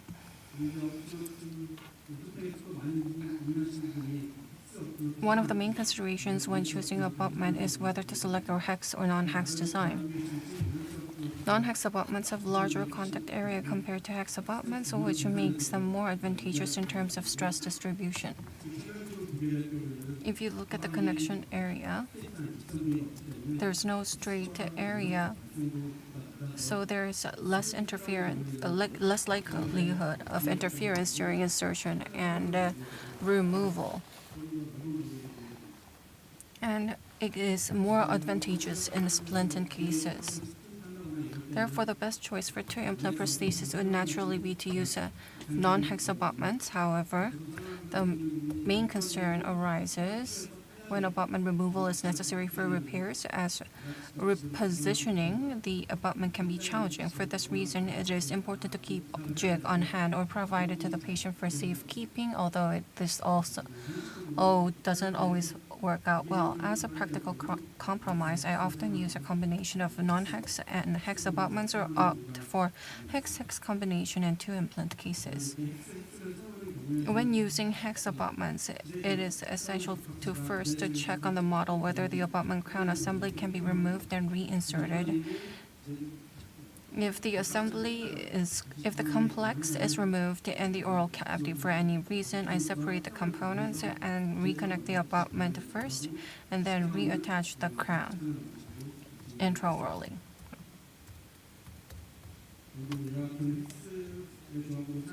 When using hex combinations, the importance lies in the implant path. So it's essential to ensure proper alignment and positioning by using a surgical guide.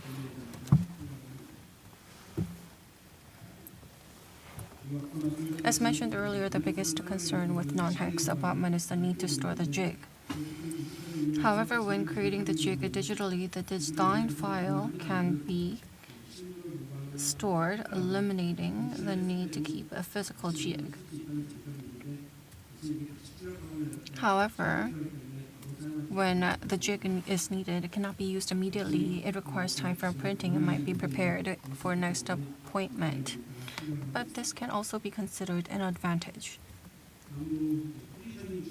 Next is related to positioning jig.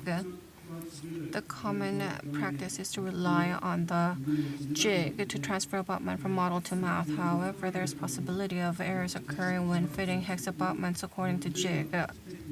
Also, even if there are discrepancies between the model and the mouth, these might not be detected by the positioning jig, giving false impression that everything fits correctly. This issue arises due to physical properties of the resin used to create the jig. As mentioned earlier, if jig is not sufficiently thick, it is more prone to deformation, making it difficult to detect errors. Therefore, when creating a jig, it is important to ensure that it is not loose, has adequate thickness, matches the upper and marginal areas of the abutment, making it easier to identify any discrepancies when placing the abutment. In a previous case, an error occurred during the patient's first visit. To resolve the issue more conveniently, the jig was cut and modified. The new pickup impression was taken to create a new model. However, the jig itself lacked sufficient strength. Another error occurred. Ultimately, the most reliable approach was to take an impression of the abutment, align it with a prefabricated abutment scan, and this highlights one of the greatest advantages of digital methods. When trying in hex abutment, rather than tightening it while connected to the jig, I first mark the abutment and jig on the model, and then try in the abutment, attach the jig to the abutment, check for discrepancies, and with the jig on, tighten the screw.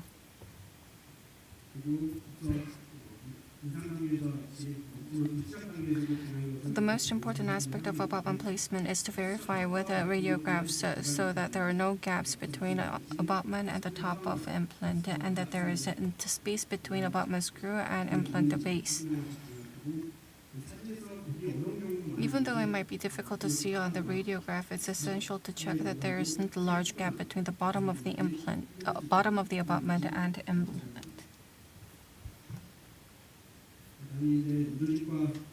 Next is related to soft tissue. Even with a well-made abutment, if the tissue is thick, there can be resistance upon try-in. Especially if the position is not ideal, the contour needs to be adjusted through the custom abutment. The resistance of tissue can become more significant. This resistance can interfere with the proper seating. Most studies on abutment contour are related to marginal bone loss, which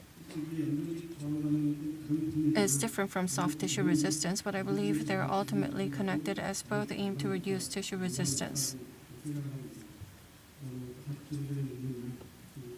Just like Gatapucho's research and a study by Yonsei University, between 0 to 2 millimeters,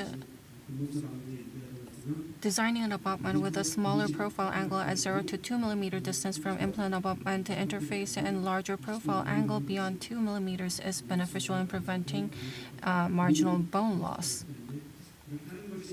And setting the mesial profile angle to less than 30 degrees and distal profile angle to less than 20 degrees could help. So in the abutment case, I previously showed the implant was positioned lingually, which required abutment shape to be contoured. In the case on the top part, the placement depth was about 2 millimeters, and the profile angle was well over 30 degrees at the 1 to 2 millimeter region, causing bleaching. In such cases, it is difficult to ensure that the abutment has been accurately seated, particularly in terms of its vertical position. Therefore, after connecting the abutment, I have the patient body on a cotton roll and wait for about 10 minutes. If I suspect that the hex part is not properly engaged, I remove the abutment and reconnect it, and then proceed with the usual process. If I believe hex part is well seated, I simply retighten the abutment and connect the prosthesis. For this case, I plan to monitor the patient during follow-up to ensure that there are no issues with the gingiva. One consideration during the impression stage is that if a larger abutment diameter than the healing abutment is used, it might be beneficial to replace the healing abutment and wait and use the appropriate impression coping for reducing tissue resistance. Traditional impression coping or scan healing abutments can be used.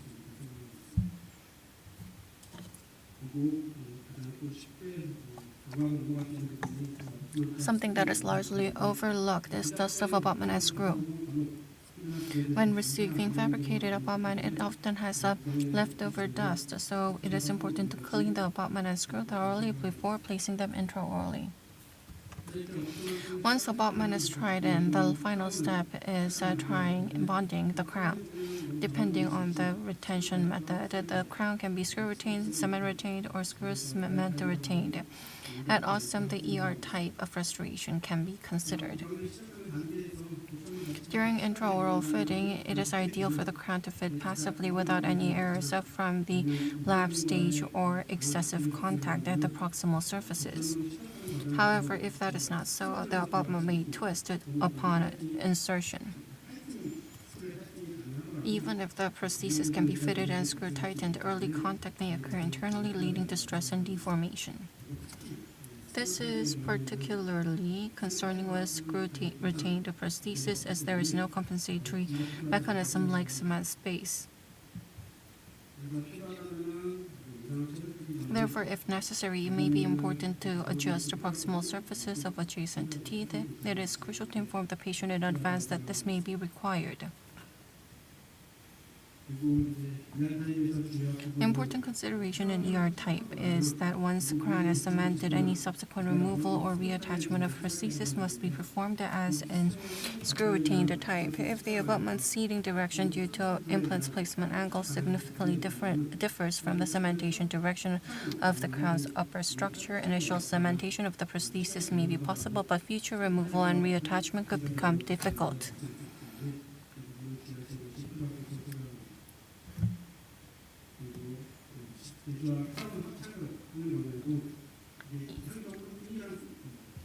When cementing the abutment and crown, early internal contact may occur in certain areas as shown.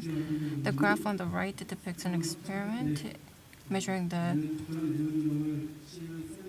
strain on implants when using cement retained prosthesis with proper internal adjustments with one with only minimal adjustment and screw retained prosthesis. The results show that cement retained prosthesis without proper internal adjustment exhibited larger strain than a screw retained prosthesis. This indicates that simply using cement retained type does not necessarily guarantee a more passive fit compared to a screw retained type, but therefore proper internal adjustment must be performed before cementing the prosthesis. In the case of splint crown, we need to look at the path. There can be complications, as mentioned. Upon surgery, you need to use a surgical guide, or upon prosthetic phase, you need to use non-hex abutment. And if necessary, it might be better to consider fabricating them as single units instead of splinting. If the crown abutment complex needs to be connected intraorally, it is important to consider that alternating tightening of screws can cause less strain compared to tightening them by one. This should be taken into account. Lastly, I'd like to briefly mention cementless prosthesis before concluding. In the past, due to casting process, there were significant errors during the lab stages, so this was not recommended unless there were issues with interocclusal space. However, with the advent of CAD/CAM technology, the error during the lab stage has been greatly reduced, and as biological issues related to cement residue have become more prominent, interest in cementless prosthesis have grown significantly. The right side was not made with screw type in mind. In the case of prosthesis using tie base, the left shows cementless option. This is a ER system developed by Osstem. This is two transmucosal system, and linked components are added. I think these are most prominent cementless prosthesis options. In the case of prosthesis using tie base, the abutment and crown are typically cemented as one unit outside the mouth and then connected intraorally. This can be used for upper anteriors, and this can also be used in the posterior region. According to 2023 ITI consensus, although the report is based on short-term one-year follow-up, the survival rate of this restoration method is comparable to other types of restorations. It was also emphasized that proper treatment planning, including the precise implant positioning through digital means, is necessary. In Korea, rather than the use of tie-base prosthesis is less common compared to transmucosal abutments like MUA. Osstem has also developed its own cementless prosthesis system, and the biggest difference is that the screw does not come in direct contact with zirconia, and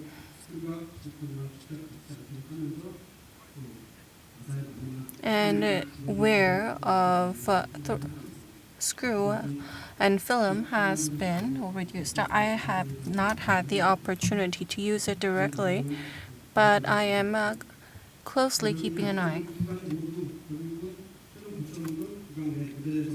The final prosthesis is connected extraorally and is then delivered If the implant direction is not correct, then we will not be able to get passive fit.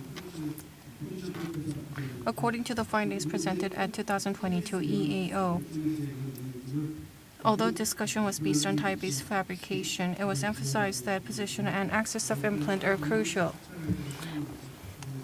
I think in light of it, surgical guides can be of significant help. This is a summary. Check a connection of impression components and analog. We need to look at the radiograph, so we need to also consider hex, non-hex, as well as compatibility issues. Clinicians need to reduce error in different stages, and the best way to do it is to do recall check and retightening. And upon surgery, we need to get the right implant position. We need to use the surgical guide. This is the end of my lecture. Thank you.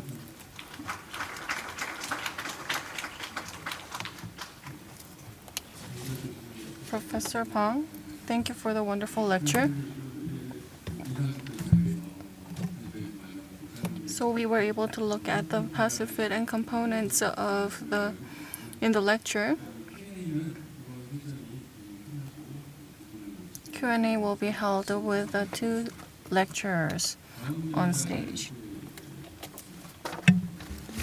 Next speaker from Duri Dental Clinic, we are going to invite Jong-hyun Park.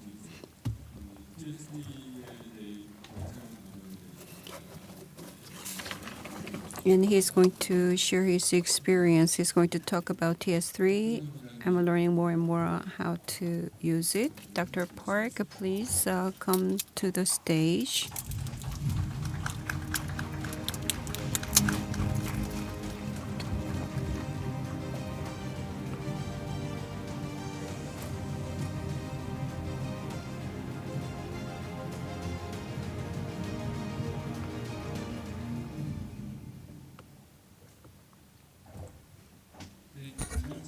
Good afternoon. I am Dr. Jong-hyun Park. Thank you very much, Osstem Implant, for inviting me. To reduce complications, understand correct way to use product is very important. Using digital, we can reach the objective more quickly and accurately. I'm going to share my 14 years of experience of using TS3, the main product of Osstem. According to literature, the distance from gingival margin to implant top should be at least 3 millimeters. And my preferred distance is 4 to 6 millimeters. This is my mother's case. Implant was placed in 2006. The horizontal space was only 2.1, but the placement depth was okay. So it was my first implant placement as a resident, and 18 years later, the oral hygiene is not very good, but it is stable, and I believe it is thanks to the appropriate implant depth for the long-term maintenance. My father's case, regrettably, the implant depth was not proper, failing to get passive fit. And the screw-type prosthesis was used, and passive fit was not achieved. If I did not use a longer implant, and if I used the ER type and secured the passive fit, I don't think I had to remove the implants. So I believe implant complications is largely associated with the implant depth. So 2 implants were removed and replaced, and the final prosthesis was delivered, and only U.S. implants survived 70 years later. Number 14 implant had a proper placement depth and a new start. This is when placement depth cannot be easily secured with insufficient residual bone and gingival thickness, like in the upper posterior region.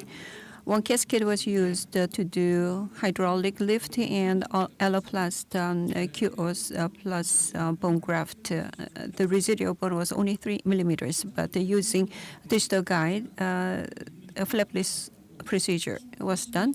With only 3 millimeters of residual bone, the depth was determined with the idea that even with 1 millimeter of bone, securing enough placement, the depth is important.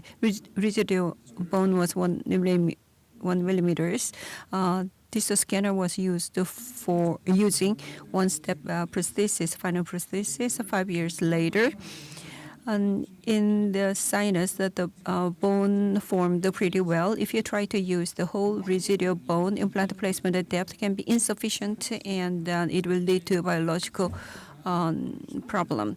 If the tissue level implant, SS implant placement was discussed by Dr. Im this morning, and I agree with him. Let's go to another case. If 7 millimeter long implant was selected, implanted depth would become insufficient. Then inferior alveolar nerve would be a concern. I selected 6 millimeter implant, and that was a very good choice. So if you use not too long implant, it would become easier. Buccal residual bone. This is very important for implant placement. Using one guide, a proper place implant placement was performed. Bone grafting was done. If a smaller diameter implant was used, it would have been better for a bone graft. Final prosthesis was completed. 5-year follow-up. The volume is maintained according to the CT. 5 years later, it looks good, but the graft material is not remodeled. It just remains. When the environment becomes worse, the foreign body reaction may create inflammation. What if it was placed a deeper and smaller implant in diameter was used to lower the need for bone graft? Crescent bone quality can be better if a smaller diameter implant is used, but there are some limits in terms of diameter and the placement depth. If you have any questions, I will address it during Q&A session with the prepared slides in advance. The second case, at another clinic, the patient had teeth removed. Diameter 4.5 millimeter and 8.5 millimeter long implant was placed. Compared to case 1, a smaller diameter implant was used. Enough space is available in the bone envelope. Bone formation is facilitated compared to the previous case. CT after 4 months, proper bone structured with sponge bone that can remodel and cortical bone is observed. A small amount of autogenous bone graft was performed, so the bone volume looks better than the previous case, but the patient does not want posterior aesthetics by paying money and time. Good quality buccal bone, if not sufficient in volume, is obtained. I believe quality of crestal bone is more important than quantity. Next case. Number 36 requires bone graft. Ridge split is not a must, but within the bone envelope, if implant can be placed there, it would be better compared to simple bone graft. At the extra bony class 2 volume defect, bone graft was done. And this is the bone graft just for volume increase. Final prosthesis. 6 years later. Crystal bone quality is very important. I like even with additional bone graft, when implant crystal bone is surrounded by autogenous bone, I like it very much. The similar case, the bone width is narrow. One guide was used for the narrow ridge. The envelope was increased using ridge split. At the buccal side, using allograft, alloplast and collagen membrane, additional bone graft was performed. Final prosthesis 4 years later, with minimal residual bone for function is observed. Ridge split is very helpful to increase the envelope at the very narrow width of bone. Next, external forms of abutments and the prosthesis. How to design gingiva contact shape. Subgingival contour can easily avoid bone interference, and the concave form is good to secure gingival space. Critical contour is the space 1 millimeter below the gingiva margin. It is for emergence profile of crown that goes above gingiva. It starts at the inflection point and transitions to convex form. When the inflection point is 1 millimeter subgingiva, it is good. This is an immediate placement case. The implant was placed deep, and if the abutment color is 5 millimeter or more, it starts as straight line and with a small angle from the implant top and becomes concave in the form, the convex from. So this is the shape of the abutment.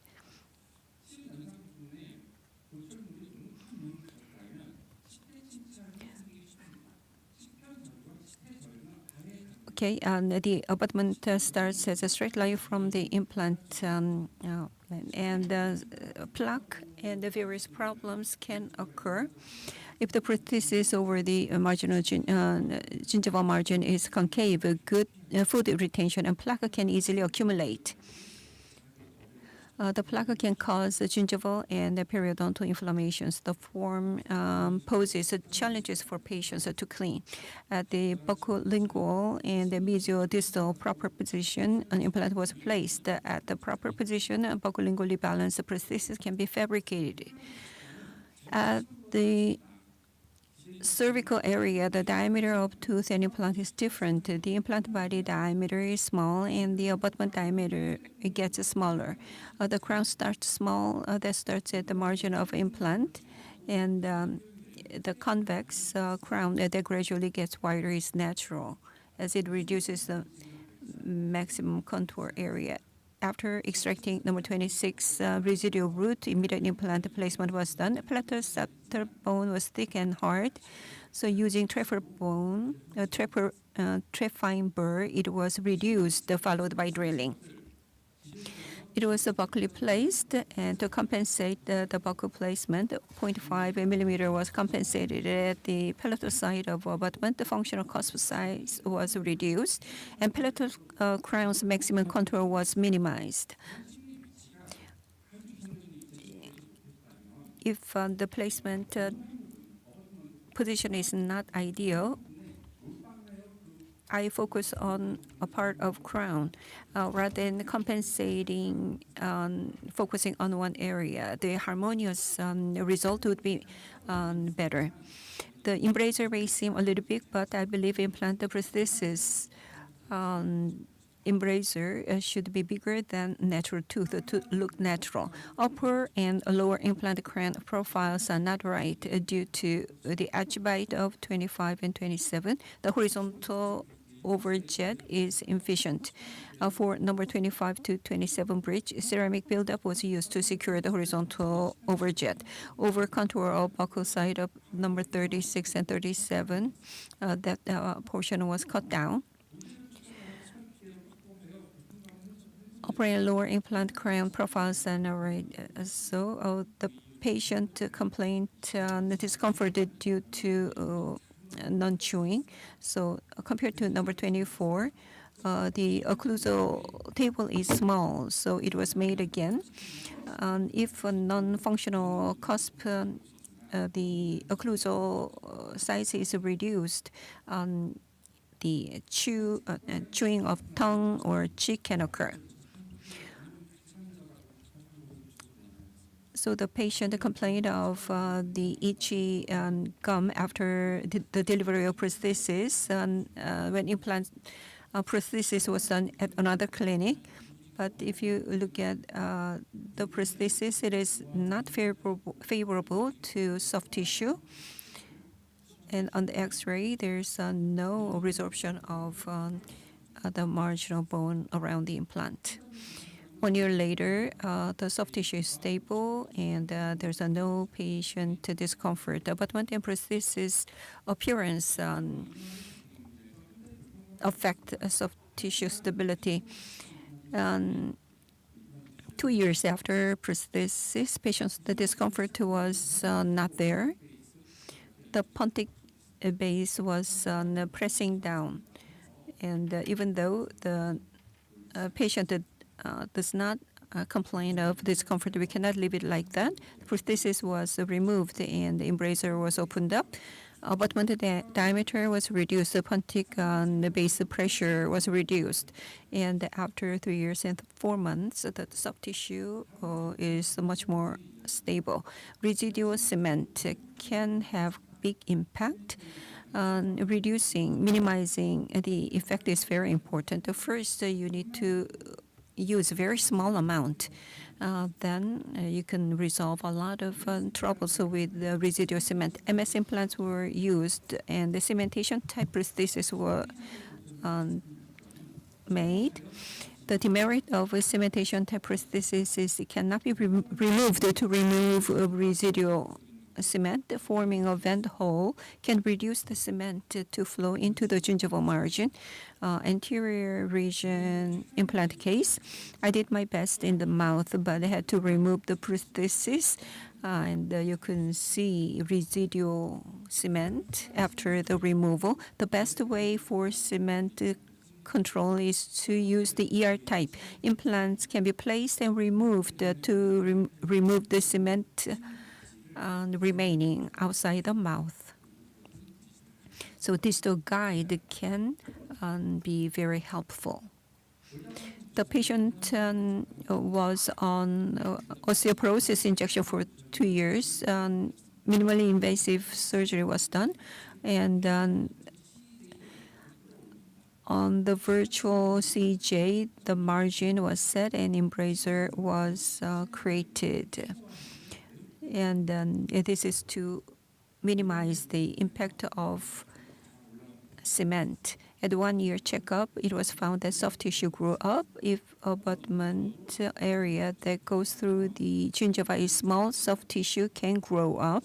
If you think supragingiva margin prosthesis may have a too big embracer leading to patient complaint, ask the question and I will answer with the prepared slides during Q&A. If patients have insufficient attached gingiva and many systemic diseases, complicated procedures are required, burdensome, and they also often have a history of periodontal disease. The first priority is survival. FGG can be helpful, but you need to explain to the patient that the prosthesis should be made for easy oral cleaning. When attached gingiva is insufficient to get soft tissue sealing, FGG is helpful. More importantly, proper placement depth and small diameter abutment, supragingival margin tightening to remove abutment mobility can work. But the FGG is a better strategy or choice. I learned that sanitary pontic does not give huge discomfort to patients than thought. The retained food cannot easily be removed on its own, and inflammations, if there's inflammations, the patients would experience discomfort. If I prefer to give the prosthetic form favorable for active oral cleaning to patients who are old or with multiple systemic diseases. The bone width is very narrow. Only 5 millimeters of the width can be used. Ridge split was performed, bone grafting was added, and the final prosthesis was completed. The CT image right after bone grafting, final prosthesis 2 years after, 6 years after. If you look at here, the reason such a space is created in the graft material is because blood is supplied only up to the area. The graft material is just left behind. If the environment worsens, it may appear as a foreign body and cause inflammation. If bone graft is better done, it's a good choice for us. But if it has very regrettable results, so it would be a problem. So a shorter implant, smaller diameter implant can be placed deeper, then it's not a bad idea. Let's look at another case, a very good bone width. The bone width is very narrow. Linguocortical bone was thick, so usually when implant is placed, it's buccally positioned. The ridge was made flat and ridge split was done, bone grafting done. On the day of surgery, the volume definitely grew. Final prosthesis. 6 years later, it is maintained stably. Looking back on the case now, placement depth should have been increased and implant diameter should have been smaller. Then good results would be achieved. All consumers do not want to buy Porsche. Very expensive. Many grandeur customers would be satisfied, and it depends on how the car would be managed. 6 years later, the CT shows very stable volume. But recently I learned that not all patients want the volume in the posterior region by spending money and time. Poor choice of placement position often requires bone grafting. Minimizing bone grafting is to reduce the implant complications. Appropriate placement position reduces the need for bone graft.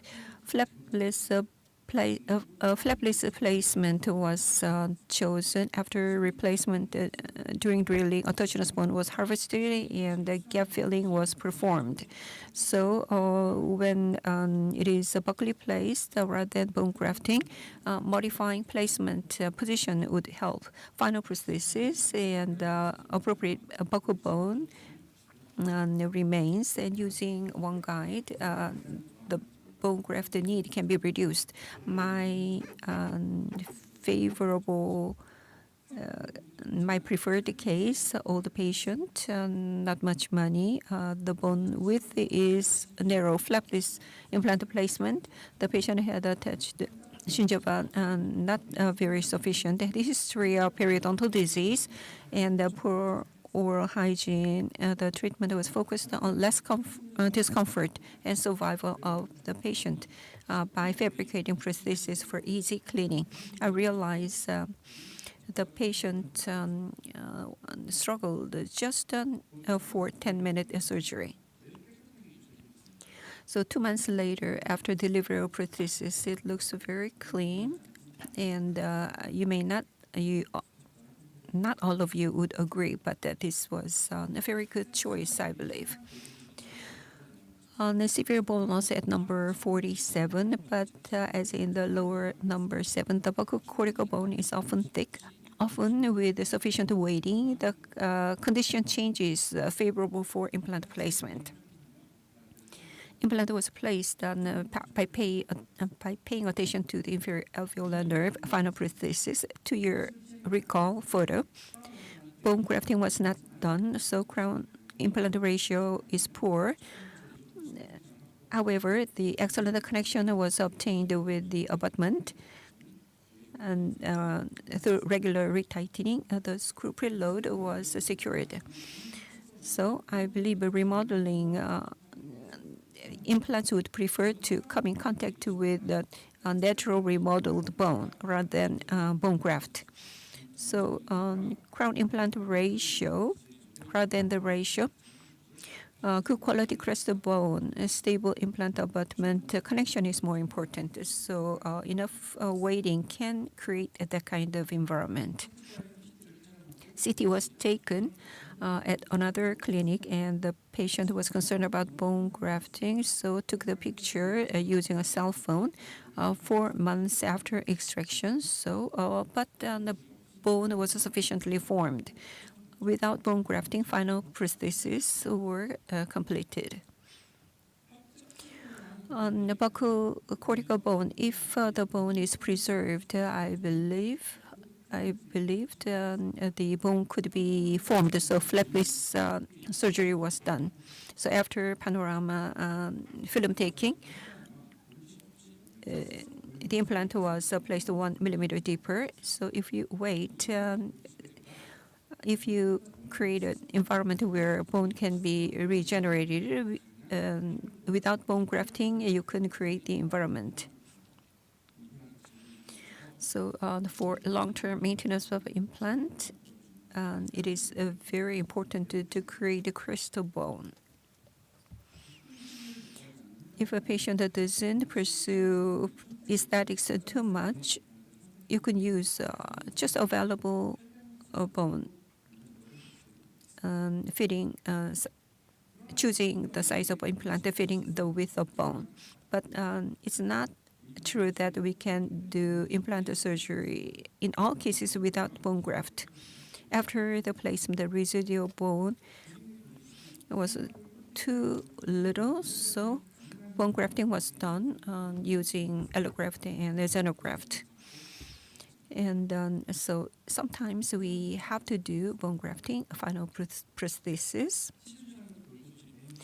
Due to periodontal disease, bone loss is severe and waiting would not work. And between 3 to 6 weeks after controlling inflammation, I prefer to do early bone grafting using the healing potential of the extraction socket. Bone is formed and the 7-year recall photo. Sometimes active intervention is needed. Number 35 and 37, severe bone loss. After extracting number 35, 6 weeks later, bone grafting was done, and 6 months later, bone implants were placed. Number 35, there's a severe buccal bone loss. So without the bone grafting, it would not work. So it is not an easy choice to place an implant without the bone grafting. This is CT after 4 years. It is maintained properly. Number 37, severe bone loss. But if you wait 1.5 years to 2 years, the buccal bone is thick, so recovery can be achieved. But waiting for long is not easy. So bone grafting was done at 6 months and waited for 6 more months. Host bone contact is very important. This is the final prosthesis. Digital scanning has been introduced to dental clinics, and only two connection movement is needed, reducing the chances of error. Clinical case, the second premolar fractured. Immediate placement was planned, and immediately implant was placed after extraction. 3 months later, digital scanning was used to design abutment and crown. So there's a sign that bone loss can occur because of the mismatch. And the residual cement would have an impact too. Implant done in 2013. The soft tissue sealing looks not stable, and you can see the unstable situation in the X-ray of the root. Bone loss is about to happen. A screw loosening happened. So preload of the screw became stable, and the stability continued 8 years. So maintaining the preload is very important. There's a pseudocyst that you can ignore, but if the structure is not a familiar one, we can do the palatal flap thinning to create a space. Bone grafting was done, and resorbable membrane was used. CT sections after placement and grafting. 2 years later, intraoral photo and the root. And the bone is formed in the sinus. the bone quality is very important over amount. I prefer to use with the short implants when pseudocyst exists. We cannot control human body functions. We need to follow the natural course of human body function. If you use a 6 millimeter small short implant, you may wonder the loading time. If you ask the question, I will answer that during Q&A session.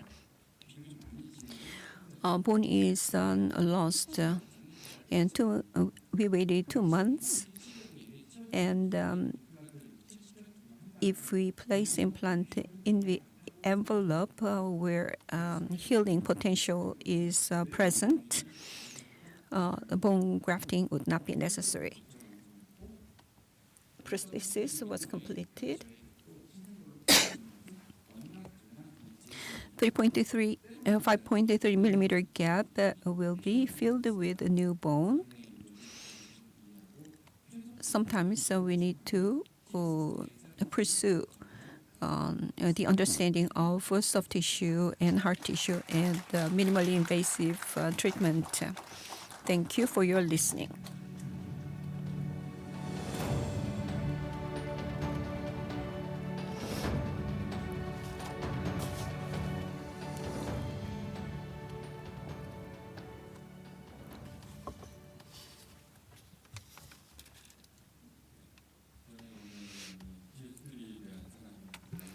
I can see that you have a lot of interest towards PS3. Thank you for sharing with us. So when I treat my family, I think my son is toughest and my parents are the second toughest. My wife is a very good patient. She has expressed no pain and she has been using for over 20 years, and I thought that that was normal. And so I can see that you went through a lot of hardship. So now we will have a Q&A session. We're limited in time, so we're going to entertain Q&A for 10 minutes. We'll receive questions from the floor. Professor Tong.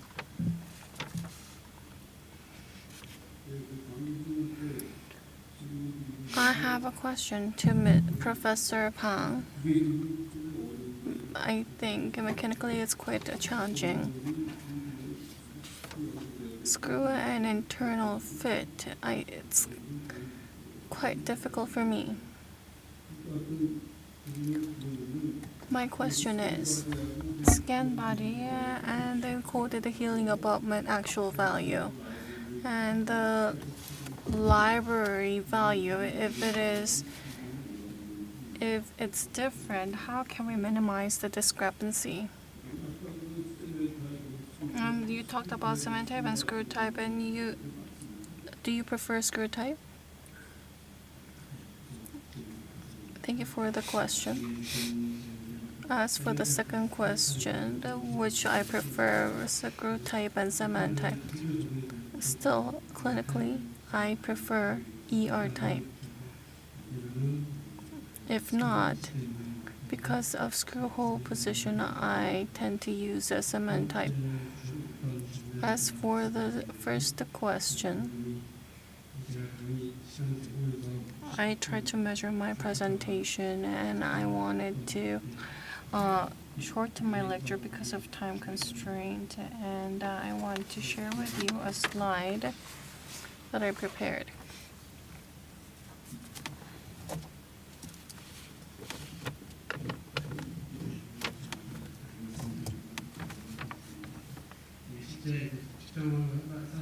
So when you do measurement, the actual value and library value discrepancy can occur. So what you can do is two options. You either use a new one, or at times you may need to adjust the library. So I'm sure there are many gurus that know more than me, and I'm not sure what I'm doing is perfect, but in my case, If I were to use it, I would use trios as basis library file in order to I would correct it. There are many ways to correct it, and the way that I've learned is that I use a free tool, Messimiso, and I use that.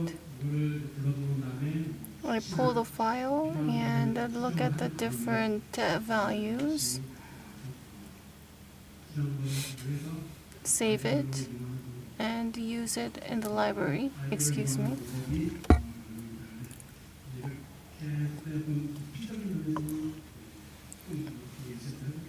You can try this, or if there is discrepancy throughout.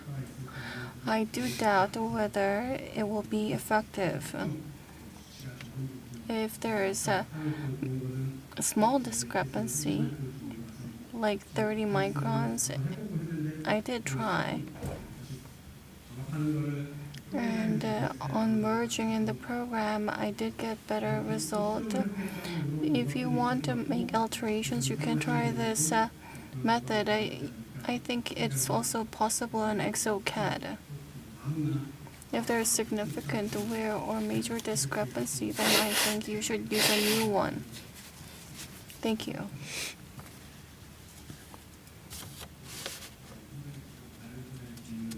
Is there more question? Please raise your hand.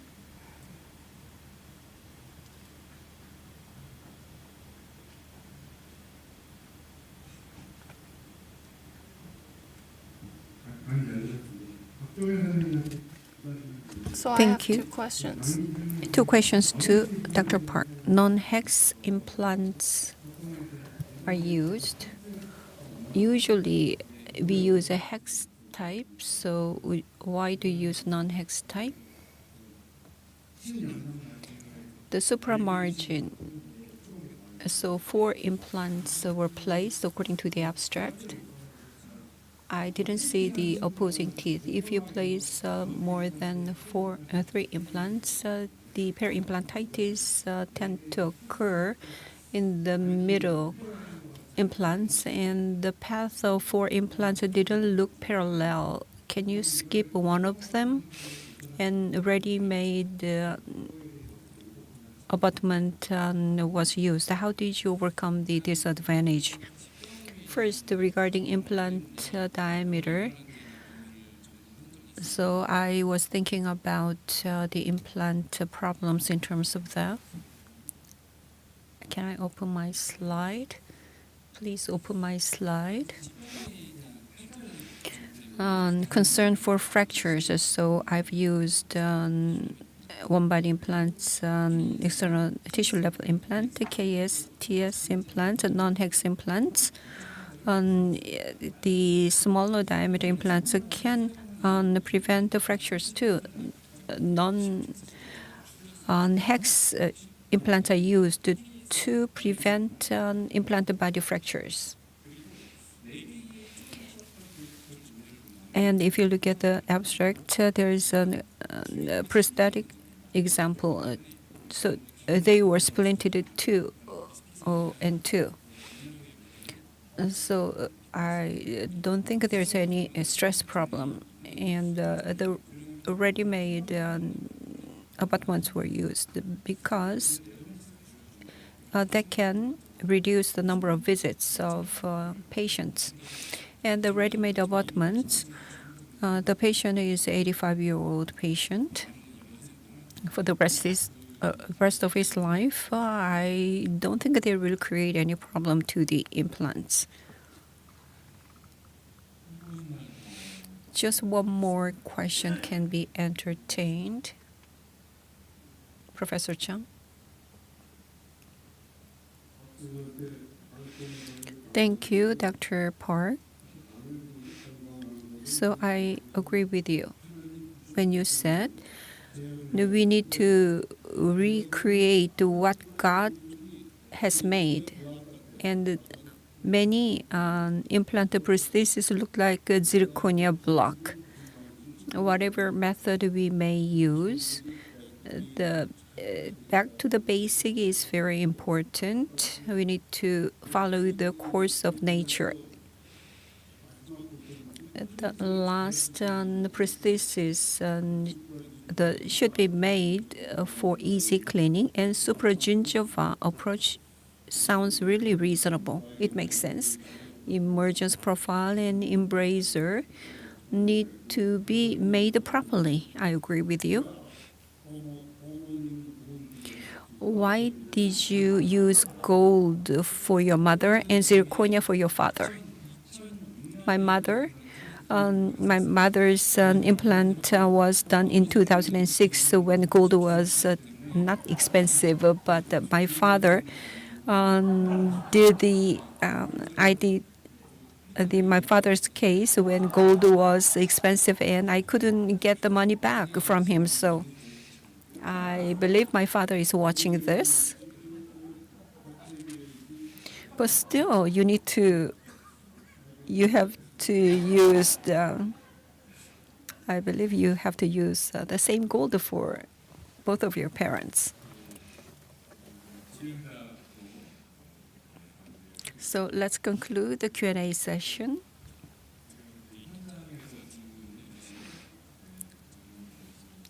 So Professor Chung and Professor Kim are the winners of the lucky draw gifts. Congratulations.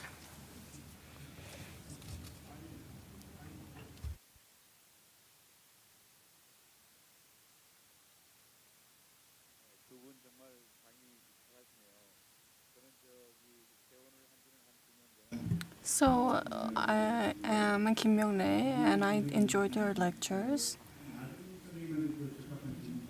I think this question falls under your the latter lecture, and so your dad lost implant. So splint and separate implants. I think there are differences. Splint was done, and if the splint is long, then there can be issue with cleansing. If you do over 3 units, then is it more favorable to do single or 2 units and 1? I want to ask a question about the combination. And the second is the contact loosening occurs because of natural tooth movement. And in order to maintain it or to restore it, do you have any special idea? So I think that would be very good help to prosthodontists. Okay, 3 were missing, and the placing 2 or 3 is always a struggle. I usually place the 3 because I'm practicing. Rather than splitting all 3, I make 2 segmented, 2 and 1, and implant contact is very hard to adjust, so it takes a lot of time. All singles would be better, but I need to save time, so I use 2 in 1 segment and 1 individual. I use inlay resin and amalgam, but if problem occurs, we need to remove the prosthesis, and I add the porcelain. That's the best way. So we used to take impressions again, but inlay permit material can be used, and the lab technicians use that very well. So contact adding is in many cases provided for free. So I use only those labs. So I will give you a gift to Dr. Myung-nae Kim, who asked a very good question as chair of this session. Dr. Bang and Dr. Park, thank you for your good lectures.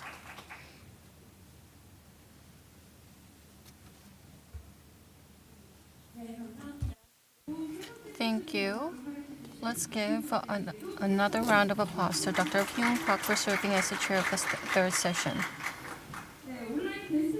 We will be conducting those who were selected for the best online questions individually. Now, as we close the third session, let's move on to announce the winners of login viewing event. We're about to draw 600 lucky winners for coffee coupons.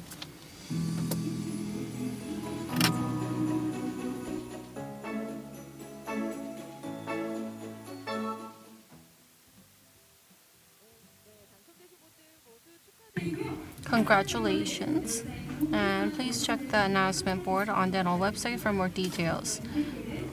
The coffee coupons will be sent via SMS to the winners. We will now begin a break. From 3:10, we will start the fourth session featuring live surgery by Dr. Young Lee-sun. Please look forward to it, and we'll see you shortly. Thank you.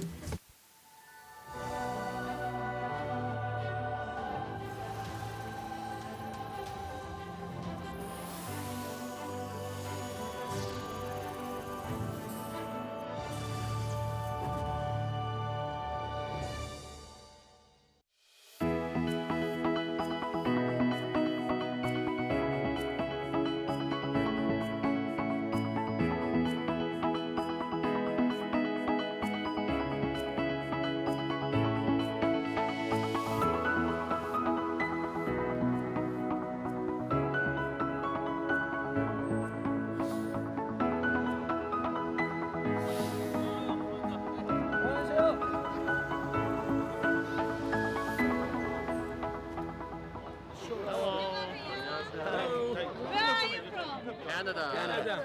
I'm from Switzerland, Bern. From Hungary. Norway. From Italy. 来自저 광동, 중국 광동에서 왔습니다. 지금 녹화되는 거예요? 네. 아, 네. 大家 say hello 好吗? 大家好. 안녕하세요. 저희 오스템 본사 참관하고요. 여기 안에 뭐 제품 라인업도 좀 보고 그리고 치과도 오스템 치과도 구경하러 왔습니다. 많이 배우러 왔습니다.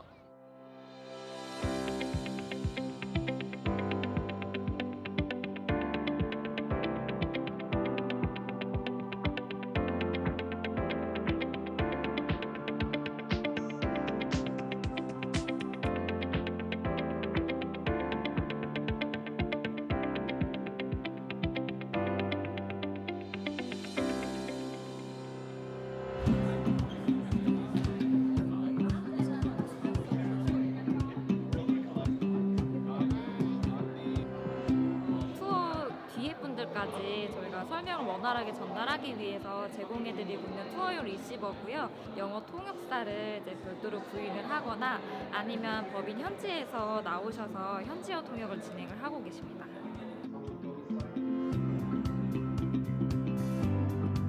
This is our product exhibition hall where you can find 10,000 types of goods and products that those themselves. Первый вид, он как бы по этажам делает.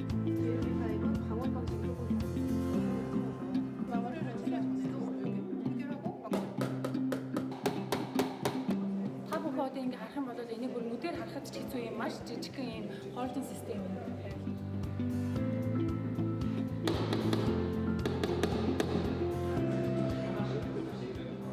I think deeper connection will be better. In my clinic in Dentalville in Toronto, I'm used regular, but now I think I will intend to buy one with deeper connection to prevent any complication. So it's a really good product, looks.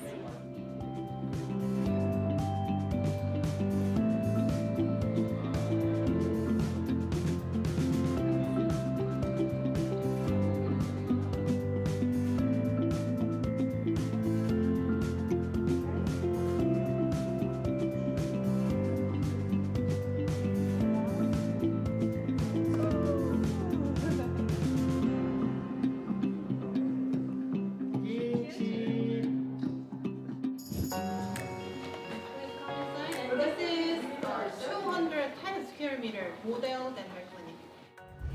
Osstem implant also engages in dental specific interior design, having designed interior for over 1,000 dental clinics today in Korea. We operate our own furniture factory, so every interior you see here can be completed in just a week.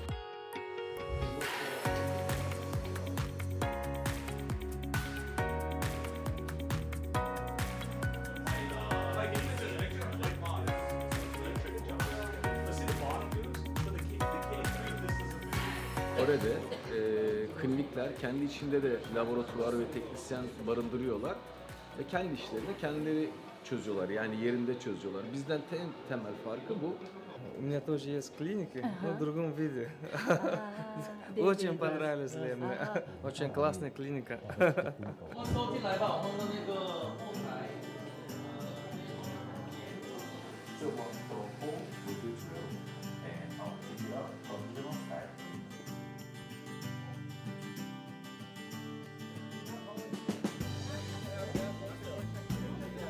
You see the screen over there, and the green screen is chromatic.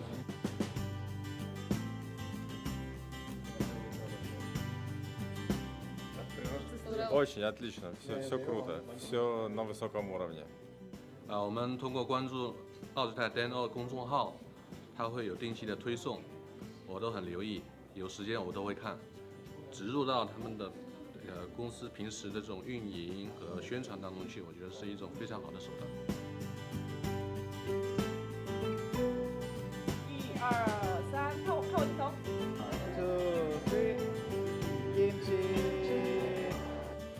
Больше в нем уверен, что он хорошо будет работать с пациентом и очень много времени будет жить в пациента во рту.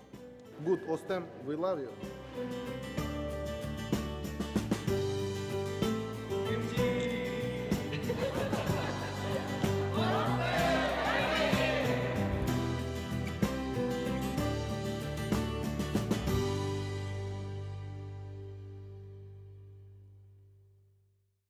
Introducing the ultra-wide implant.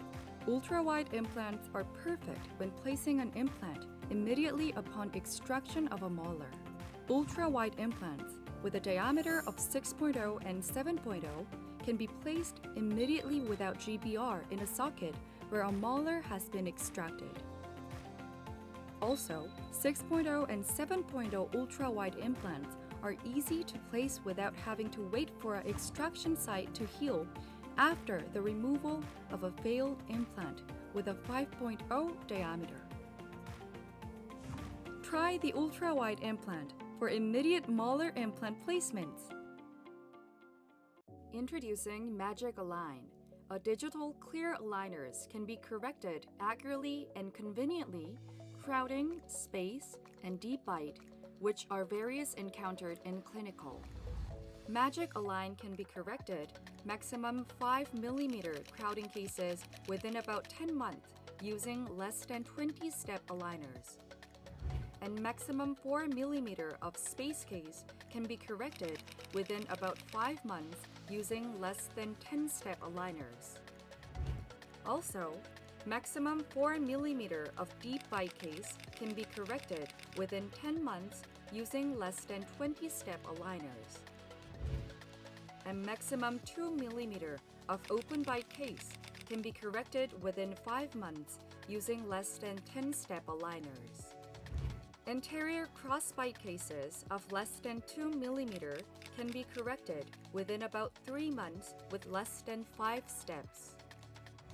Protrusion cases of about 4 mm can be corrected within about 10 months with less than 20 steps. Magic Align uses Magic Foil, an excellent elastic 3-layer composite material. Therefore, more than 15% better orthodontic retention than the 1-layer material and less deformation due to aligners from put on and take off.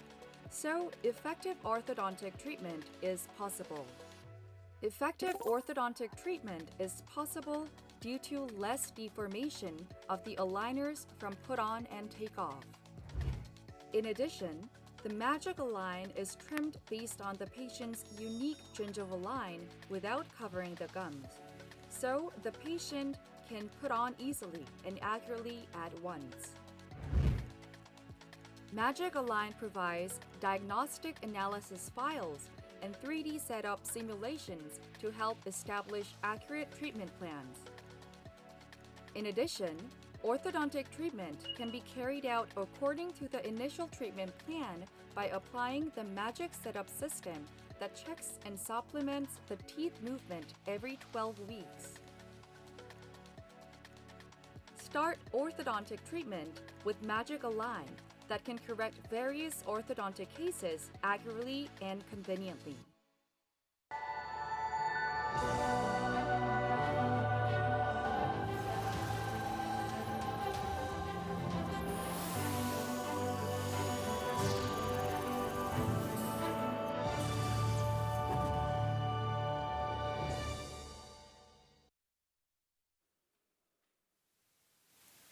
네, 이번 순서는 오스템 미팅의 하이라이트 순서죠. This is the highlight of Osstem meeting. Now it's Osstem live surgery.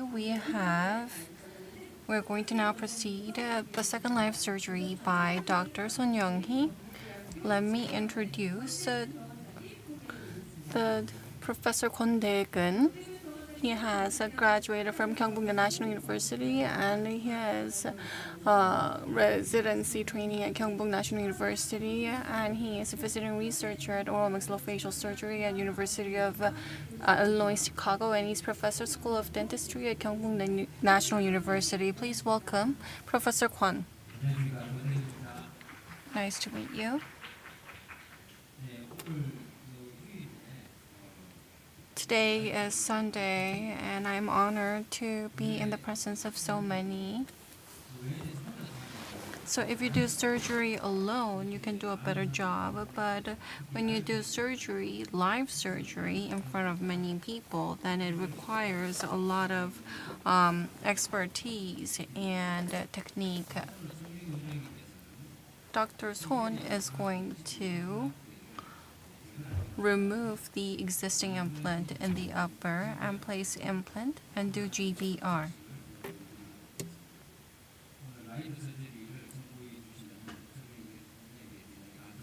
So I would appreciate Dr. Son, and let's look at Dr. Son's video clip first.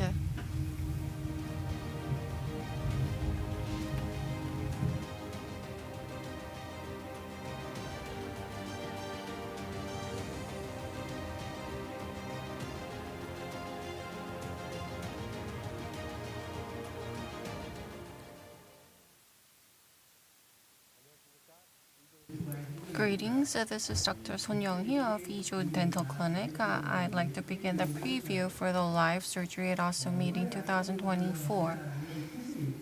The patient will be operating today is a 71-year-old female. Her chief complaint is dissatisfaction with the current prosthesis in the upper anterior region where she has implant and temporary prosthesis. She also reports an unpleasant odor. Her past medical history is unremarkable. Currently, implants are placed in 11, 13, and 21, and temporary prosthesis are in place.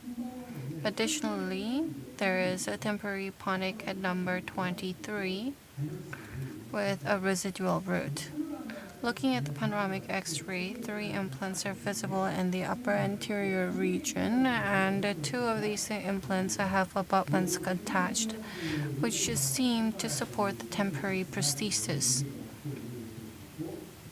At number 23, there is a residual root present. In the CT view, the implant at 13 appears to have either migrated buccally or experienced buccal bone loss, leading to labial exposure of the implant. At 12, significant bone atrophy is evident. At number 11, the implant slightly engages incisive canal palatally, but there is labial bone loss. Similarly, the implant at number 21 is placed labially without engaging the incisive canal, and buccal labial bone loss is present. The ridge at number 22, though slightly lower than it's slightly more bulkier than number 12, but the ridge form is not ideal for implant placement. At number 23, there is apical perforation with the residual root fragments visible.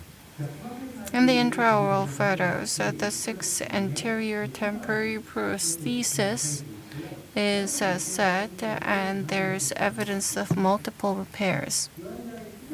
For this surgery, I first performed intraoral scan and CT imaging was done. Using these as a base, we developed a treatment plan. I decided to use one guide system to place implants digitally.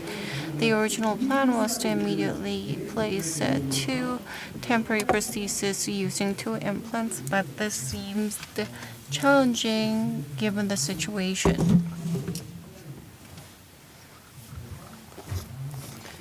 The implant placement plan is as shown.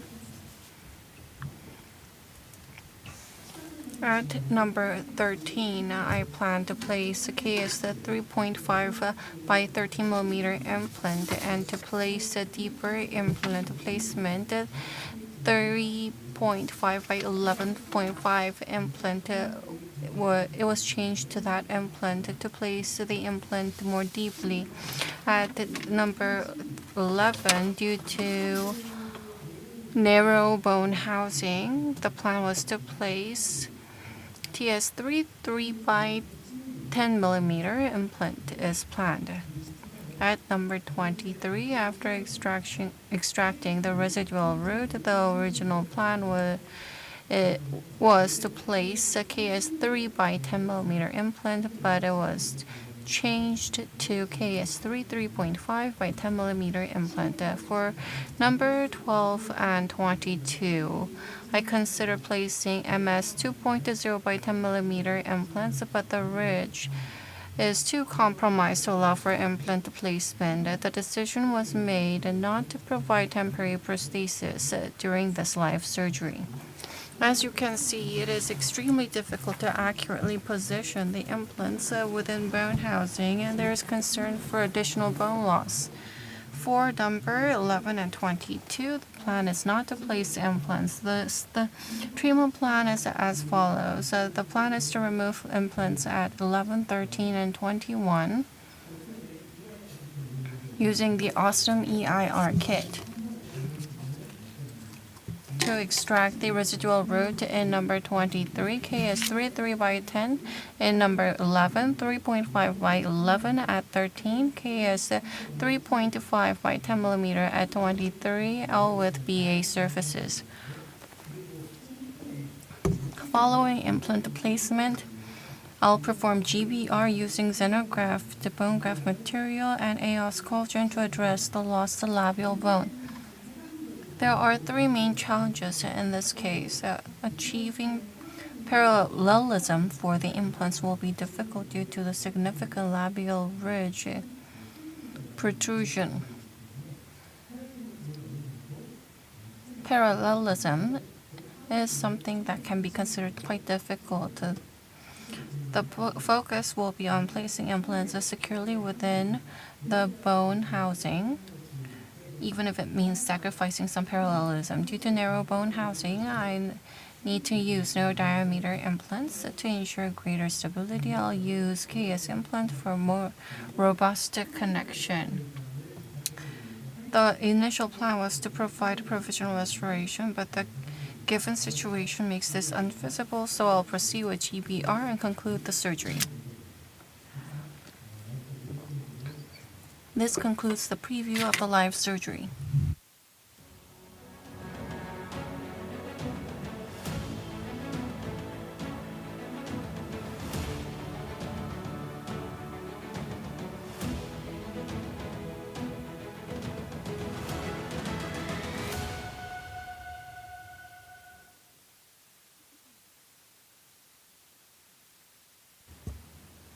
Good afternoon. I am Dr. Son Young-hee. I'm with the Good Dental Clinic. Please open your mouth.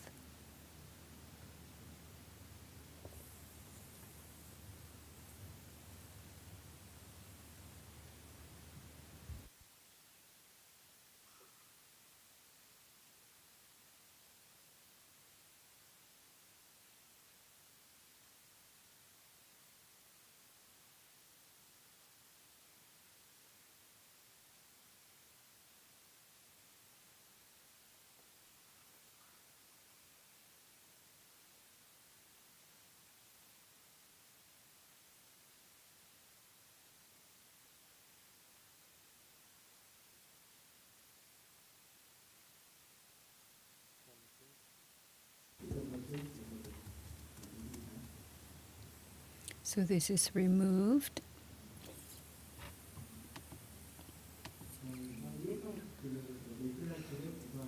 If our kit is used to remove implants,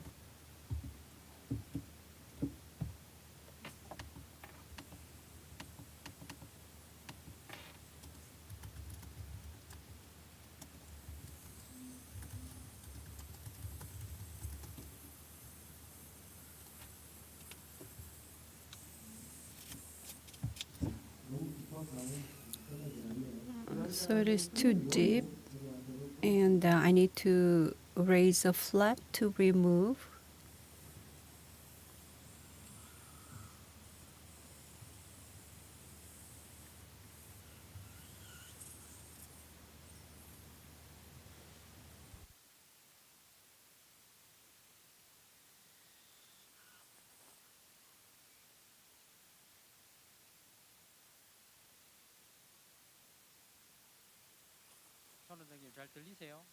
Dr. Son, can you hear? So today, residual root at number 23 will be taken out, right? Yes. To reduce time, last week on this patient, number 23, the residual root was already extracted. Sorry for not giving that information in advance.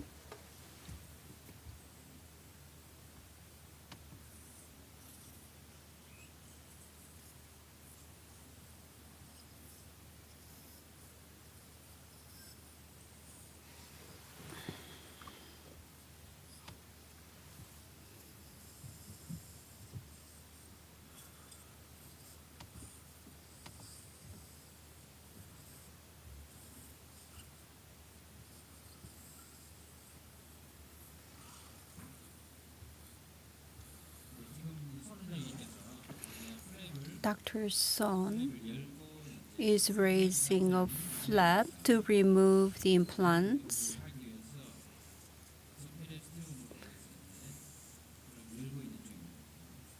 So the flap is raised.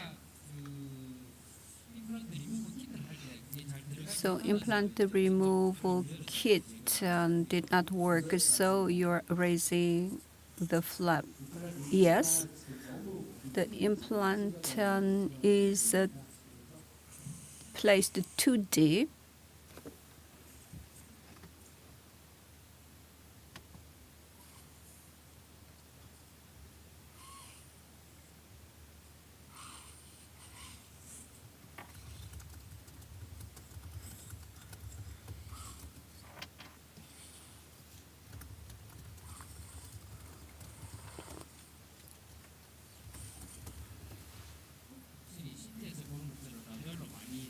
So just as shown on the CT image, it is labially placed.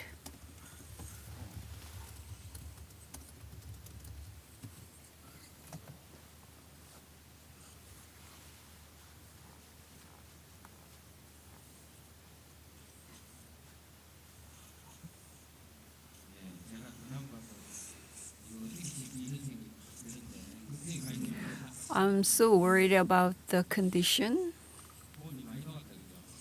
The bone is seriously resorbed.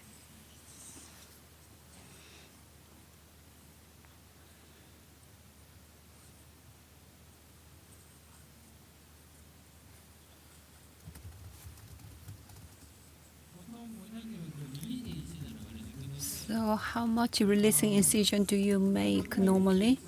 The vertical releasing incision and the periosteum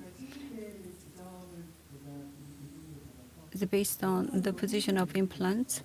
Periosteal releasing incision is going to be made, and that is my usual approach. So there is a lack of labial bone, so you need to raise it quite a lot. So I do not know up to where graft material should be added. The apical point need to be determined first. The anterior nasal spine, up to that point, you need to raise the flap, I believe. Yes.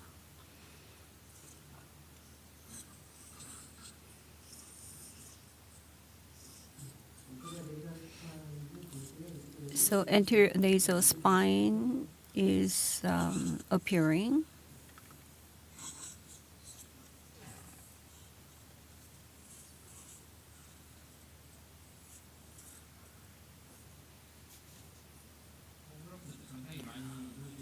And a lot of bone graft needs to be used.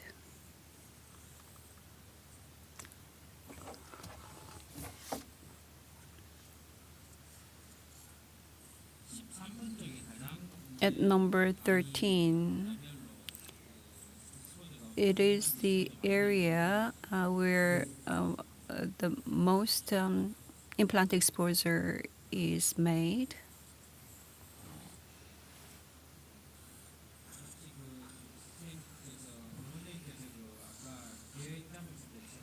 As you planned before, number 12 and 22, the reach is too narrow.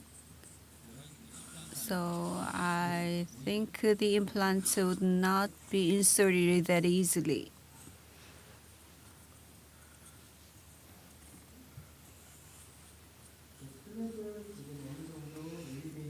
The flap is elevated to a certain degree. And let me attempt and try to remove the implants again.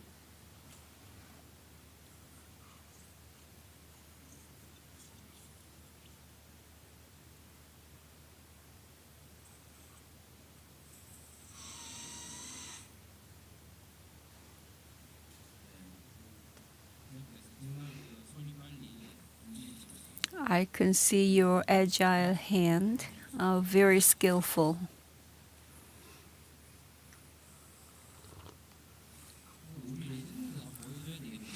I need to show this to our residents because you are doing it very well.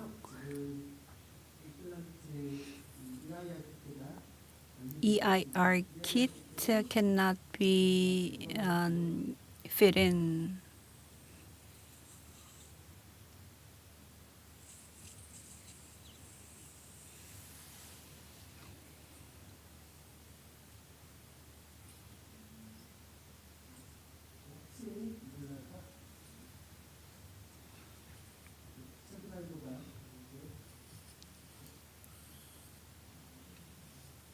Just in case, if a fixture driver can fit in, maybe I can use it. Now it's removed. So when the kit doesn't work, you can use the hex driver, mounted driver. That is another way to remove the implants.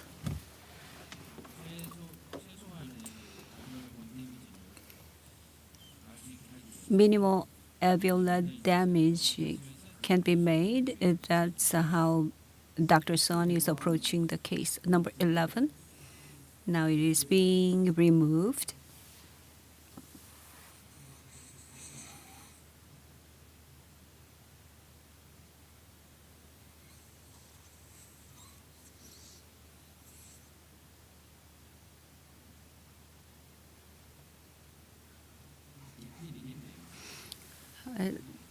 This one is placed really deep as well, like before, yes.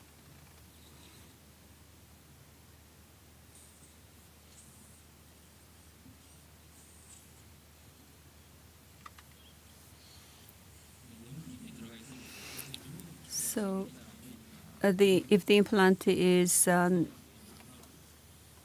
placed too deep, the removal kit cannot fit in, so this is a very tricky case.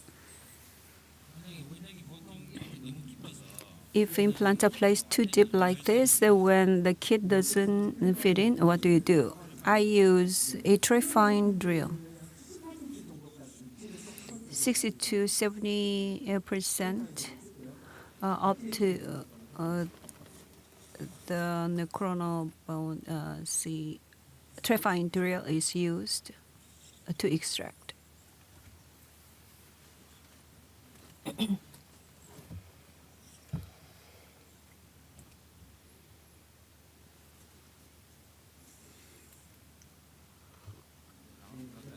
Now it's being removed.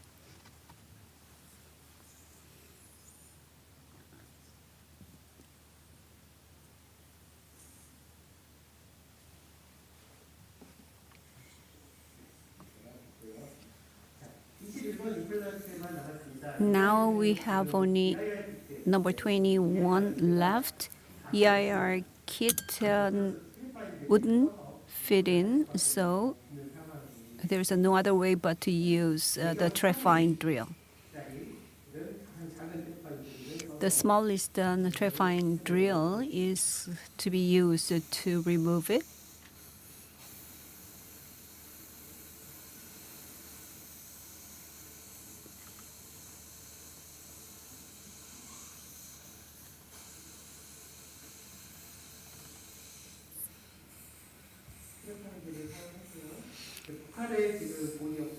So there's no buccal bone. So it is pushed to the buccal side. Now the implant is explanted. Now we have the 3 implants all removed. So there's some bleeding. Correct?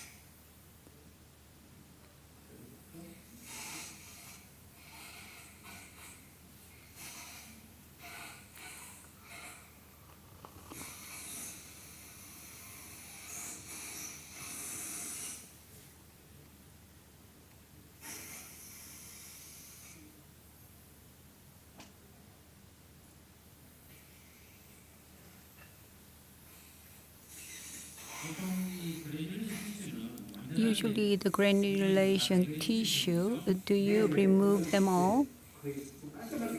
Yes, I try to cleanly remove them. After that, after removing the granulation tissue, do you give some medication? The granulation tissue that is removed, if I'm not sure if it is all removed, I cut gauze and clean it up, the socket again.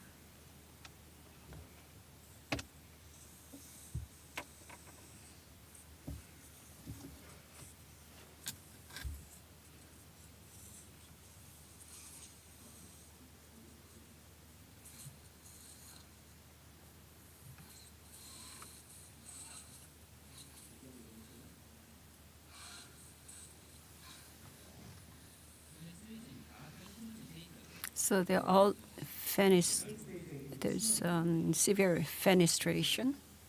Are you okay?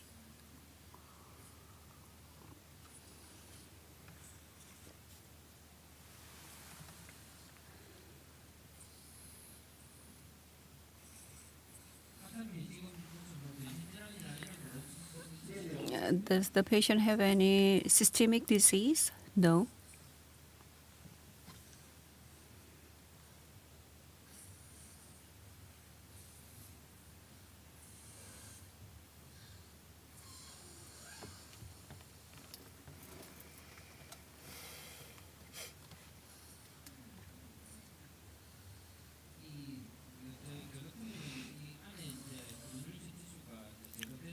So as for me to check the granulation tissue inside, I would wipe the socket out.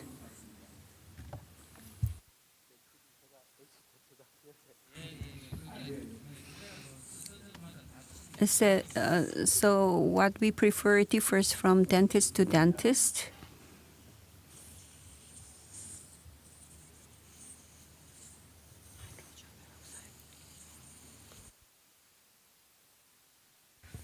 So hydrogen peroxide can be used to wipe it out, the remaining granulation tissue inside. The hygienist, is it your hygienist? Yes, I brought all my staff. Oh, they look very skillful. Cortical perforation will be made for wide-ranging GBR.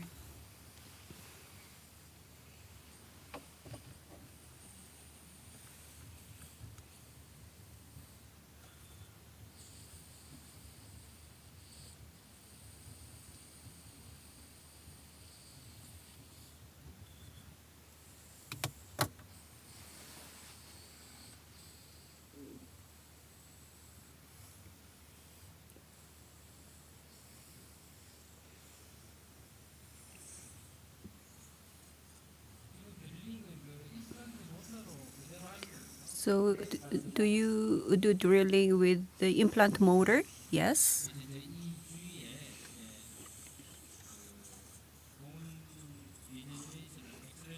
To accelerate the bone regeneration, deliberately, decortication is made for better blood supply.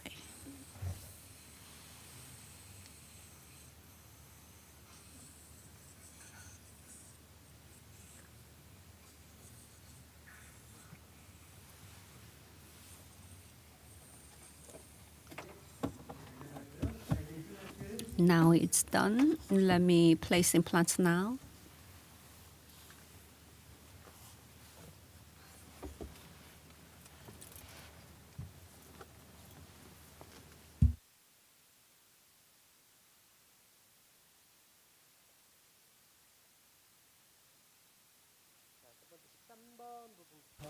So I'm going to start with number 13.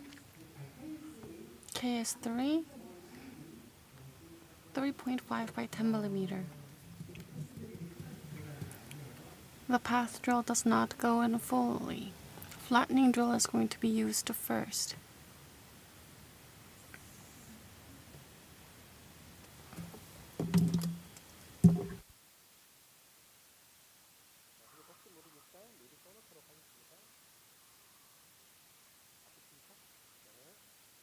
Does it hurt?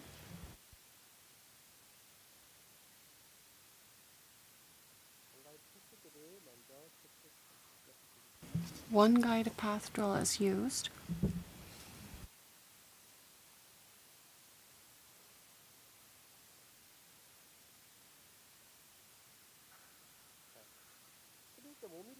So drilling has been done up to 11 millimeters. So I'm going to use path drill.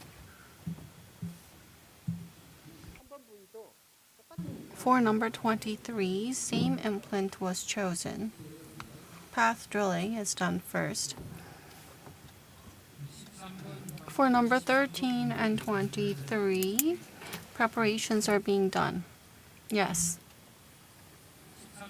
Number 13.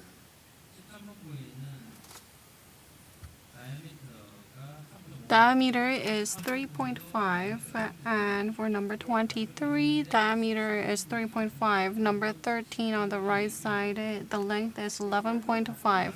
Both sides are 11.5 millimeters.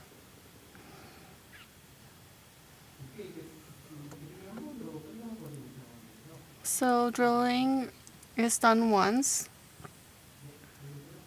Drilling is complete.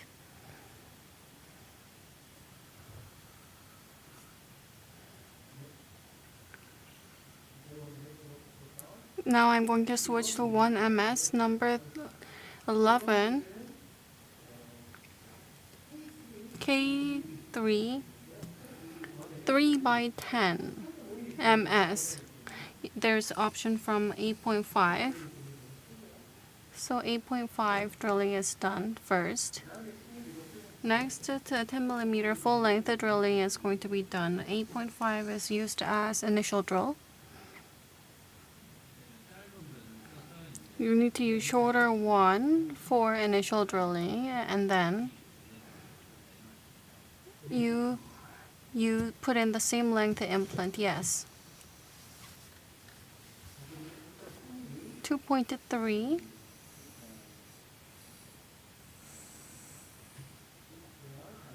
It's done. Implants will be placed. Okay, yes.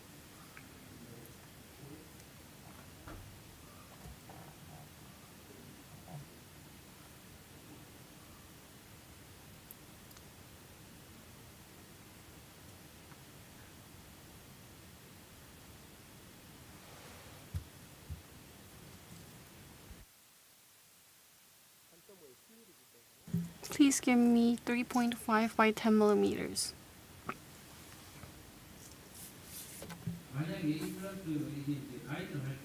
When you use guide, in general, it works nicely. At times, there can be slopes in the ridge, and if it slips, so what do you do? Can you repeat?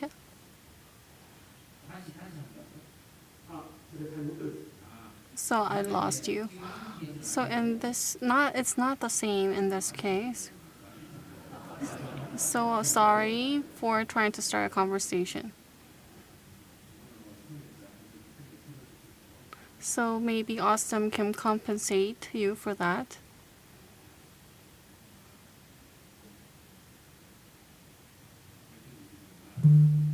So I'm not going to start a conversation in critical moments.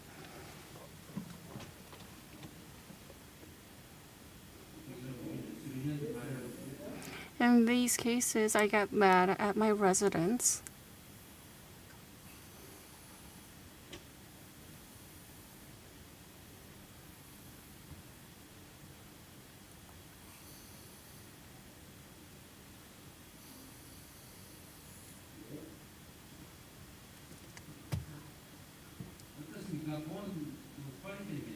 Is bone quality okay? 3.5 by 10 millimeters, please. KS3, 3.5 by 10 millimeters.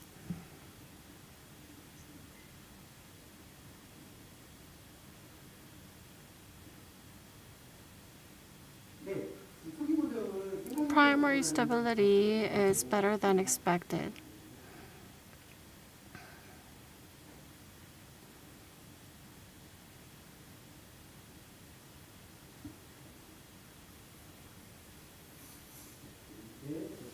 So I'm going to place the second implant.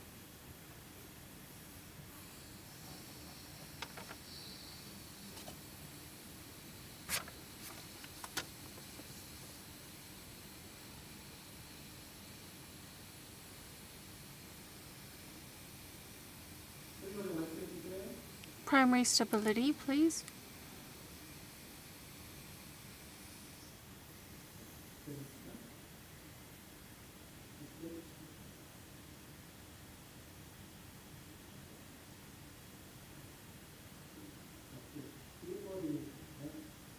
At times it can get stuck like this.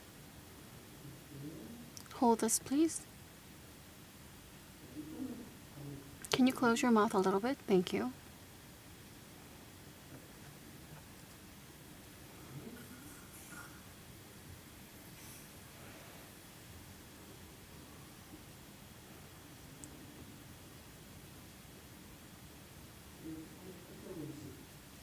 .5 by 10.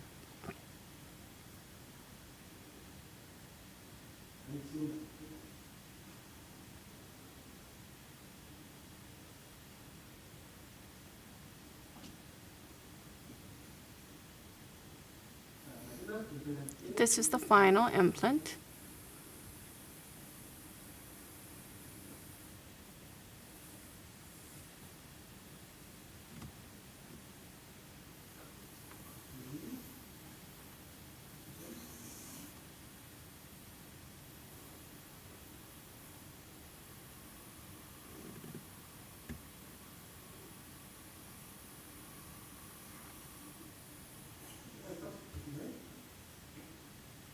Be careful.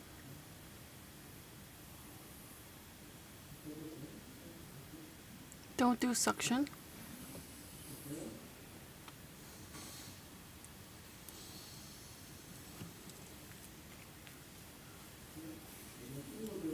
Primary stability. Please do suction.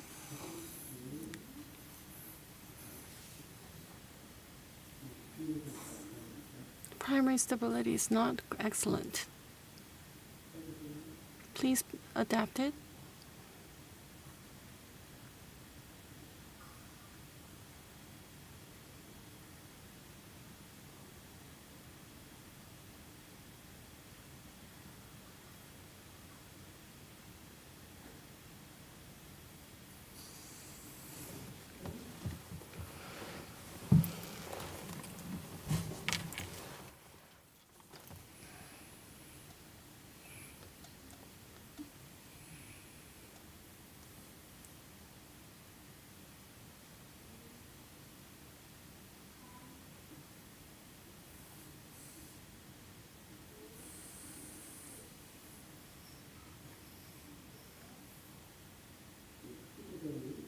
Primary stability is not as favorable as hoped.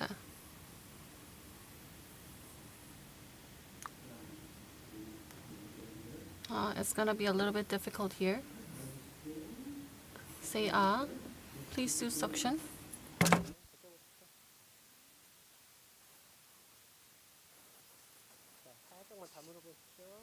Close slightly.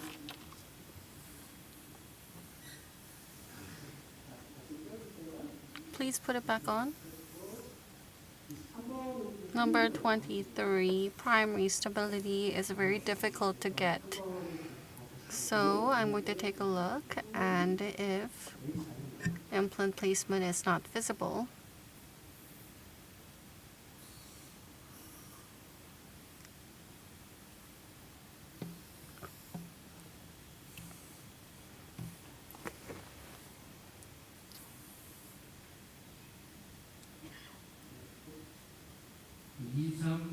Number 23, on the apex side, there's very little bone, yes. So it's more difficult than thought.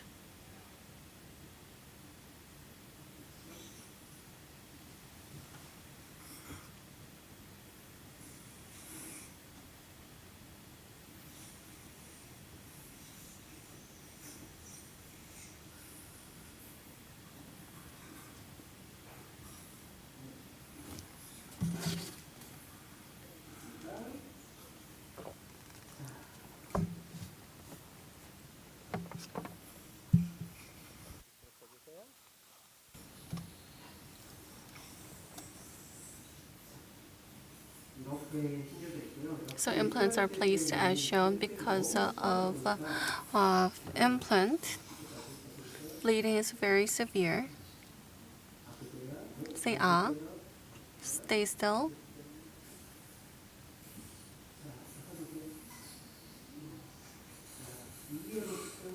Look up, please.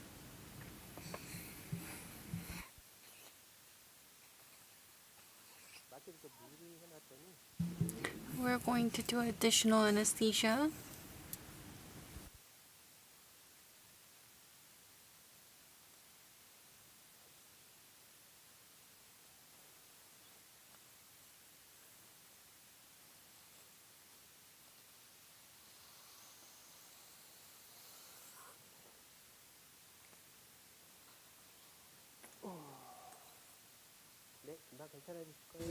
You're gonna be fine in just a moment. Does it hurt here? Say ah.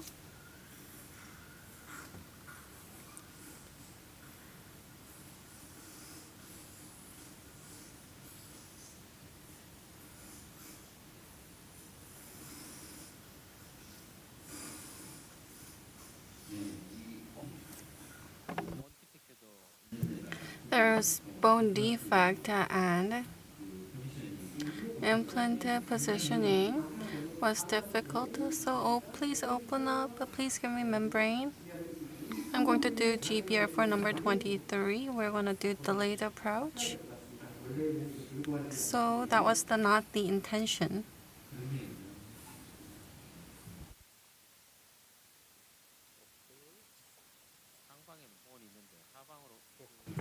So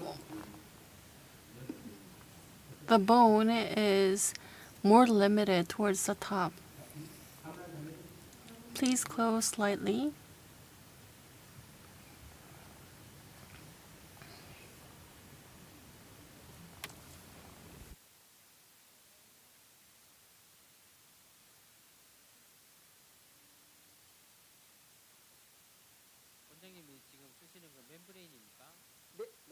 Is it membrane that you're using? Yes. I'm cutting, trimming it. I'm applying the membrane here.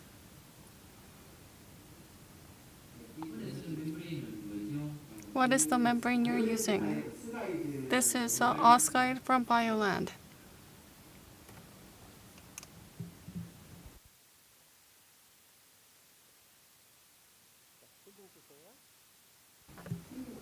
Okay, please give me healing.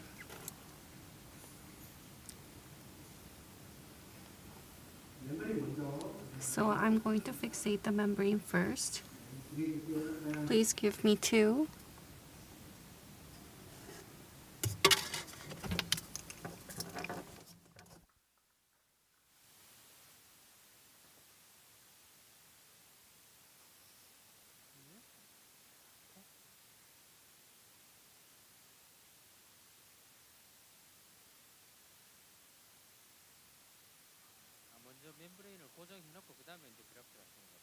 Are you grafting after fixing the membrane? Yes.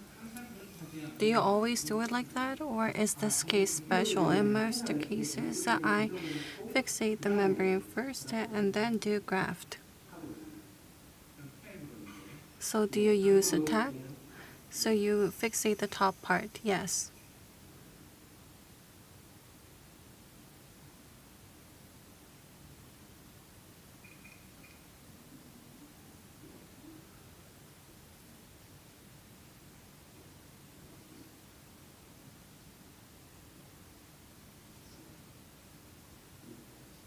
Let's do the other side.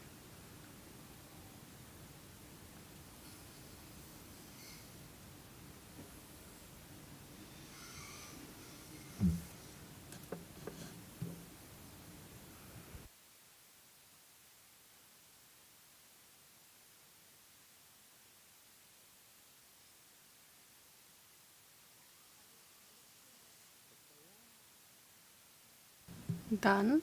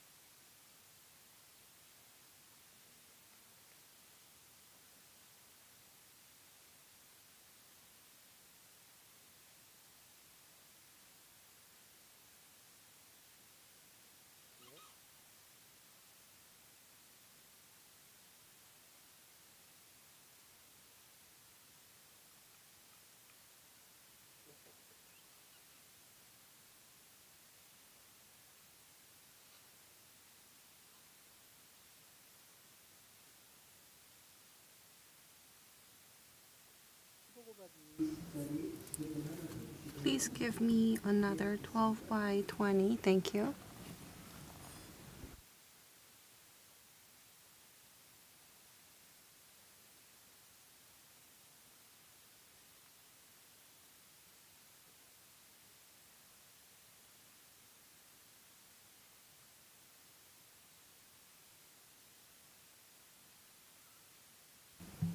Do suction, please. Please give me healing.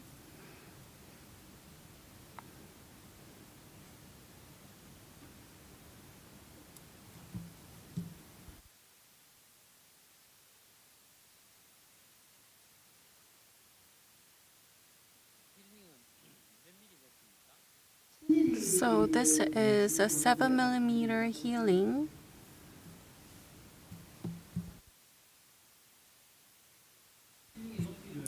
The height of healing abutment, how do you determine it?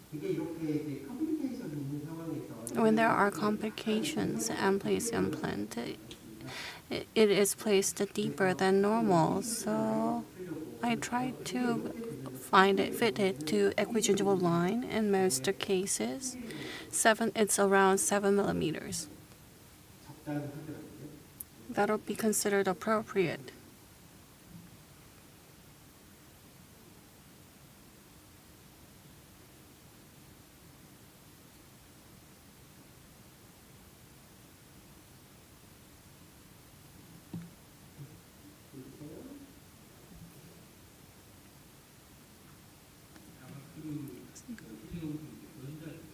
So you're going to utilize a healing abutment? Yes.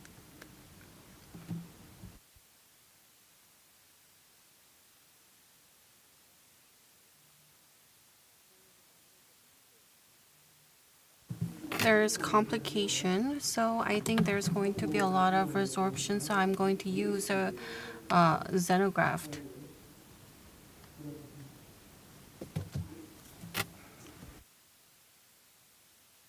I'm going to use AOS.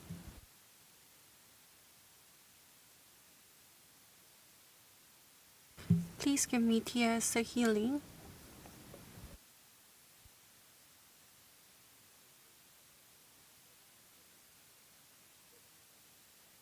So when you choose a bone graft, is there a standard where you utilize which one? Where in the case of upper anterior, because there is a significant remodeling, I try to use xenograft. And in the area where it's in contact with the implant, I try to use allograft. If there's been a complication and if there's continued inflammation, I try to use materials that can resist remodeling.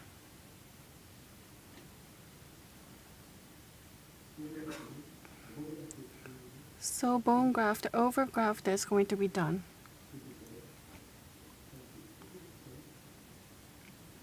Please give me healing abutment.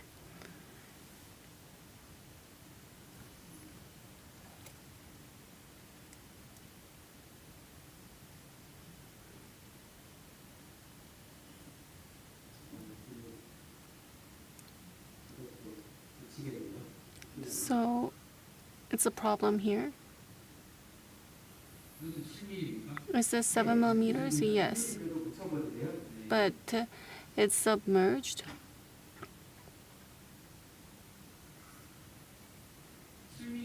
Seven millimeters, but because there's no bone, when you do secondary surgery,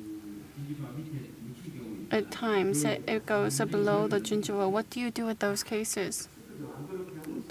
I try to avoid those situations. But there are situations where that is inevitable. So it's going to be complete here.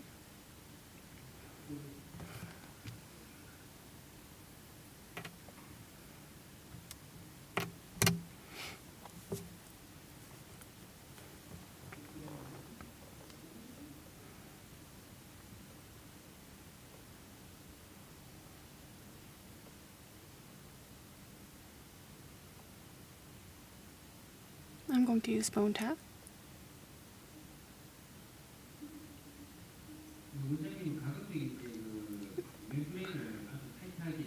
Do you try to fixate the membrane very firmly in order to prevent graft material movement? Yes. So let's move on. Please give me collagen.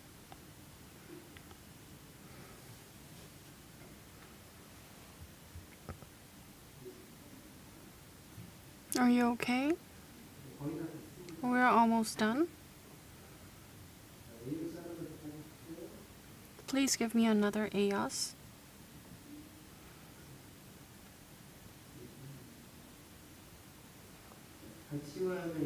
Extraction socket, and in this site where there's been an implant, the EOS collagen block is cut and used as a graft material.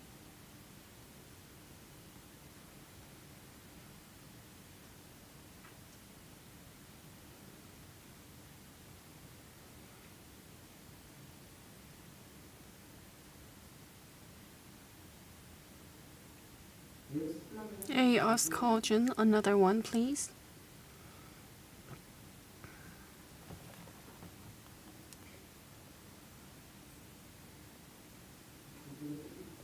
Let's use additional bone tack.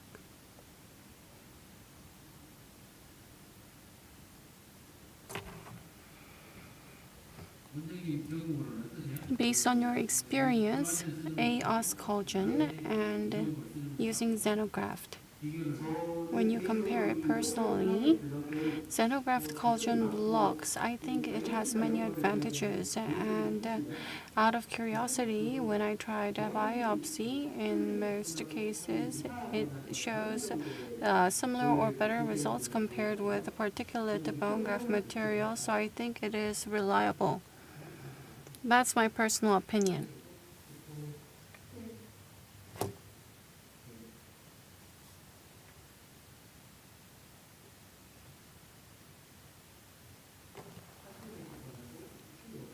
There's no major difference with particulate bone graft material. Bone tack. Do you remove bone tack upon secondary surgery on the apical side? I don't. On the coronal side, yes. During secondary surgery, yes.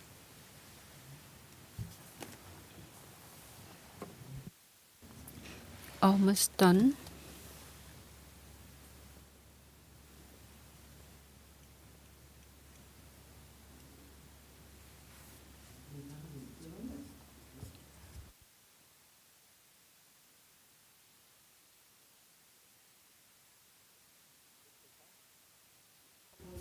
Number 23.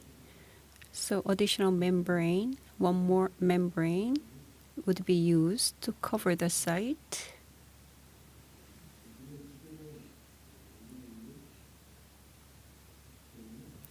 So there's a membrane used before, so this is just to cover.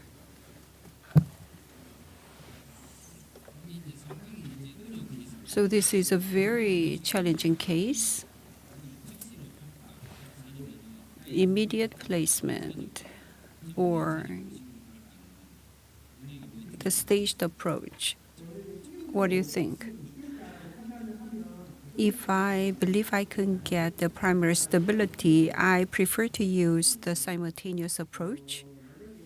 If primary stability cannot be obtained like this, and if maybe staged approach can be better in this case. So you're doing periosteal releasing incision to suture the flap.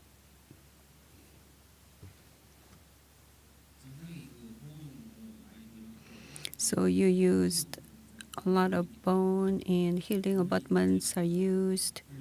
So the flap would be not enough. So releasing incision is made.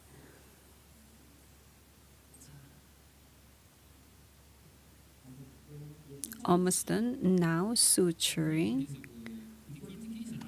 So you did the decortication. When do you do it and when not? Do you have any guideline? Well, for immediate placement, for socket graft, I don't really use it. If I need to do GBR and if cortical bone is thick and if there's no other blood source, I do it in most cases. The suture 40 nylon suture. Do you always use that suture? Yes, in most cases. Rarely I use 50, but in most cases I use 40. That's my preference.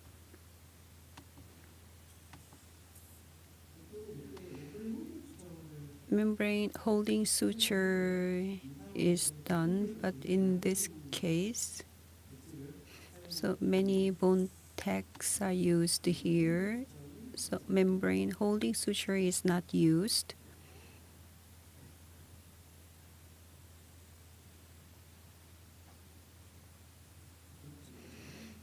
Just that I do the approximation.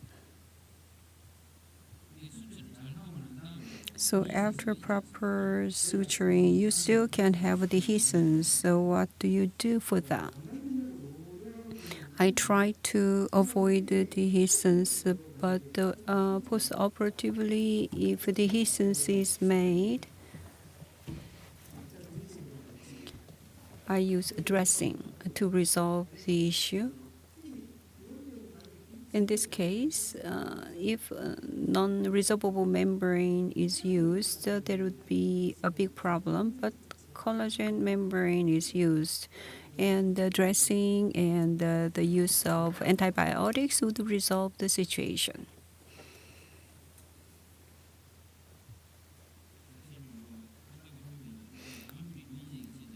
Even with the releasing incision, after suturing, in many cases, they are not closed cleanly, especially when there was inflammation. So if the site is covered with the membrane properly, there'll be no dehiscence. But I'm asking the question because the questions arise on the online site.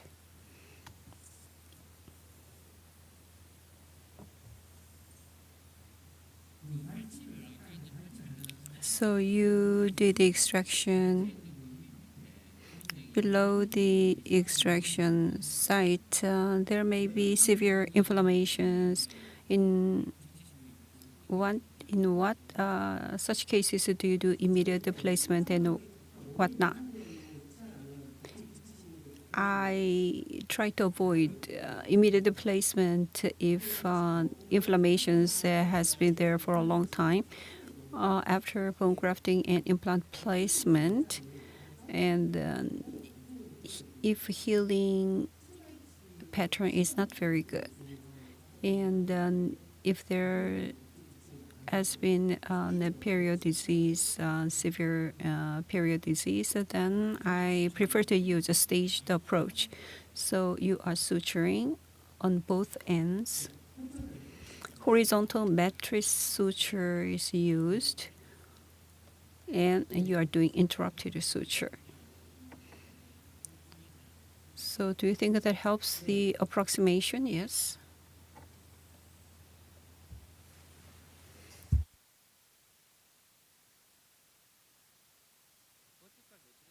Vertical matrix is not used, but why are you using horizontal? The vertical matrix helps, but the range of suture is small, so it's not very good for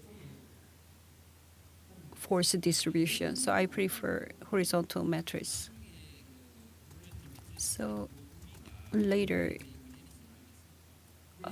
did you experience any perforation at the horizontal matrix suture site? So over it, simple approximation is added.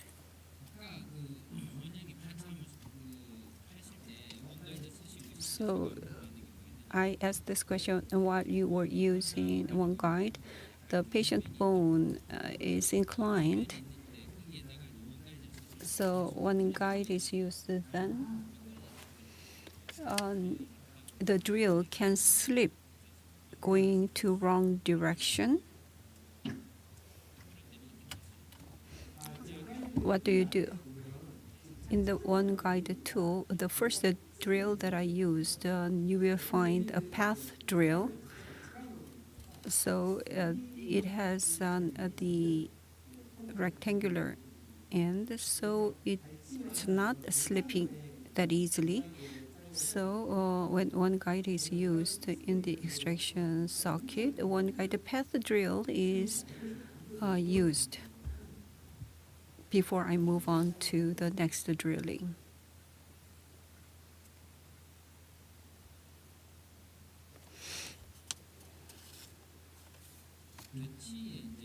In the canine area, the diameter 3.5 millimeter is used as there's no other choice, 3.5 millimeter.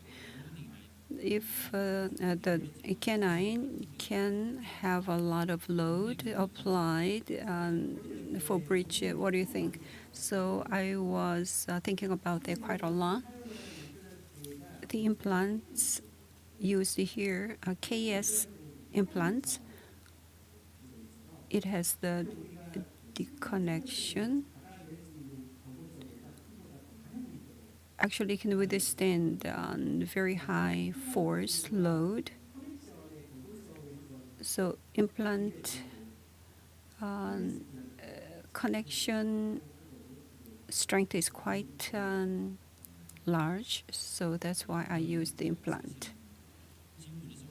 Actually, this is the question from the online audience, and thank you for the answer.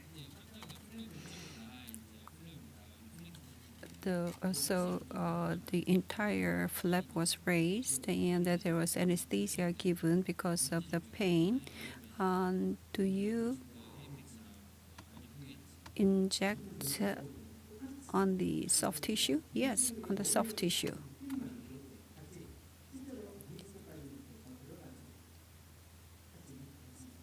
Actually, it's on the soft tissue level.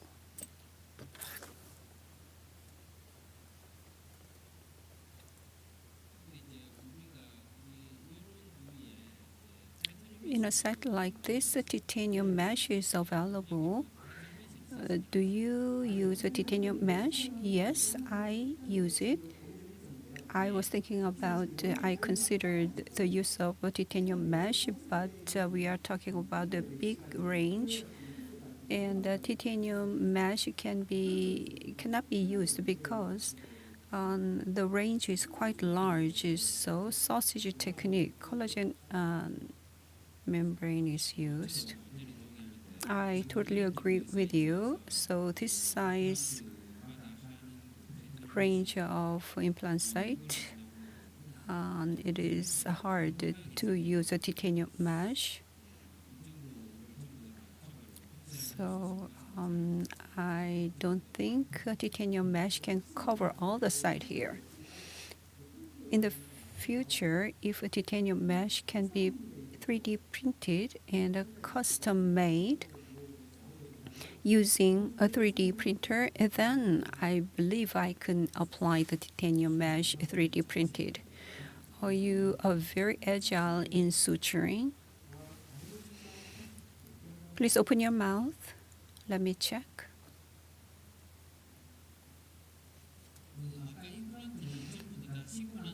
So after placing the implants, you checked the primary stability using a wrench. Yes. At number 13, the value was around 15 at 11, 60 Newton. And at 23, I failed at the placement. So after consolidation period, after bone is regenerated, I'm going to place an implant there, followed by prosthesis. So after surgery, when do you provide a denture or temporary? Usually on the day of stitch out, I take impression and I provide a flipper to the patient. Custom abutment was considered for provisional, but it is regrettable that I cannot provide the provisional today. After the surgery, you need to compress the flap a little bit like this. So you will have a better result if you compress the site like this. So now the surgery is completed. Thank you. Please give him a big round of applause. Thank you. And I would like to thank the hygienists and the assistants. Thank you. And we will get some questions from the floor. We'll get some questions from the floor.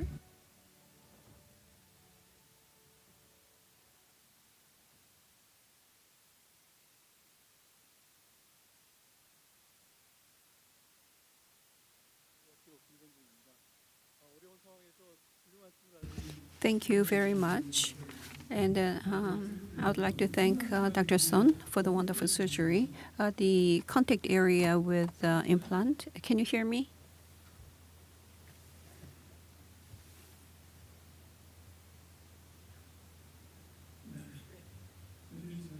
Can you hear me?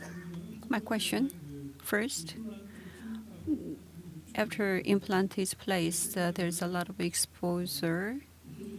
Autogenous bone needs to be used, the first question. And you are very skillful and it works for you, but in the mouth, a bone tech, when you use a bone techs, throat packing using gauze would be good. I was worried that you would drop something in the throat. You are very skillful, so there's no problem with you, but other dentists may be advised to use throat packing. So the question is, if you don't use autogenous bone, do you have still good long-term result? I totally agree with you.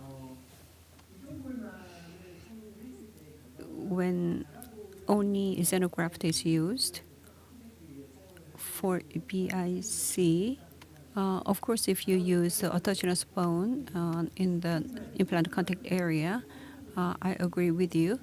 But in terms of contour management, according to the literature, according to many papers,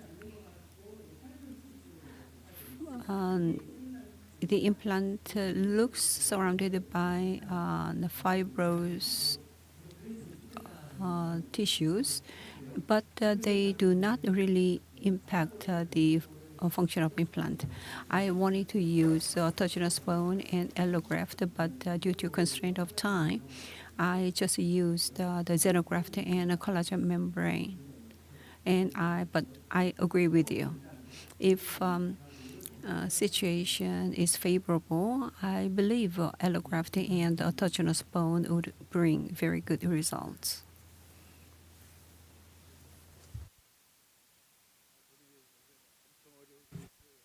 This was a very difficult case. So I'm not as proficient. I have a question. So when you choose implant, you remove the implant. The defect is significant. I don't think I would use a 3.25. And there's very little bone, but actually, this is a fenestration defect. There's no bone on the apex, but there's contour bridge. When you do GBR, you can use, I think you can use a 4.25. And primary stability would be very difficult to get with 3.5. Perhaps I think we can increase the diameter of the implant. Number 23. Wouldn't you use a thicker one or longer one? I think I would have tried, but why didn't you try?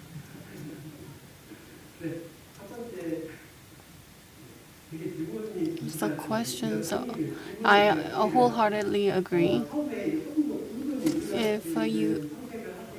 The reason I didn't choose a thicker implant is because of peri-implantitis. If it were a problem of peri-implantitis, I would have used a thicker implant and do a contour augmentation. However, in this case, number 13 and 11, existing implants were removed, but the housing was avoided. I wrapped my hand around it, but that position did not allow for 4.0, and because I was placing 3 implants, I tried to get parallelism. I wanted to maintain parallelism. That is why I chose an implant that can be submerged within the housing, and that's why I chose 3.0 and 3.5. If it had 11 common connection, I would not have tried, but it had deep connection stability. Even with narrow implant, stability is similar to that of regular implants. So based on such expectation, I chose narrow implant. As for number 23, if I had more time, I think I would have tried. Because this is live surgery, we need to continuously make quick decisions.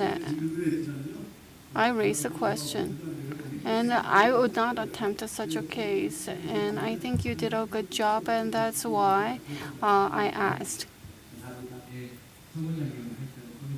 Dr. Song, thank you for the comment. When I looked at it, you weren't sweating, and you were really calm and collected. That was amazing. But I can see you're sweating now. You're receiving questions. Are there more questions? The panoramic image is ready.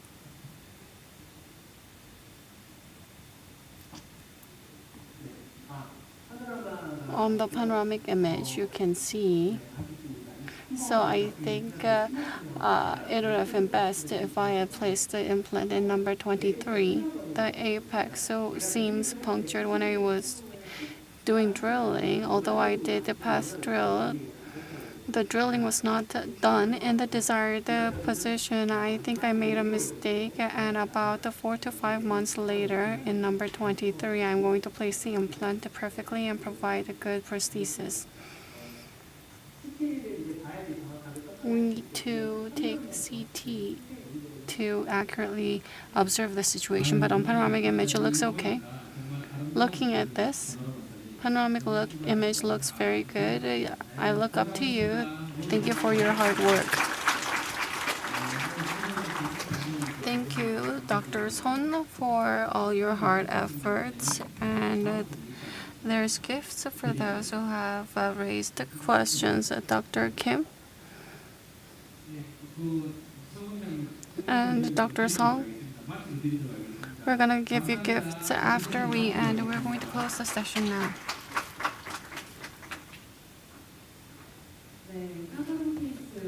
It was a very difficult case, and thank you, Dr. Son, for demonstrating the successful live surgery, and to Dr. Kwon for serving as session chair. As we conclude the fourth session, we'll take a short break. The fifth session will commence in 4:40. The fifth session will feature a discussion that has gained continued interest. Also, don't miss the highly anticipated lucky draw where you could win some great prizes. I hope you stay with us. See you shortly. Please return by 4:40.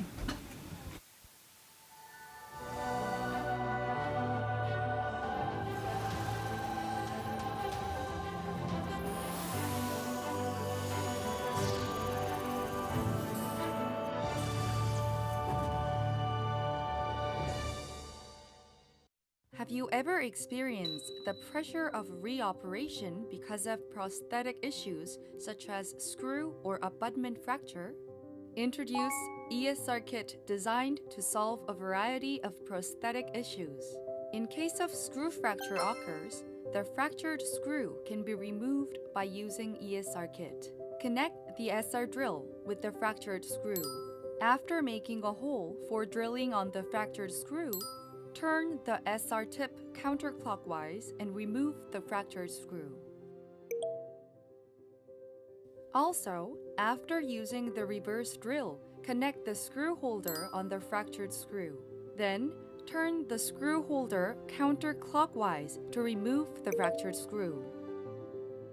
In addition to screw fracture, the ESR kit can be used for removing the fractured abutment, repairing damaged thread of implant and screw hex slip.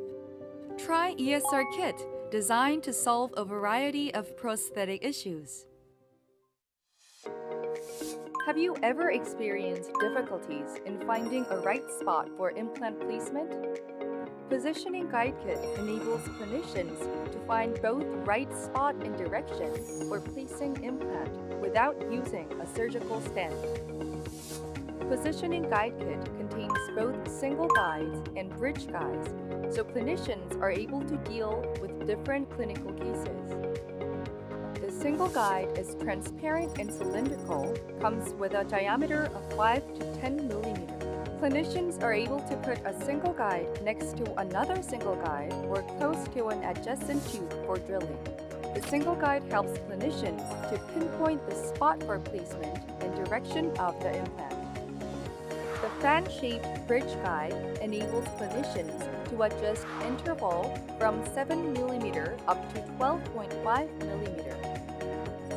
Bridge guide allows clinicians to adjust the interval by the margin of 0.5 mm and to drill toward the same direction as previously drilled site with convenience.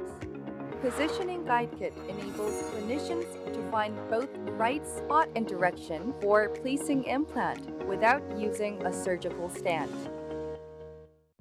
Introducing the One Guide Bone Anchor and Implant Anchor, which are used to fix implant guide. The one-guide bone anchor can be used in cases where it is difficult to anchor a template, such as completely edentulous cases or patients with insufficient remaining teeth. You can also place it vertically in the bone and anchor the template at the position you have planned.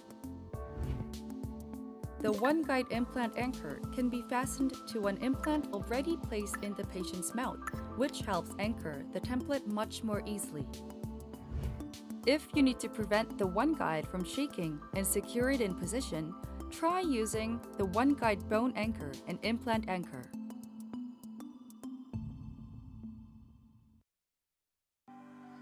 Great unit chairs designed for dental treatment must be convenient for the clinicians to use, feel comfortable for the patient during treatment, and they should also be easy to clean and maintain. I would like to introduce K5 as both a stylish and convenient unit chair.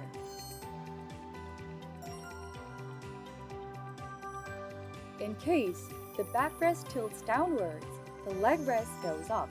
The tilting function prevents the patients from slipping down. It is convenient for the clinicians to carry out treatments and provide comfort for the patients to receive treatments. The K5 also has a wireless foot controller designed to offer an even more convenient treatment experience for the clinicians. Handpiece RPM can be easily adjusted by turning the foot pedal left and right, making treatment.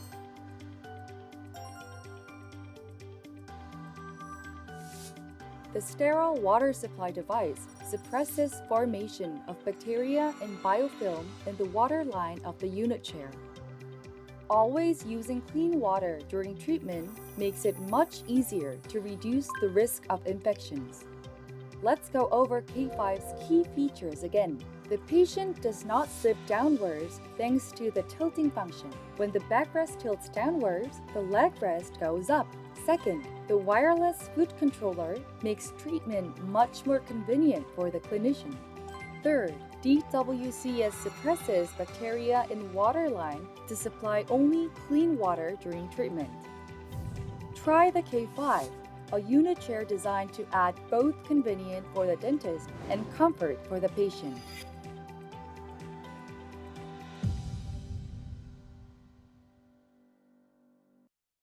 Introducing the SM5, the dental implant surgery engine that provides safe surgery with its accurate torque value and drilling ability.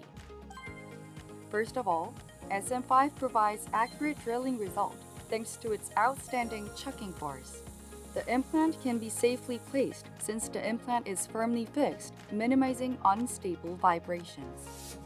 Moreover, the torque value and rotation speed can be checked with ease on the LCD panel during the surgery. Try the SM5, the surgery engine that has outstanding chucking force and that displays the torque value and rotation speed during surgery.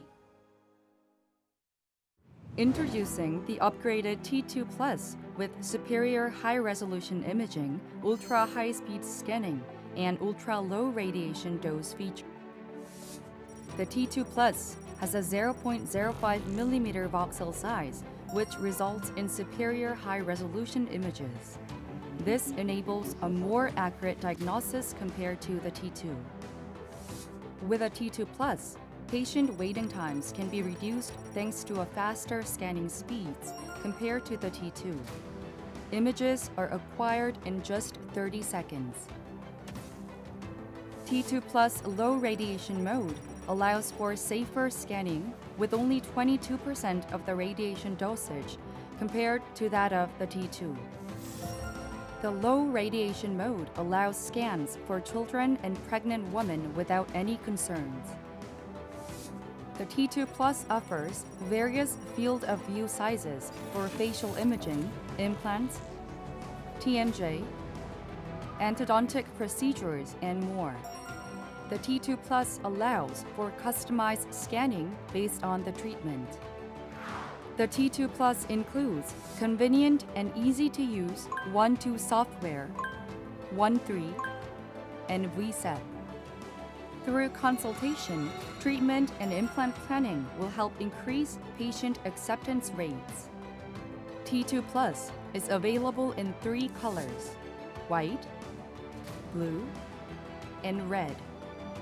You can choose the color that best matches the ambience of your clinic. Introducing the upgraded T2 Plus with clearer images, shorter scanning times, and lower radiation dose. With X-ray images alone, it can be very difficult to convince patients since X-ray images don't offer a complete picture of their oral health status. Fortunately, today's product can help you with this very problem. It's the Snap intraoral camera. One of the most important things you need to consider when choosing an intraoral camera is image quality. To help the dentist explain the condition of a patient's teeth and set the correct course of treatment, intraoral cameras need to take clear images inside the patient's mouth, even though it's very dark inside the mouth. Snap uses a 1.3 megapixel sensor, unlike other regular intraoral cameras that top out at 300,000 pixels. That's why it delivers clear HD images that can satisfy everyone. Another important thing of an intraoral camera, which has to take images as quickly as possible, is the focus function. Snap focuses in just 0.3 seconds when you press an image-taking button and snaps images automatically, which helps produce clear, in-focus images that accurately show the patient's intraoral condition. Some existing products do have an autofocus function, but they have 2 separate buttons, each for focusing and image-taking. However, Snap has a convenient 2-in-1 button.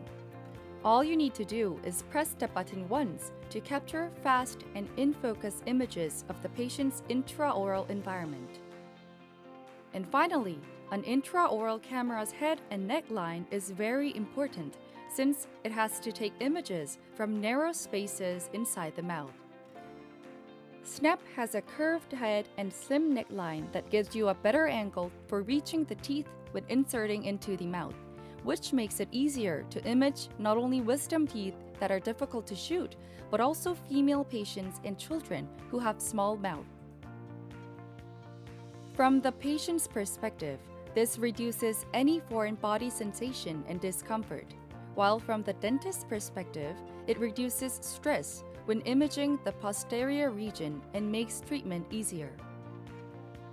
I was able to actually see which teeth require treatment, and that makes me have trust toward the dentist and left a better impression in my mind. I feel like I want to come back to this dentist in the future, and I'm going to recommend this clinic to my friends and family.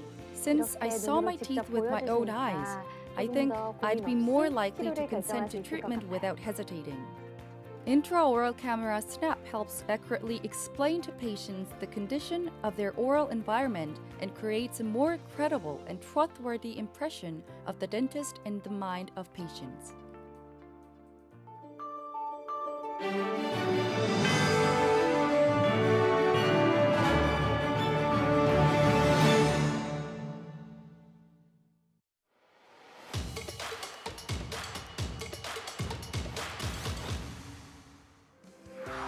Introducing Osstem Implants Hysil Plus.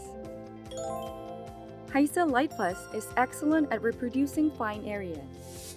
Hysil Light Plus can reproduce 20 micrometer lines without any tears or distortion. The stone model poured from a Hysil Plus impression produces smooth surfaces and separates cleanly. Thus, the user can fabricate accurate and precise prosthetics. Hysil Plus is highly hydrophilic.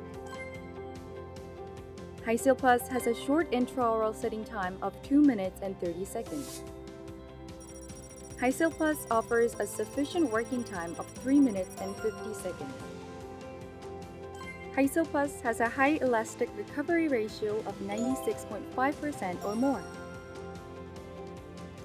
Experience Hysil Plus for accurate and precise impression taking.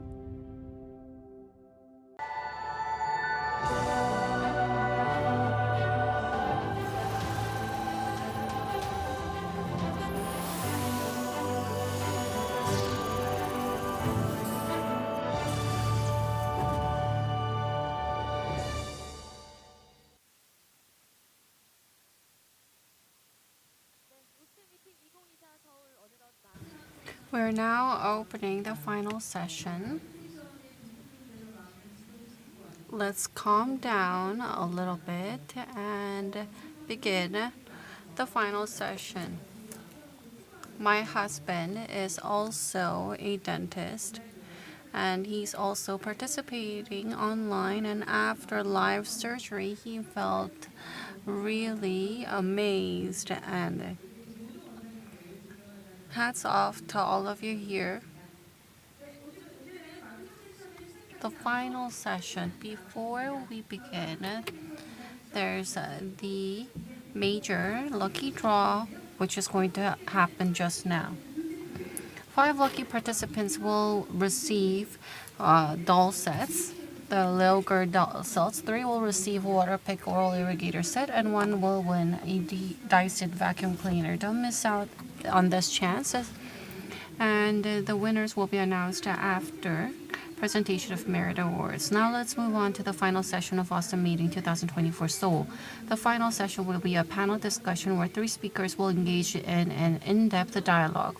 To begin, let me introduce the moderator of the discussion, Professor Yang Seung-min from Samsung Medical Center in Seoul. Professor Yang graduated from Seoul National University School of Dentistry and his graduate school. After completing his residency in periodontology department at the same university, he is currently a professor at the Department of Dentistry at Seongyungan University School. Please welcome him with a warm round of applause. Good afternoon.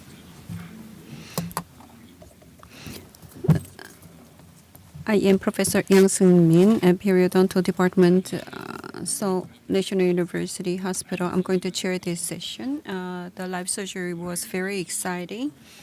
And in line with the live surgery, we have prepared a lot for this discussion. And you will gain a lot of things by listening to this discussion. So year after year, Osstem Meeting is getting popular thanks to the support of many professors and dentists. Thank you. Let me introduce the 3 speakers.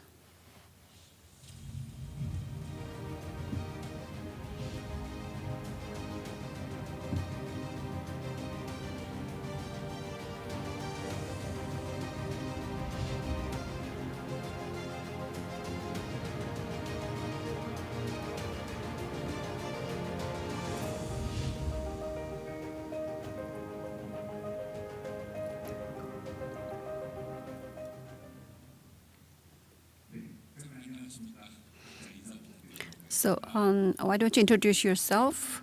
Hello. I am Professor Ji Young-Chu, Busan University Dental School, Periodontal Department. I'm Professor Junyoung Kim, Yonsei University Oral Maxillofacial Surgery. I'm Professor Yoo Seung-lee, Seoul National University School of Dentistry, Prosthodontic Department. As you know, the theme of this meeting is navigating the digital age, minimizing and overcoming dental complications. Based on that, we are going to talk about periimplantitis, overcoming with the digital technology. Before we start, we did a survey among the dentists on the most contributing factor for periimplantitis. If you look at here, if you look at this case, the implantitis, the cause of periimplantitis, that was a survey question. I believe some of you already saw that, and now is for you to think about it. The implant position, prosthesis contour, periodontal treatment, and poor oral hygiene. Let's have a look at the result of the survey.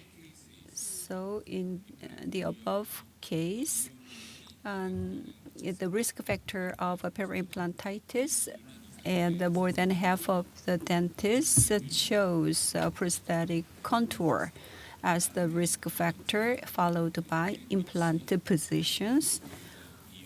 And that was followed by oral hygiene and the periodontal treatment. So looking at this, not just this case, but in general, Now, what would be the most important factors when it comes to peri-implantitis? That was another question. Unlike from the previous case, implant position was chosen as the most important factor, and followed by oral hygiene. Number 3, prosthetic design, and followed by maintenance care. And patient's systemic condition received the lowest answer.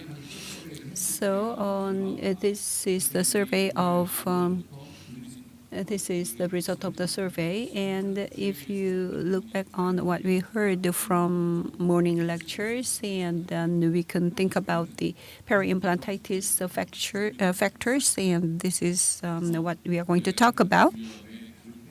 So when we deal with the peri-implantitis, how to diagnose it, and what is the prevalence, and the risk factors of peri-implantitis. When that happens, how can we control that? Lastly, and if we use a guided surgery, what factors need to be considered? So in that order, let's talk about it. As you know, diagnosis.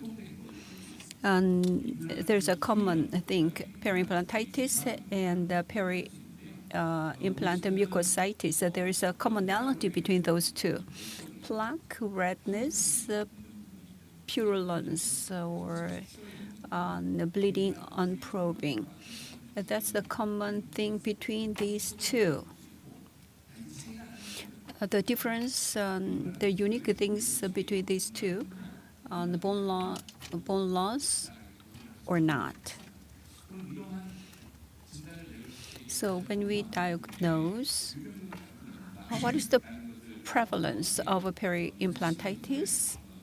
In 2012, EAO had the consensus conference. 10% of implant placement and 20% of patients suffer from peri-implantitis. So over time, more and more patients would show peri-implantitis. So we need to be prepared for that. So that is the information that we have. My question to you is that peri-implantitis patients, do you have many such patients? We have not prepared the data here, but according to many papers, many papers talk about peri-implantitis patients. And when you place implants, how do you control the risk factors? Risk factors of peri-implantitis: patient-related factor, surgical factor, and prosthetic factor. And let's hear from our professors. Dr. Chu, why don't you go first? Peri-implantitis. The factors that contribute to peri-implantitis. Let me introduce this study and then move on to the study. In this study, 8 factors increase peri-implantitis probability. Let's look at clockwise direction. History with periodontitis. The BOP and over 5 millimeters of pocket depth, and compare with age if there's more bone loss, and if there's periosusceptibility and SPT supportive periodontal treatment. How often period treatment or checkup is done? If this is not done properly, there's increased risk. The restorative margin and bone, if they're too close, this can cause problems.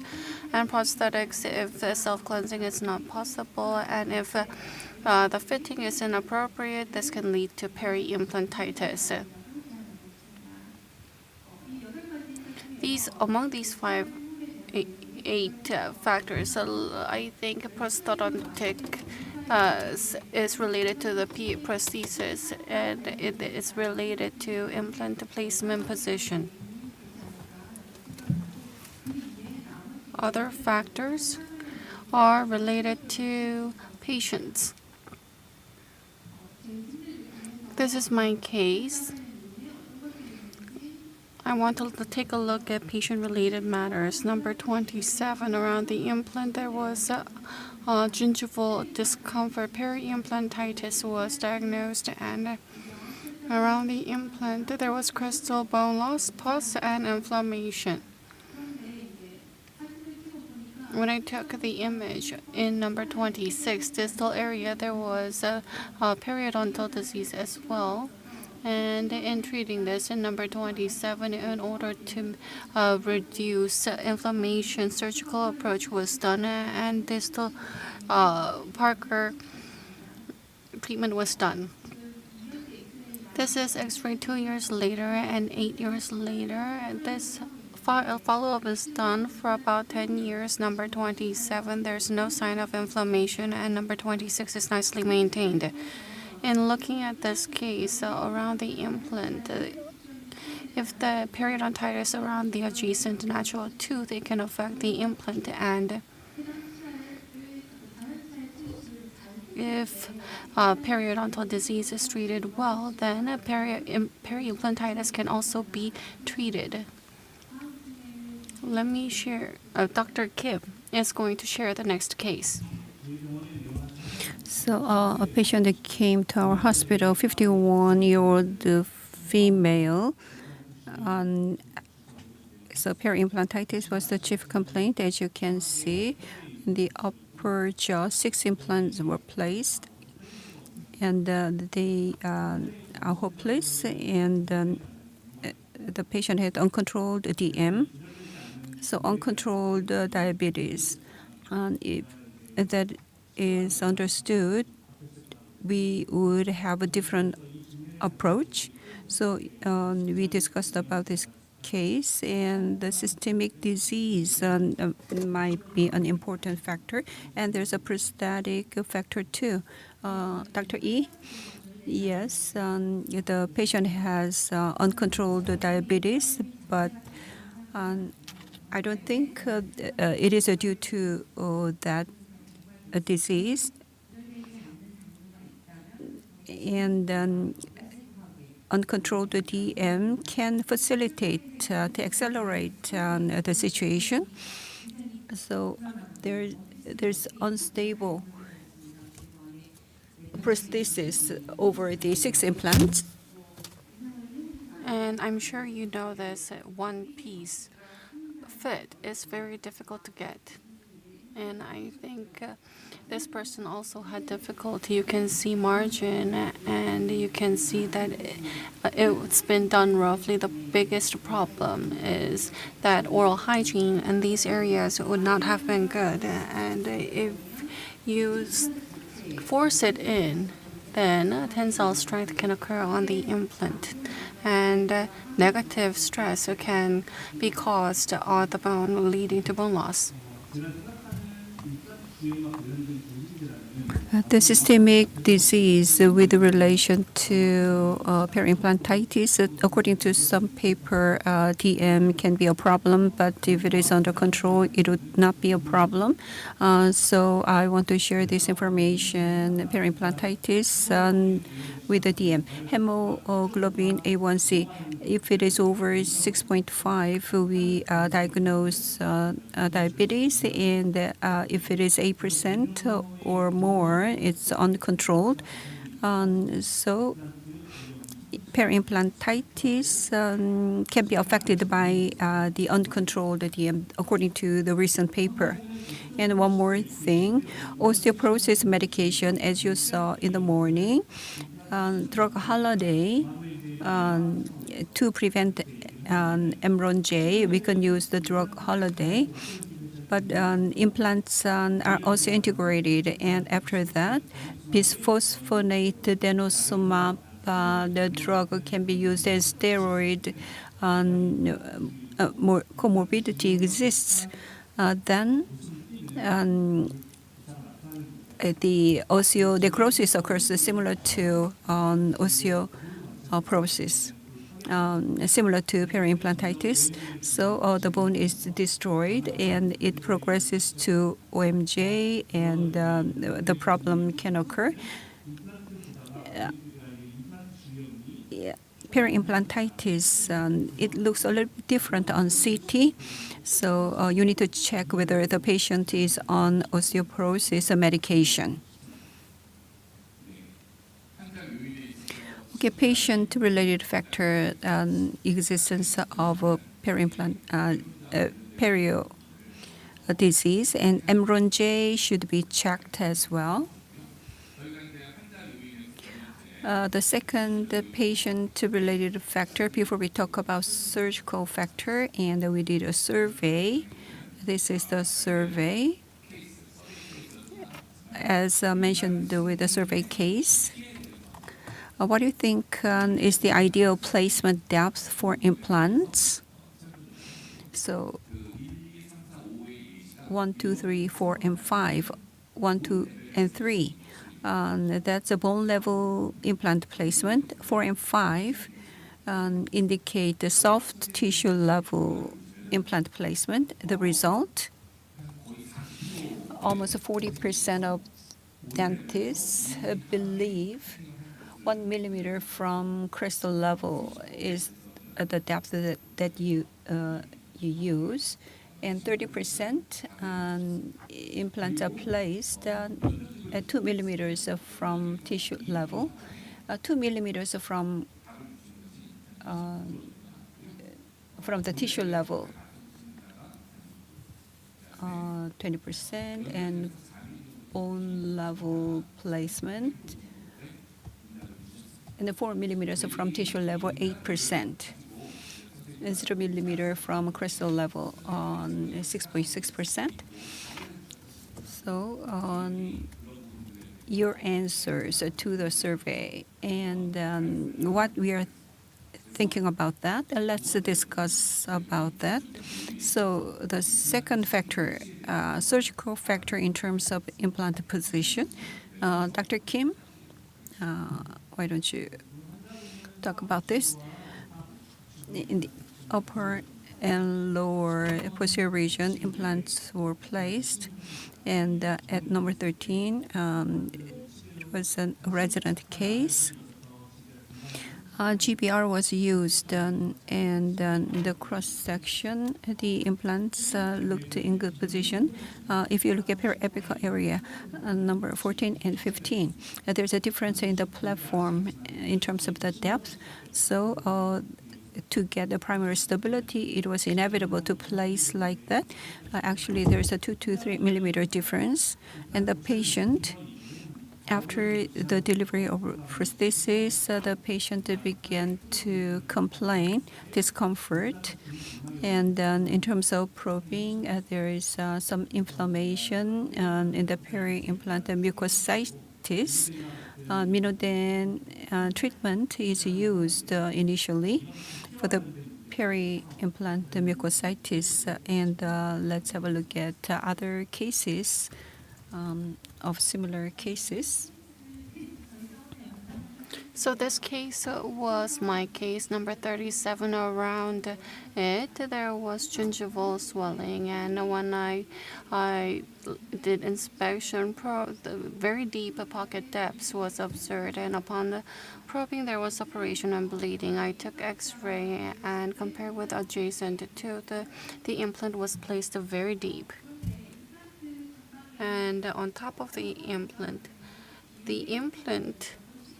the abutment was very long, and inflammatory response was mostly related to the abutment. In 2014, there was no bone loss around the implant, and around the implant, I thought it was a peri-implant mucositis. So non-surgical approach was taken, and subgingivally root planing was done, and antiseptics were provided, and a non-surgical approach was taken, and after pain pain reduction, the pain did not return.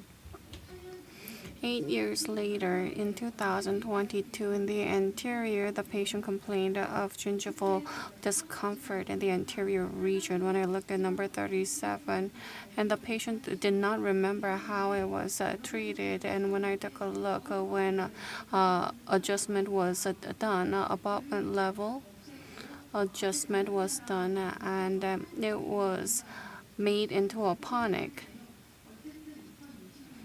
In 2022, around the implant, there was a bone loss, and the adjacent tooth was hopeless as well. When I looked at this case, so in a period pocket, inflammation can occur, and with repetition, alveolar bone loss can occur, and if implants are placed this deep, it could be problematic. If you look at the studies, BOP,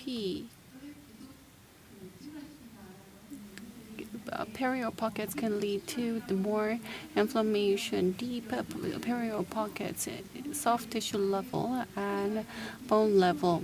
If deep pockets can occur in such cases, and more so than bone level, or if the gingiva exists thick, then when you first deliver abutment, because there's nice soft tissue sealing, there's no probing, but if it becomes susceptible, the attachment can become reduced, and it can lead to deep period pockets. This is a different study, and if the probing depth increases by 1 millimeter, BOP increases by 1.8 folds. BOP, it is in relation to inflammation in terms of period health, and this is a very meaningful indicator. So in conclusion, if you place implants deeply, then there's higher possibility of deep probing, and it can lead to inflammations.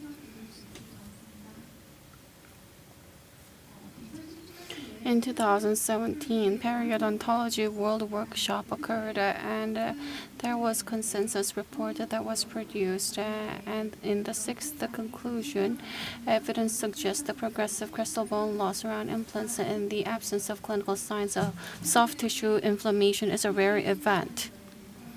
Hence, if you place the implant deeply, it can lead to peri-implantitis. In that case, doesn't mean that we need to place the implant shallow. If you place implants shallow, these kind of problems can erupt. We can often see these kind of problems.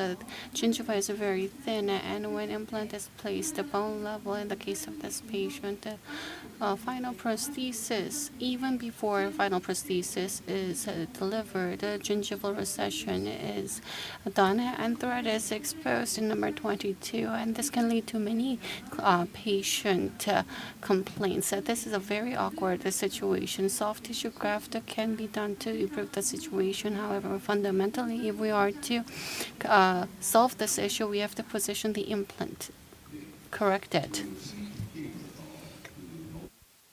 If an implant is placed too deep or too shallow, there are problems. And regarding the implant depth, we need to consider prosthetic aspect. What do you think about that?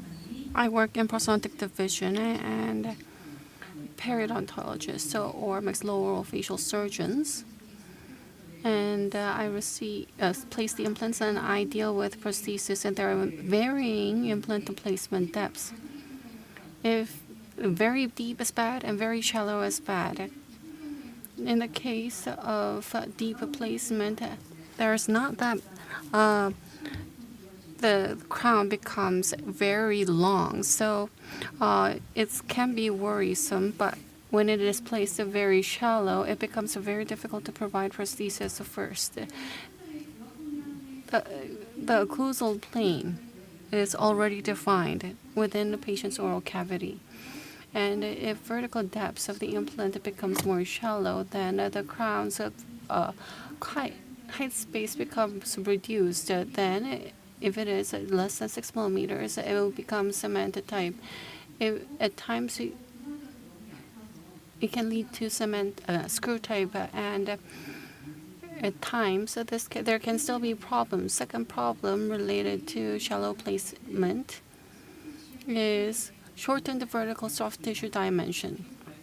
I'm sure I'm going to mention it later, but in this case, biological width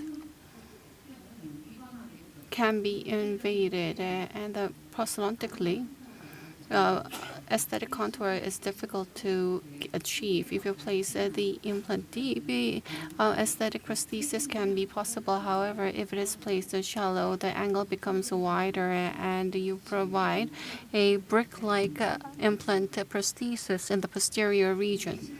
Let me give you an example.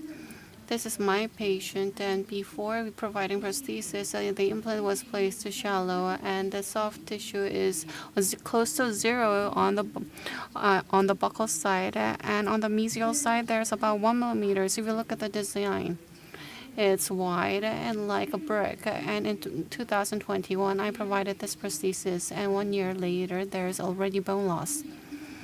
The patient did not have inflammation, but because of bone remodeling, there was bone loss, and the soft tissue vertical dimension was reduced, and prosthesis design was unnatural, and this led to bone loss.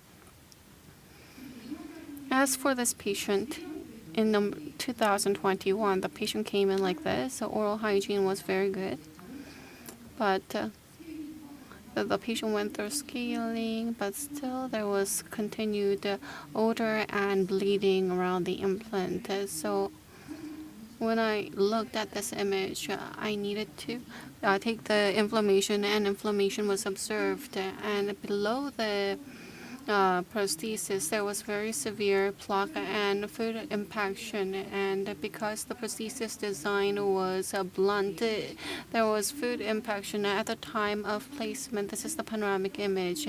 At bone level, it does not look very shallow, especially in the case of number 47, it's deep, and 46 is equilevel, but from soft tissue perspective, I think the patient was very thin biotype. We should not just think about the crestal level, but we also need to consider implant placement depth, tissue level, and because the patient had prosthodontic problem, I provided contouring, and inflammation was reduced. However, the bone loss that already occurred could not be resolved. If number 46 was placed slightly deeper, then problem would have been avoided.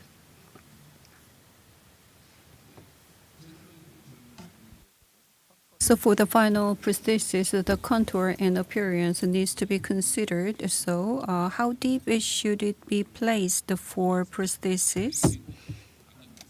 As mentioned before, if it is placed deep, inflammation can occur. So this is something we are struggling with. From the periodontal perspective, Dr. Chu, what's your comment?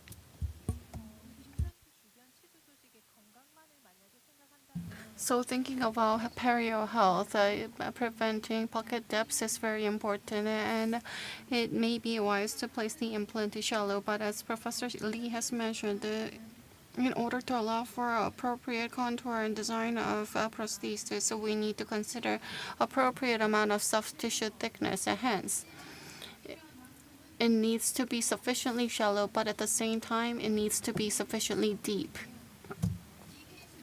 If you look at this case, in general, in number 26, 27, when we need to place implants, this is how many people place implants. When I first took a look at this patient, the patient said there was bleeding around gingival and felt uncomfortable. There was a very deep perio pocket, and there was a probing upon bleeding. And on X-ray in number 25, compared with number 25 platform, the implants in number 26 and 27 were placed deeply, and there was difference in platform as shown. The prosthesis cervical area was different. So unless the patient did thorough teeth brushing, I thought that in between number 26 and 27, thorough cleaning would be easy. Considering perio health, rather than placing implants this deep, ideally, we need to consider the adjacent implant and vertical position needs to be similar to adjacent implant for healthy perio conditions in order to avoid deep perio pockets.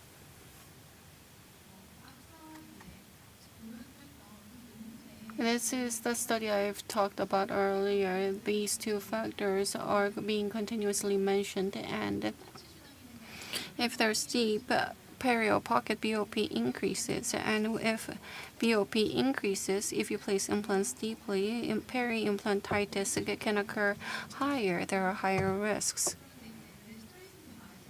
In terms of restorative margin, if the distance between the restorative margin and bone is short, then it becomes a higher risk. In other words, if the distance is limited, it has been placed shallow. Here it says that if you place implants shallow, then it can lead to peri-implantitis. So then you might wonder how we should place the implant, deep or shallow. I have talked about how perio pockets can cause problems. So I've emphasized that you should not place implants deeply for the sake of perio pockets, but from a different perspective, certain level of depth is important. And I'm sure you have heard of concept biologic width, and this is something that is taught at the very beginning, and 2.04 millimeters need to be secured. Biologic width, easily put. From alveolar crest, there needs to be 2.04 millimeters of gingival attachment in order to form physiologic barrier and cause less inflammation. And on top of alveolar bone, if you need to secure certain level of soft tissue attachment, or even around the implant, we need to secure biologic width as well. And this has been emphasized from a long time ago. There has been many human studies and animal studies. But peri-implantitis and peri-implanted gingival attachment, it needs to be more than 3 millimeters. Biological width around the implant. Let's think about the soft tissue that surrounds it. Clinically, then we will be able to get some more insights. Based on this research, 4 millimeter thickness was here, and there was a 2 millimeter thickness, and crystal bone level implant placement was done. And after 6 months since abutment connection, prognosis was observed. In the area where there was a 4 millimeters, there was a very little change in crystal bone level, and in the area where there was 2 millimeter thickness, a physiologic bone remodeling occurred, and about 4 millimeter of soft tissue was gained. Bone loss occurred to gain soft tissue thickness. Hence, clinically speaking, when we place implants, we need to think about the soft tissue thickness, and this is something that we need to take a note of. In patients with a thin biologic type, we need to form soft tissue space. More so than bone level, it is better to place implants slightly deeper. Implant placement depth. In terms of reducing perio pocket, it is better to place implants deep. While considering biologic width, there needs to be about 3 to 3.5 millimeters of space. Thank you. So periodontally, that much space would be required. What about the prosthetic consideration in determining the placement depth, Dr. E? So placement depths, there can be minor differences from perspective. So I want to share with you a couple of cases where implants were placed shallow. Number 16 and 17, periodontally, the extraction was done because the condition was not good. The soft tissue vertical dimension was about 0 to 1 millimeters. This was placed in 2020, and I provided prosthesis August in the same year. And in the case of the shallow implant placement, biological width can be affected, and prosthodontic phase can be affected as well. I did my best in designing it, and I noticed the bone under resorption, and in 2022, this was changed to tissue level implant, and extraction was done because of inflammation. and bone resorption occurred significantly. That is how much. That shows how much biologic width is important. And the patient had a past history of periodontitis. In this case, then what should be done? There's very sound alveolar bone, and the extraction was done because of crown fracture, and in the posterior area, 2 implants were placed. The soft tissue vertical dimension was about 0 to 1 millimeters. In August 2020, and this is contour. This looks very good. This is image after 3 years. There has been a bit of bone loss. Periodontally, it was very sound, and aggressive bone loss did not occur. However, gradual bone loss does occur. The soft tissue thickness or biologic width, regardless of whether the periodontal condition, these continue to occur. As emphasized before, in determining placement depths rather than bone level, I think we need to consider the tissue. Start from the tissue level, and we need to consider 3 to 4 millimeters of biologic width, and we need to create a condition for favorable prosthesis design. Ideal design. I'm sure the emergence angle should be, if the emergence angle is over 30 degrees, it can lead to peri-implantitis, so it needs to be less than that. Rather than a convex one, it needs to be concave in order to reduce the likelihood of peri-implantitis. At 30-degree emergence angle, let me give you an example. This is a study published last year. In the posterior molar area, if mesiodistal distance is about 10 millimeters, and if you use 4 millimeter diameter implant here, then the emergence angle, in order to get 30 degrees, how deep should we place it? And I used a trigonometric function to get the number, and the height is 3.4. So 3.4 millimeters deep from the soft tissue level to get 30 degrees, and you need to place it deeper in order to get an angle that is smaller. The numbers are, a lot of numbers are here, and clinically my recommendation is this.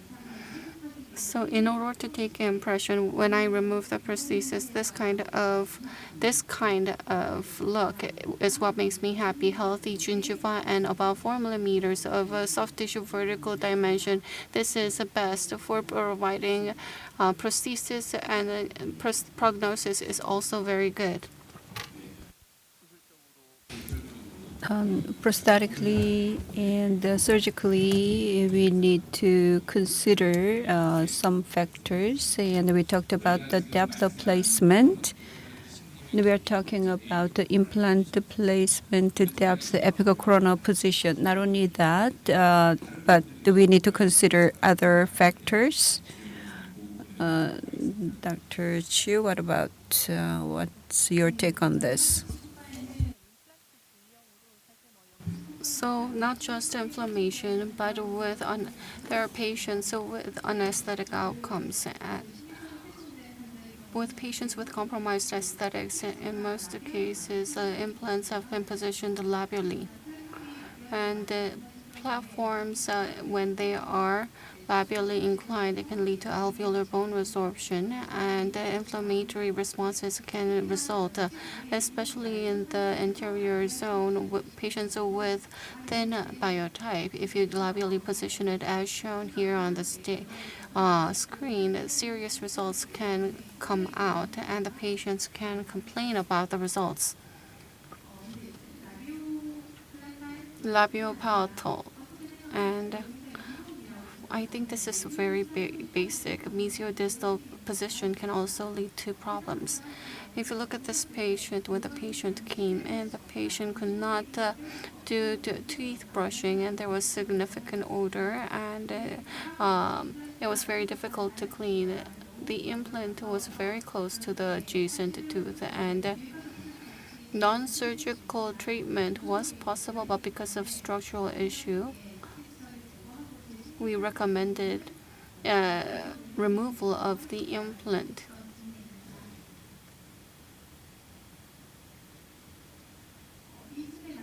If you look at this case, this is the posterior region in the lower, and there's 3 unit implants on both sides. And when the patient first came in, the patient complained of gingival discomfort. In the case of the lower, I used on one side a non-surgical approach was used, and the situation improved. But on the other side, despite the same approach, there was continued odor and discomfort. So I looked at why there was such difference. Soft tissue-wise, on both sides, the gingiva was thin, tight, and there was insufficient keratinized tissue. However, vestibule space was sufficient, so I thought that it could be overcome. When I took a closer look in the case of lower, the implant-to-implant distance was significant. On prosthetic level, self-cleansing was possible, but on the other side, you can see that number 35 and 36 were placed too close to each other, and the top of the implant was vertical difference was observed, and embrasure space was not considered upon providing prosthesis. Mesiodistal positioning is something that we need to consider. This is something that is easily overlooked when we do implant placement. At times, people make mistakes. This kind of structural issues cannot be overcome by periodontal issues.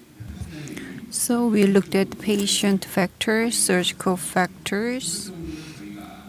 So surgically, as you know, what we can say is that X-ray is a two-dimensional image, but we look at three-dimensional patients, and when we determine placement depth, we need to consider that. After surgery, prosthesis should be mounted, and what are the prosthetic-related factors, risks? Dr. Lee? Let me share with you a case. In 2006, implant was placed in the lower, and in 2013, peri-implantitis occurred. Surgical treatment was done, and the problem did not resolve, and in 2017, the inflammatory response continued. I considered why this was because the implant on one side was fine, but on the other side there were issues. And quadrant 4 was problematic. If you look at the perio condition, and the implants were placed on the other side in 1999. It was not patient factor, and it was not implant factor, so I thought that another factor played in. As you can see on this image, this is a 3-unit bridge, and the implant position was very awkward. It's 3-unit, and between teeth, the implants existed. The pontic area didn't look good, and it was very difficult to maintain oral hygiene. If guide was used, then this kind of results would not have come out. But as implants were placed where the bone was, prosthesis design came out like this. The person from prosthodontist perspective, I think this was the best that could be provided. And that's why inflammation continued. And prosthodontic adjustments can lead to drastically better results. The patient first came in 2015, and the peri-implantitis occurred in 2020. I removed the prosthesis, and there's inflammation, and there was a lot of plaque. And I didn't do anything special. I washed it and cleaned it. And what I did was I did contouring of the prosthesis, and I made an embrasure space. If you compare here and here, the swollen tissue around the implant around 2023, it looks nicely maintained. the cause of peri-implantitis was because of prosthesis, and because of prosthodontic reasons was removed, the situations improved. Especially in the molar region, if there's 2 units, this kind of prosthesis can be fabricated very frequently. Stubble or UCLA type of screw prosthesis, these kind of designs were not that frequent. With the advent of custom abutment, this kind of designs arose, and it has very sharp angles. If you remove these kind of prosthesis, plaque is accumulated and there's inflammation. One of the problem is because the patient has bad oral hygiene, inflammation occurs. The second problem is on this side, compression occurs because of the fat prosthesis, and compression occurs on the soft tissue, and the biologic width is reduced and invaded, leading to bone loss. And we need to remove the risk factor. This was my patient, so I removed it. So this is removing the source of the problem is important, but what is more important is to prevent the problem from occurring. A dentist is not a delivery man who simply transfers the dental technician's work as is.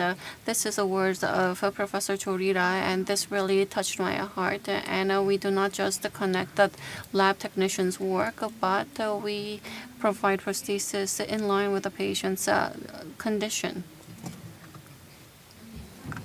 Clinically, I do bonding intraorally, and I remove cement and do contouring and connect it. By doing this, peri-implant disease, we can prevent it before it from occurring, and for the prognosis of the patient's implant, we need to do our best. So we have looked at patient surgical and prosthetic factors of peri-implantitis. If we can control them before that happens, then we can work on them, but still peri-implantitis can still occur. How can we control that? And Dr. Chu, would you talk about how to treat it? Actually, peri-implantitis cases are more. There's inflammation, and we need to treat to reduce the inflammation. Non-surgical treatment can be used. The implant surface is a titanium, so around the implant, non-surgical treatment includes using titanium scalar or curette. So gingival, the infected surface is removed, and if there's contaminated surface, that should be removed. If pathological pocket remains, that will continue to create problem. Chlorhexidine can be used to disinfect, or Minodin, or a local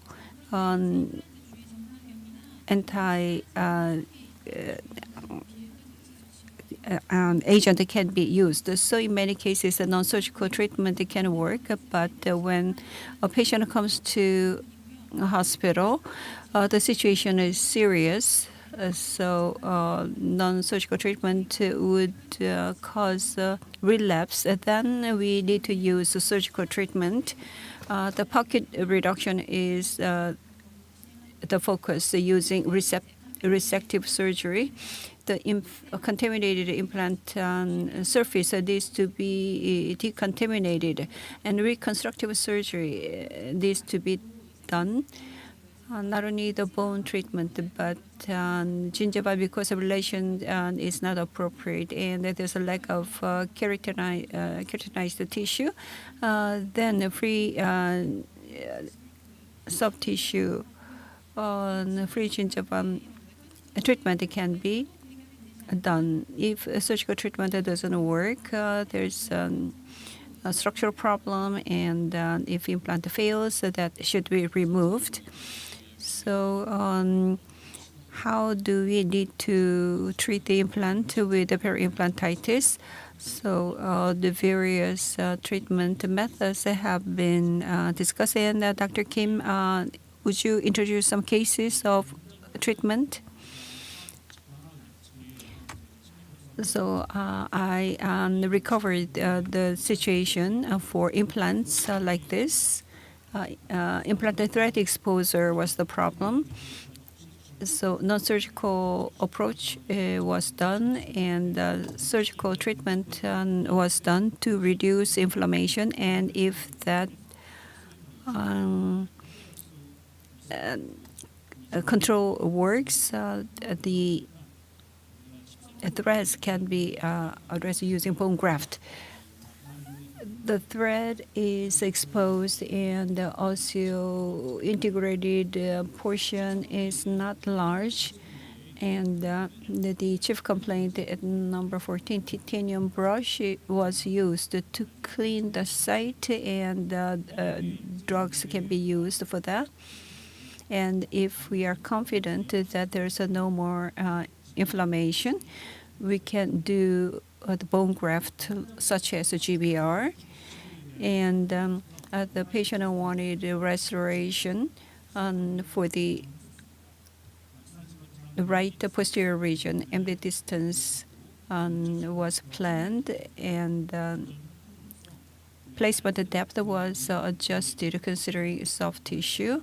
And one guided system was used to recover the site in the upper posterior region. Number 16 and 17 were used as abutments, and there's a pontic to reduce the mobility of peri-implantitis. And the clinical photo shows the resolution of the exposed thread.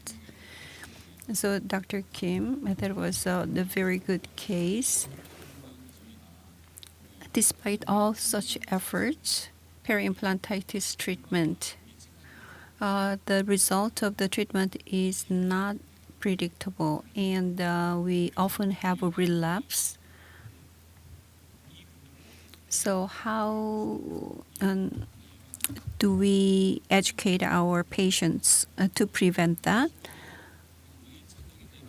So first line, second line, and third line, the preventions are mentioned. Most importantly, implant position is very crucial. Despite that, peri-implantitis can occur, so the starting point should be brought under control. And if that was missed, then we can use a surgical approach. Clinically, as you know, despite all such efforts, sometimes we have to do explantation. Then how can we restore the case? Dr. Kim? For peri-implantitis, it is best if we can recover that, but in some serious cases, we need to remove the implants. It is called implant replacement at failed sites. So according to literature, the success rate would be lower. In the lower left posterior, the patient had a problem. After implant removal for replacement, there are many problems. First, a lack of a hard tissue.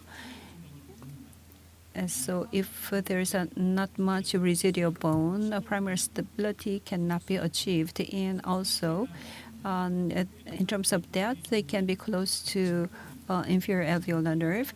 And the lack of soft tissue can be a problem when the extraction is made. The gingiva can be a problem. So in accordance with the grand theme of this meeting, complications, this is relevant to that theme, to do implant replacement, guided surgery, and GBR for hard tissue problem, and soft tissue graft would be done when a flap was raised. Luckily, buccolingual dimension was okay. Within the bone housing, implants could be placed, and due to inflammation, when implants were lost, we need to be careful that the bone can be hard, and the bone graft was done to do the implant placement. When soft tissue is lacking, we can address the problem. Free gingiva graft can be done, but recently bovine collagen matrix can be used using the apically positioned flap. So in the lower right, you can see it's not sufficient, but to a certain degree, keratinized gingiva band was obtained. So in the implant replacement site, we need to consider this kind of prognosis before and after surgery. Next case, 3 implants in the upper anterior region. The patient didn't come, and the patient was lost to follow-up, and peri-implantitis occurred in the upper posterior region. There is another problem.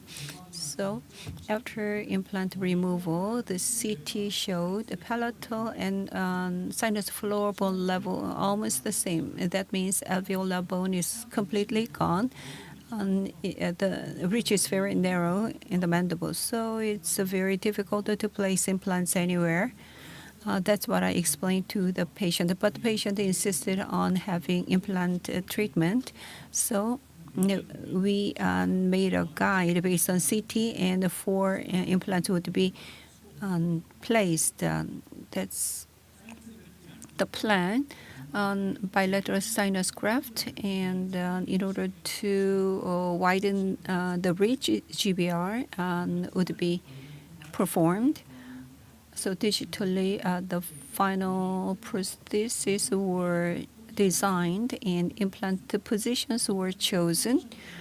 Most importantly, implant positions should be where bone is for primary stability.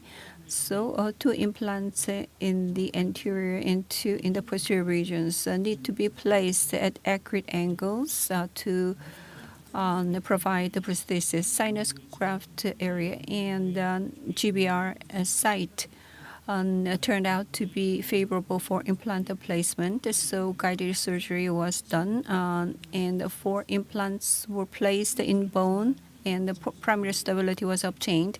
In the secondary surgery, healing abutments were connected. This is the final prosthesis panorama, 2-year follow-up. The patient didn't have any symptoms, and the implants are maintained. So when the patient came, this is initial and temporary prosthesis and the final prosthesis. And my coworker, the prosthodontist, did a great job, and the patient is followed up, and the patient is still satisfied. So at a site where implant is explanted due to peri-implantitis, you replace the implants in a perfect way. So when we use a guided surgery, treatment plan should be established accordingly. The surgery should be performed. What needs to be considered when you plan for the treatment? So in planning stage, the most important is to make a guide properly and treatment plan. In implant guided surgery, the difference with stent surgery is that we can define the placement depths. In the past, with surgical stent, you would define the tooth position. You would look at horizontal or buccolingual position, but by using guide, you can also get the vertical position as well as the horizontal-ish position. When you do design, the CT data and artificial teeth alignment are merged. When you do implant placement, bone-driven implant guide is made. We place the implant where there is most bone, and placement diameter is adjusted. Bone-driven design is used, and this was emphasized continuously. Vertical position. We need to choose from soft tissue level. When you fabricate a guide, we need to define the depths from the soft tissue level, and we need to have correct scan data, and we need to merge it with CT data to appropriately understand the soft tissue level and define vertical depths. By doing this, we can get aesthetic and long-term aesthetic prosthesis with long-term good prognosis. When you do treatment planning, when you design a guide, we need to do soft tissue-driven guide design. What do we need to consider for surgery, Dr. Kim? When we place implants in our hospital, we use one guided system, guided surgery. Lower on the right on the posterior region, and I use the guided surgery for the implants, and the depth was proper considering the distance to the nerve. After the surgery, the patient came back 1 month later. If you look at the lower right, there's a bone loss, and the fistula is observed. So I determined that there was some problem initially. According to papers, guided surgery is discussed. The implants were placed in the site. Previously, the implants were there. So during the implant placement, some pressures were applied. So we decided to remove the implants, and using guided surgery, the implants were positioned in new positions. So through this case, the surgeons' the feeling should be respected. Guided surgery, heat and irrigation problem. During the live surgery, we saw that. Dr. Son, the pumping in, pumping out continuously. So that is related to irrigation and heat generation. Usually when we do guided surgery, flapless approach is used basically. But other than that, when we perform surgery, do we need to raise a flap or not? So from periodontal perspective, Dr. Chu, what do you think? Multiple implants are had by many patients. If there are multiple implants and if prostheses are splinted, at times there can be peri-implantitis. The patient will be uncomfortable, and from dentist perspective, this is quite a difficult case. As for these patients, in most cases, self-cleansing is not possible with these prostheses, and around that, there's no keratinized tissue, and there's a lack of vestibule in most cases. If you look at this image, by no keratinized tissue, it's similar to this situation. In the case of this patient, buccal mucosa was attached to there was no keratinized tissue, and there was no vestibule to allow toothbrush to go in. In this case, teeth brushing cannot be done properly, and around the implant, peri-implantitis can progress. Abutment level, hard soft tissue sealing prevents crystal bone loss, and soft tissue sealing is very important. In terms of that, keratinized tissue is a very important barrier. If there is no keratinized tissue as shown here in the beginning, it looks as if it's attached, but with continued use of the patient, if the patient cannot do blood control, or depending on the patient's systemic condition, there can be deep pockets and it can lead to peri-implantitis. Hence, when we do all surgeries, we need to preserve keratinized tissue, and this kind of surgical design is essential. If there is sufficient keratinized tissue and the vestibule, guide surgery can be done and flapless surgery can be done. This is a non-invasive treatment, so I think it's a good idea. However, at times, so we need to use a tissue punch after we do. The vestibule space may be lacking because of tissue punch. In that case, rather than doing a flapless, I think it is better to do open flap and do guided surgery. So the width of keratinized tissue should be considered for guided surgery. So we talked about the various considerations, and Dr. Kim, would you introduce the case and summarize? Yes, we talked about the depth problem or soft tissue and the distance and the guided surgery related problems. So using this case, let me summarize. In the lower arch, due to various problems, the upper bilateral posterior restoration is required. So all these areas are planned for implant restoration. The ridge width was not that bad, so this is a very good case for a guided system.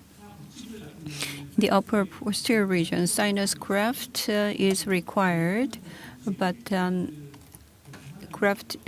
sinus grafting and one guided system placement can be made in the lower arch. The width is okay, so GBR doesn't have to be done. If you look at the cardiac plane compared to lingual bone, there's some depth and soft tissue dimension. So you can calculate it to be 4 to 5 millimeters in various tooth positions. A guided surgery was planned in the left and right, and after treatment was completed in a 5-year follow-up, you can see very good results. The abutment angles and mucosa part. I believe with this we will not have a peri-implantitis. So guided surgery, how that's applied in a surgical case was introduced. So if we close,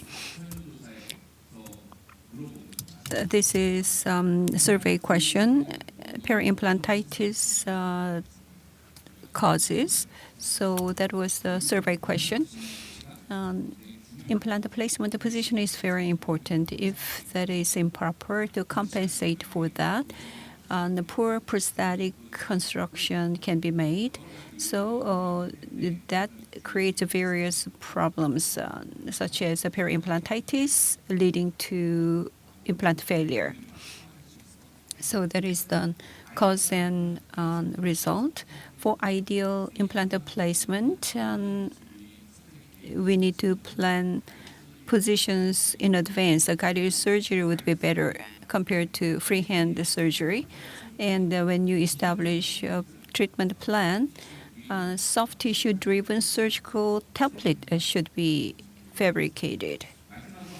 Lastly, there's no literature evidence, but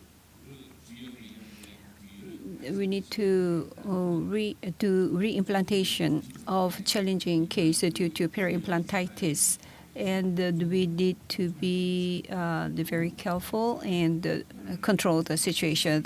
this is the conclusion, and this closes the discussion session. And let's open up Q&A. If you have any questions, please raise your hand.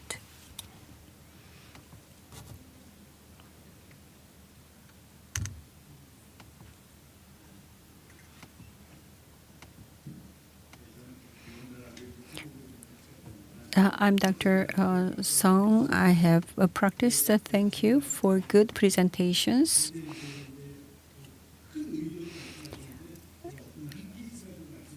So apologies, I am citing just one case. Dr. Kim, you did it all on 4 on the maxilla. All on 4, I don't think it really works. All on 4, especially on maxilla, because of the load, shortened arch. The shortened arch. Usually we place implant up to number 6, but you use number 7. I don't think that implants will last. And if you look at 2-year follow-up, crystal bone loss was observed. All 4 implants have crystal bone loss, and I don't think the implants can withstand the load for a long time. So do you believe the case will have a good survival? Yes, thank you for the good question. As you said, I have the same idea. The patient, after bone grafting, there was a problem of narrow ridge and crystal bone loss can be compensated by some depth of placement. So, but we couldn't place implants deeply. Regardless of the depth, due to the load, when you use overdenture in the maxilla, bone loss will occur. I believe that's a typical case. IARP should be the approach. I don't think a fixed approach would be working. Yes, you're right. So at this point, I don't do prosthetic work myself, but I do consult with them. So when an implant fails, I did broad range bone grafting just in case. So the problem may occur, but in this given situation, we devised some mechanism to respond to any problems in the future. Okay, all on 4, I believe, is not appropriate for maxilla. That I'm not an expert for that, but Dr. E, do you have any idea? I made a presentation on a similar case 3 years ago, and Dr. Song scolded me as well at that time. The patient is followed up continuously, and I believe all on 4 is not good because bone loss occurs. And another patient had all on 4, and the patient complained they felt very heavy. It was resin cemented, but it fell off. I don't know whether this answers your question, but any other question?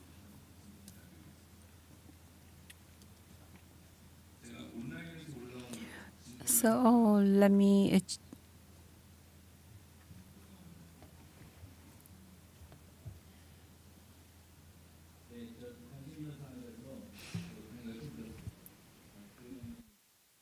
of my interest. So thank you for a wonderful lecture. Professor Chu, you have talked about how in the lower anterior there was an implant in number 1, and in number 2 there was a very severe periodontal destruction. Do you think that was the cause by implantitis? Considering the gingival condition, the endodontic tooth, I think because period condition was bad, destruction occurred. because perio condition was not good. Occlusion could have been bad, and this could lead to fluid impaction. What's your thought on that? Thank you for the wonderful question. And peri-implantitis, if it occurs, the cause analysis can be various. In the case of this patient, the implant was placed in a different division and periodontal discomfort occurred. So the patient was referred to me. I looked at the chart and I looked at how I looked at the images when implants were placed. The adjacent teeth before the implant looked okay. However, after implant placement, and even with that, it was okay for a certain time, but with a prosthesis delivery, crystal bone loss progressed. Mesiodistal distance was too limited, and interdental brush could not go in and implant to natural tooth distance. If it is so limited, the blood supply can be affected, leading to bone loss. As for this case, adjacent tooth was intact originally, so I think the distance with the implant has led to peri-implantitis. So through chart review, I was able to confirm this in other cases. As you have mentioned, there was a tooth. If there is a periodontitis around the implant, it can affect the implant. Yes, I agree. The cause of peri-implantitis, as you know, there's not just the one cause, but eventually it is related to plaque. So I believe a plaque is definitely associated with it. So the question is whether plaque control was possible or not. Is that the right interpretation of your question? So the speaker should use the microphone so that interpreters can hear. If tooth was intact and if it went down due to peri-implantitis, actually the gum should not go down because PDL is still vital. The natural tooth gum was much lower. That means the PDL was destroyed. So at that time, the diagnosis is that the natural tooth had the cause of the problem. So if we go deeper periodontally, natural tooth, the distance with in case of the natural tooth, the minimal distance is 1 millimeter, but in this case, plaque is related. Plaque started, and that caused the bone loss. And I need to be careful in saying this. The self-limited width is 1 millimeter. And we looked at the phenomenon of that situation. As Dr. Chu said, this is a matter of egg first or chicken first. And I know what you mean, but it is hard to answer. But we will study a little further on that topic to find the answer for your question. Any other questions?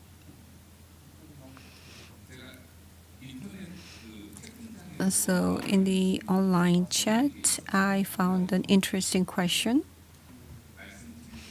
So let's look at that. It's not here. I'm looking at the real-time question. In thin biotype, the implant could not be placed deep because of the mandibular canal. I am thinking about the wide implant with the platform switching. So how can we secure horizontal space when vertical space cannot be secured? So biologic width cannot be secured because low remaining bone.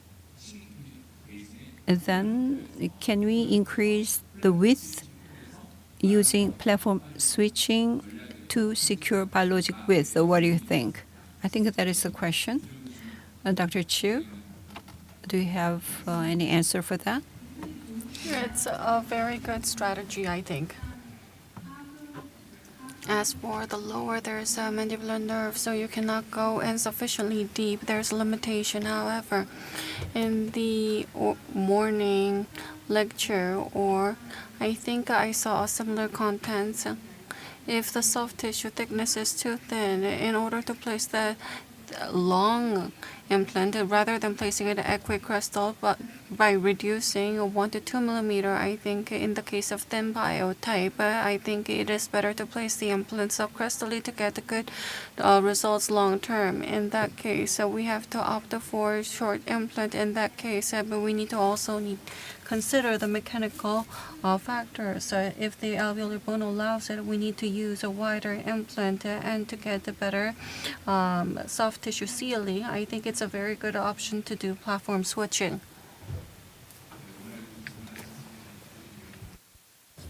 So I hope this answers the online question. So that can be a strategy to utilize.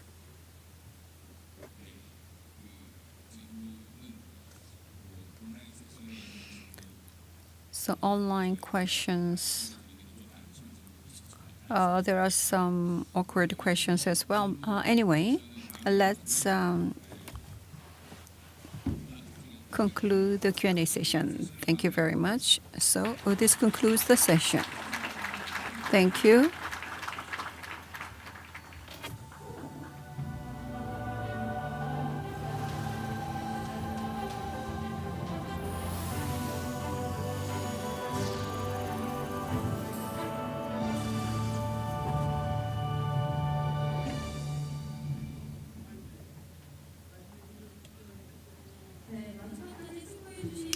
Thank you, Professor Chu Ji-young, Professor Kim Jun-young, Professor Lee Yu-seung once again. I would also like to thank Professor Yang Seung-min for leading this session.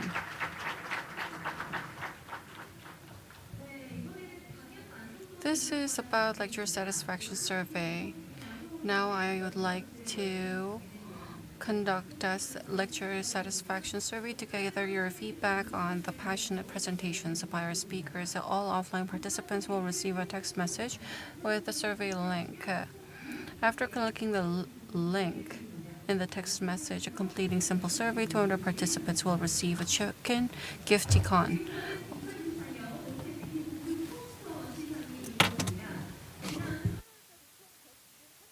Let's get started with the poster award ceremony. Until August, we received 171 posters, a lot of interest. The winners are chosen after careful evaluation and discussion by 26 judges, 5 from university sector, 5 from private sector. A total of 10 were selected. Awards will be presented by Chairman Kyok-chae. Please welcome him with a big round of applause.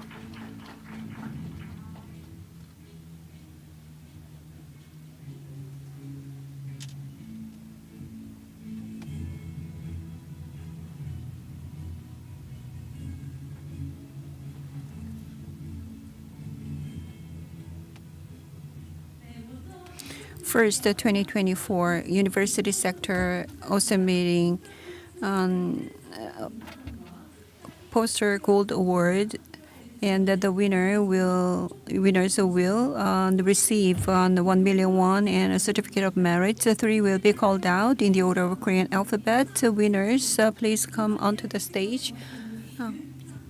Dr. Yoon Chang-ho, Chosun Dental School, and Dr. Chun Hee-won from Chosun University School of Dentistry. A poster gold award, Dr. Cha. You have presented excellent research with superb passion for dentistry and are chosen as a Gold Award winner in the 2024 Osstem meeting Seoul. On behalf of Chairman Kyok-chae, Osstem Implant, I read the Certificate of Merit. Resident Chang Ho-yoon, Chosun University School of Dentistry. The contents is the same.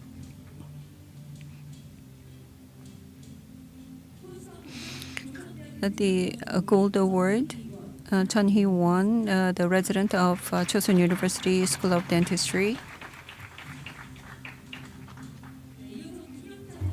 So we will take photos of the winners. Please come to the center of the stage.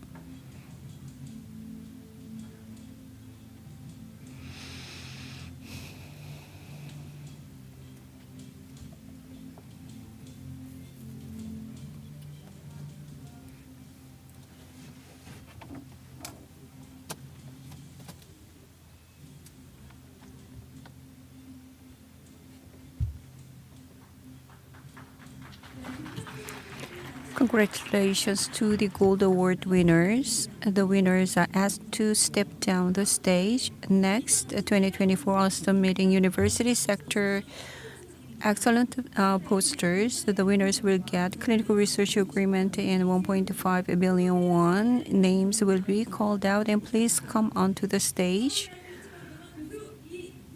Professor Lee Jung-tae of Seoul National University School of Dentistry, congratulations. Excellence Poster Award, Dr. Lee Jung-tae, Seoul National University School of Dentistry. You have presented excellent research result with a superb passion for dentistry and are chosen as an excellent poster award winner in the 2024 Osstem Meeting Seoul by Chairman Kyok-chae of Osstem Implant.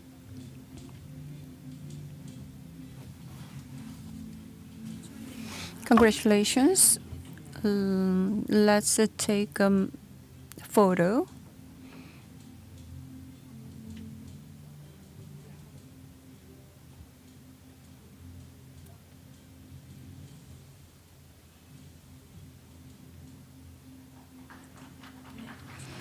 Congratulations.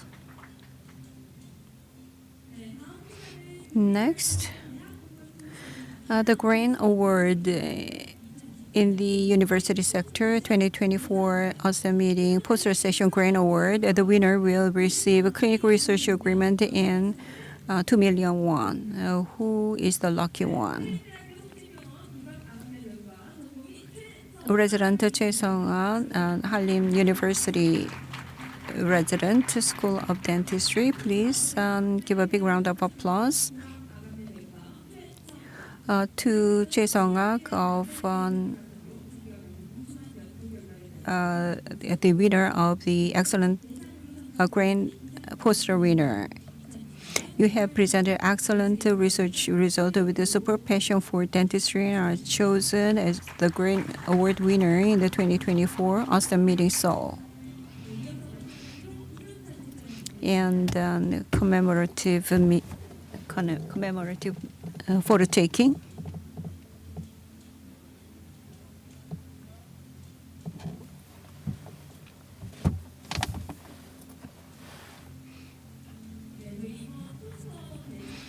Poster Grand Award winner. Let's hear from her how she feels. It is my honor to be given this award, and I would like to thank my Dr. Yang and Dr. Park for kind advice. And from planning stage, R&D Center has helped me, and I would like to express my deepest gratitude to them. Please give her another round of big applause. So this has been 2024 Excellent Poster Award Ceremony for the University Sector. Congratulations to the winners. Next, the 2024 Osstem Awards in the Practice Sector. Chairman Kyok-chae is to present the award. And the winners will receive 1 million won and the certificate of merit. The names will be called out in the order of a Korean alphabet. Dr. Lee Jong-hyuk and Dr. Oh Chang-wook on Smile Dental Clinic. Please, two winners come to the stage. To Dr. Lee Jong-hyuk, you have presented excellent clinical case with a superb passion for dentistry and are chosen as a Gold Award winner in the 2024 Osstem meeting Seoul. Congratulations.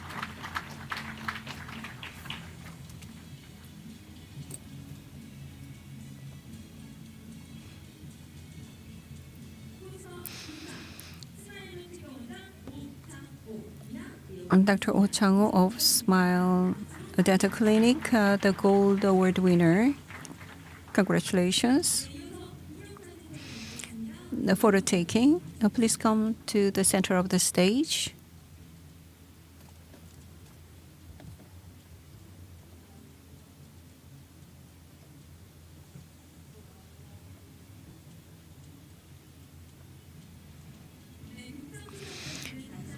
Our Gold Award winners, congratulations. Next, the 2024 Osstem meeting, the Excellence Gold Award in the practice sector. Winners will get 1.5 million won and certificate of merit. Winners will be named in the alphabetical order as to come onto the stage. Dr. An, Dr. Kim, and Kim Bo-yoon is not present here, so we are going to convey the money and certificate later. Dr. An Ju-hyun of Jeju Grand Clinic, you have presented excellent research result with a super passion for dentistry and are chosen as an excellent award winner in the 2024 Osstem meeting Seoul. Kyuk-che, chairman of Osstem Implant, please give him a big round of applause. Next, the photo taking.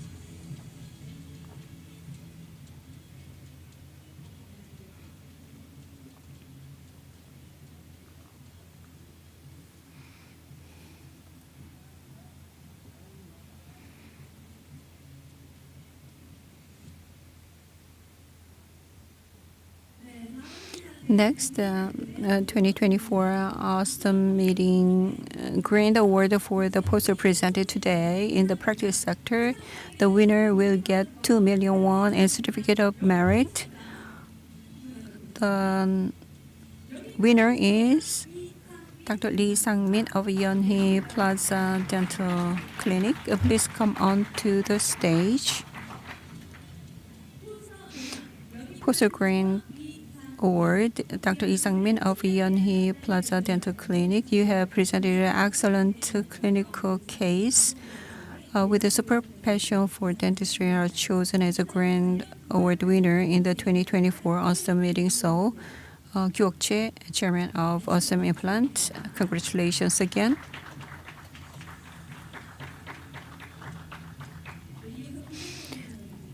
Photo taking.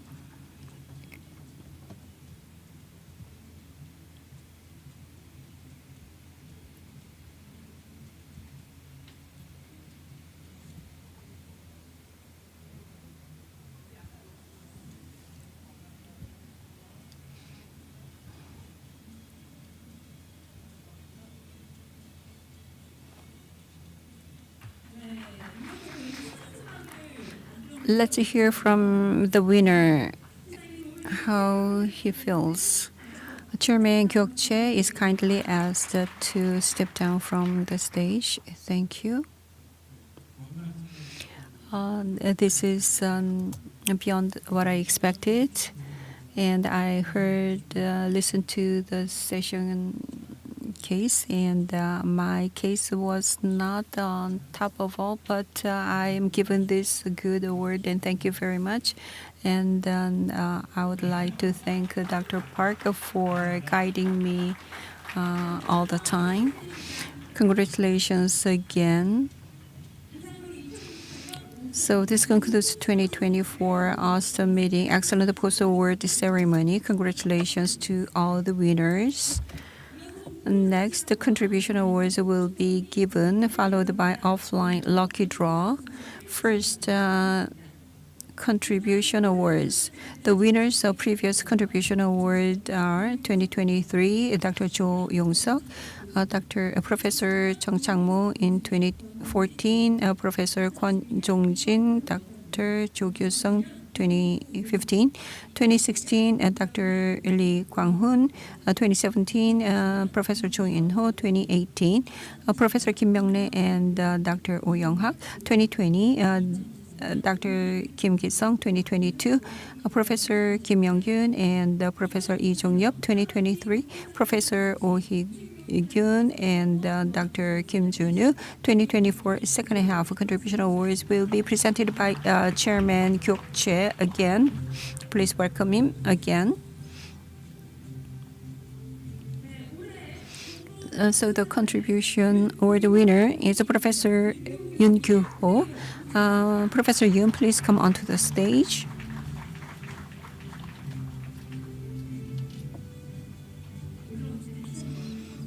So please give him a big hand. Dr. Kyu-ho Yoon graduated from Yonsei University Dental School, obtained a PhD in medicine from Inje University, internship in the dental hospital in Inje University, Busan-baek Hospital, assistant professor in dental hospital, Hanim University, Busan-baek Hospital, professor in Inje University, Sangye-baek Hospital, currently clinical professor at the Department of Oral Maxillary Facial Surgery in Chungang University Kwangmyeong Hospital. He has greatly contributed to the advancement of Osstem implant and dentistry. And 10,000 won will be offered to Professor Yoon. Congratulations.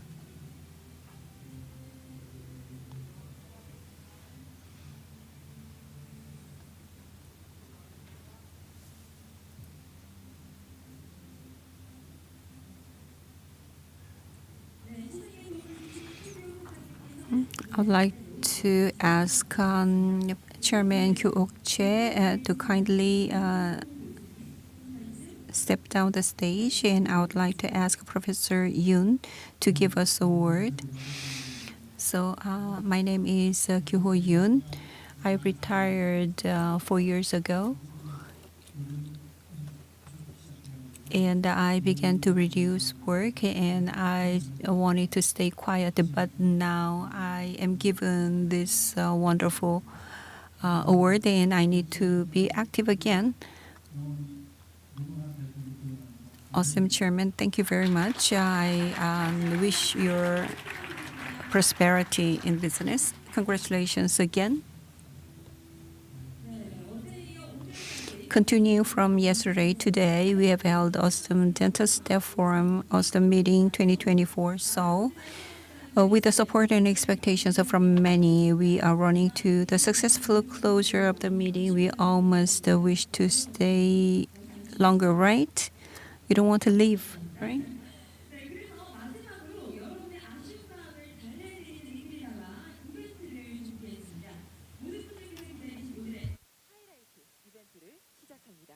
온라인 이벤트 진행 후 오프라인 이벤트도 진행되니까 끝까지 함께해 주시면 감사하겠습니다. 5분께는 표랑이 인형 세트 2세트를, 3분께는 와픽 구강 세정기 2종을, 1분께는 다이슨 V12 청소기를 아낌없이 준비했습니다. 이번 경품 추첨은 로터리 방식으로 진행되는데요. 휴대폰 번호 뒷 4자리가 2875인 분들이 많은 관계로 저희가 부득이하게 추첨은 휴대폰 번호 중간 자리부터 총 5개의 번호가 추첨됩니다. 만일 당첨된 5개의 번호가 중복일 경우 자동으로 숫자 1개가 더 뽑히게 되는 점 미리 참고하시면 좋을 것 같습니다. 자, 그러면 3등부터 한 분씩 추첨을 시작하도록 하겠습니다. 네, 표랑이 인형 세트를 받아보실 3등의 주인공 숫자 5, 7 나왔고요. 다시 한번 5가 나왔습니다. 마지막 숫자 6, 57756 김별나님 축하드립니다. 두 분 더 남았습니다. 아쉬워하시기엔 너무 이릅니다. 3, 1, 0 그리고 숫자 6 31063 홍별표님 축하드립니다. 마지막 한 분 숫자 9 오, 같은 숫자가 많이 나오네요. 8 5 4 99884님 김별배님 3등 축하드립니다. 이어서 2등 바로 진행되고 있습니다.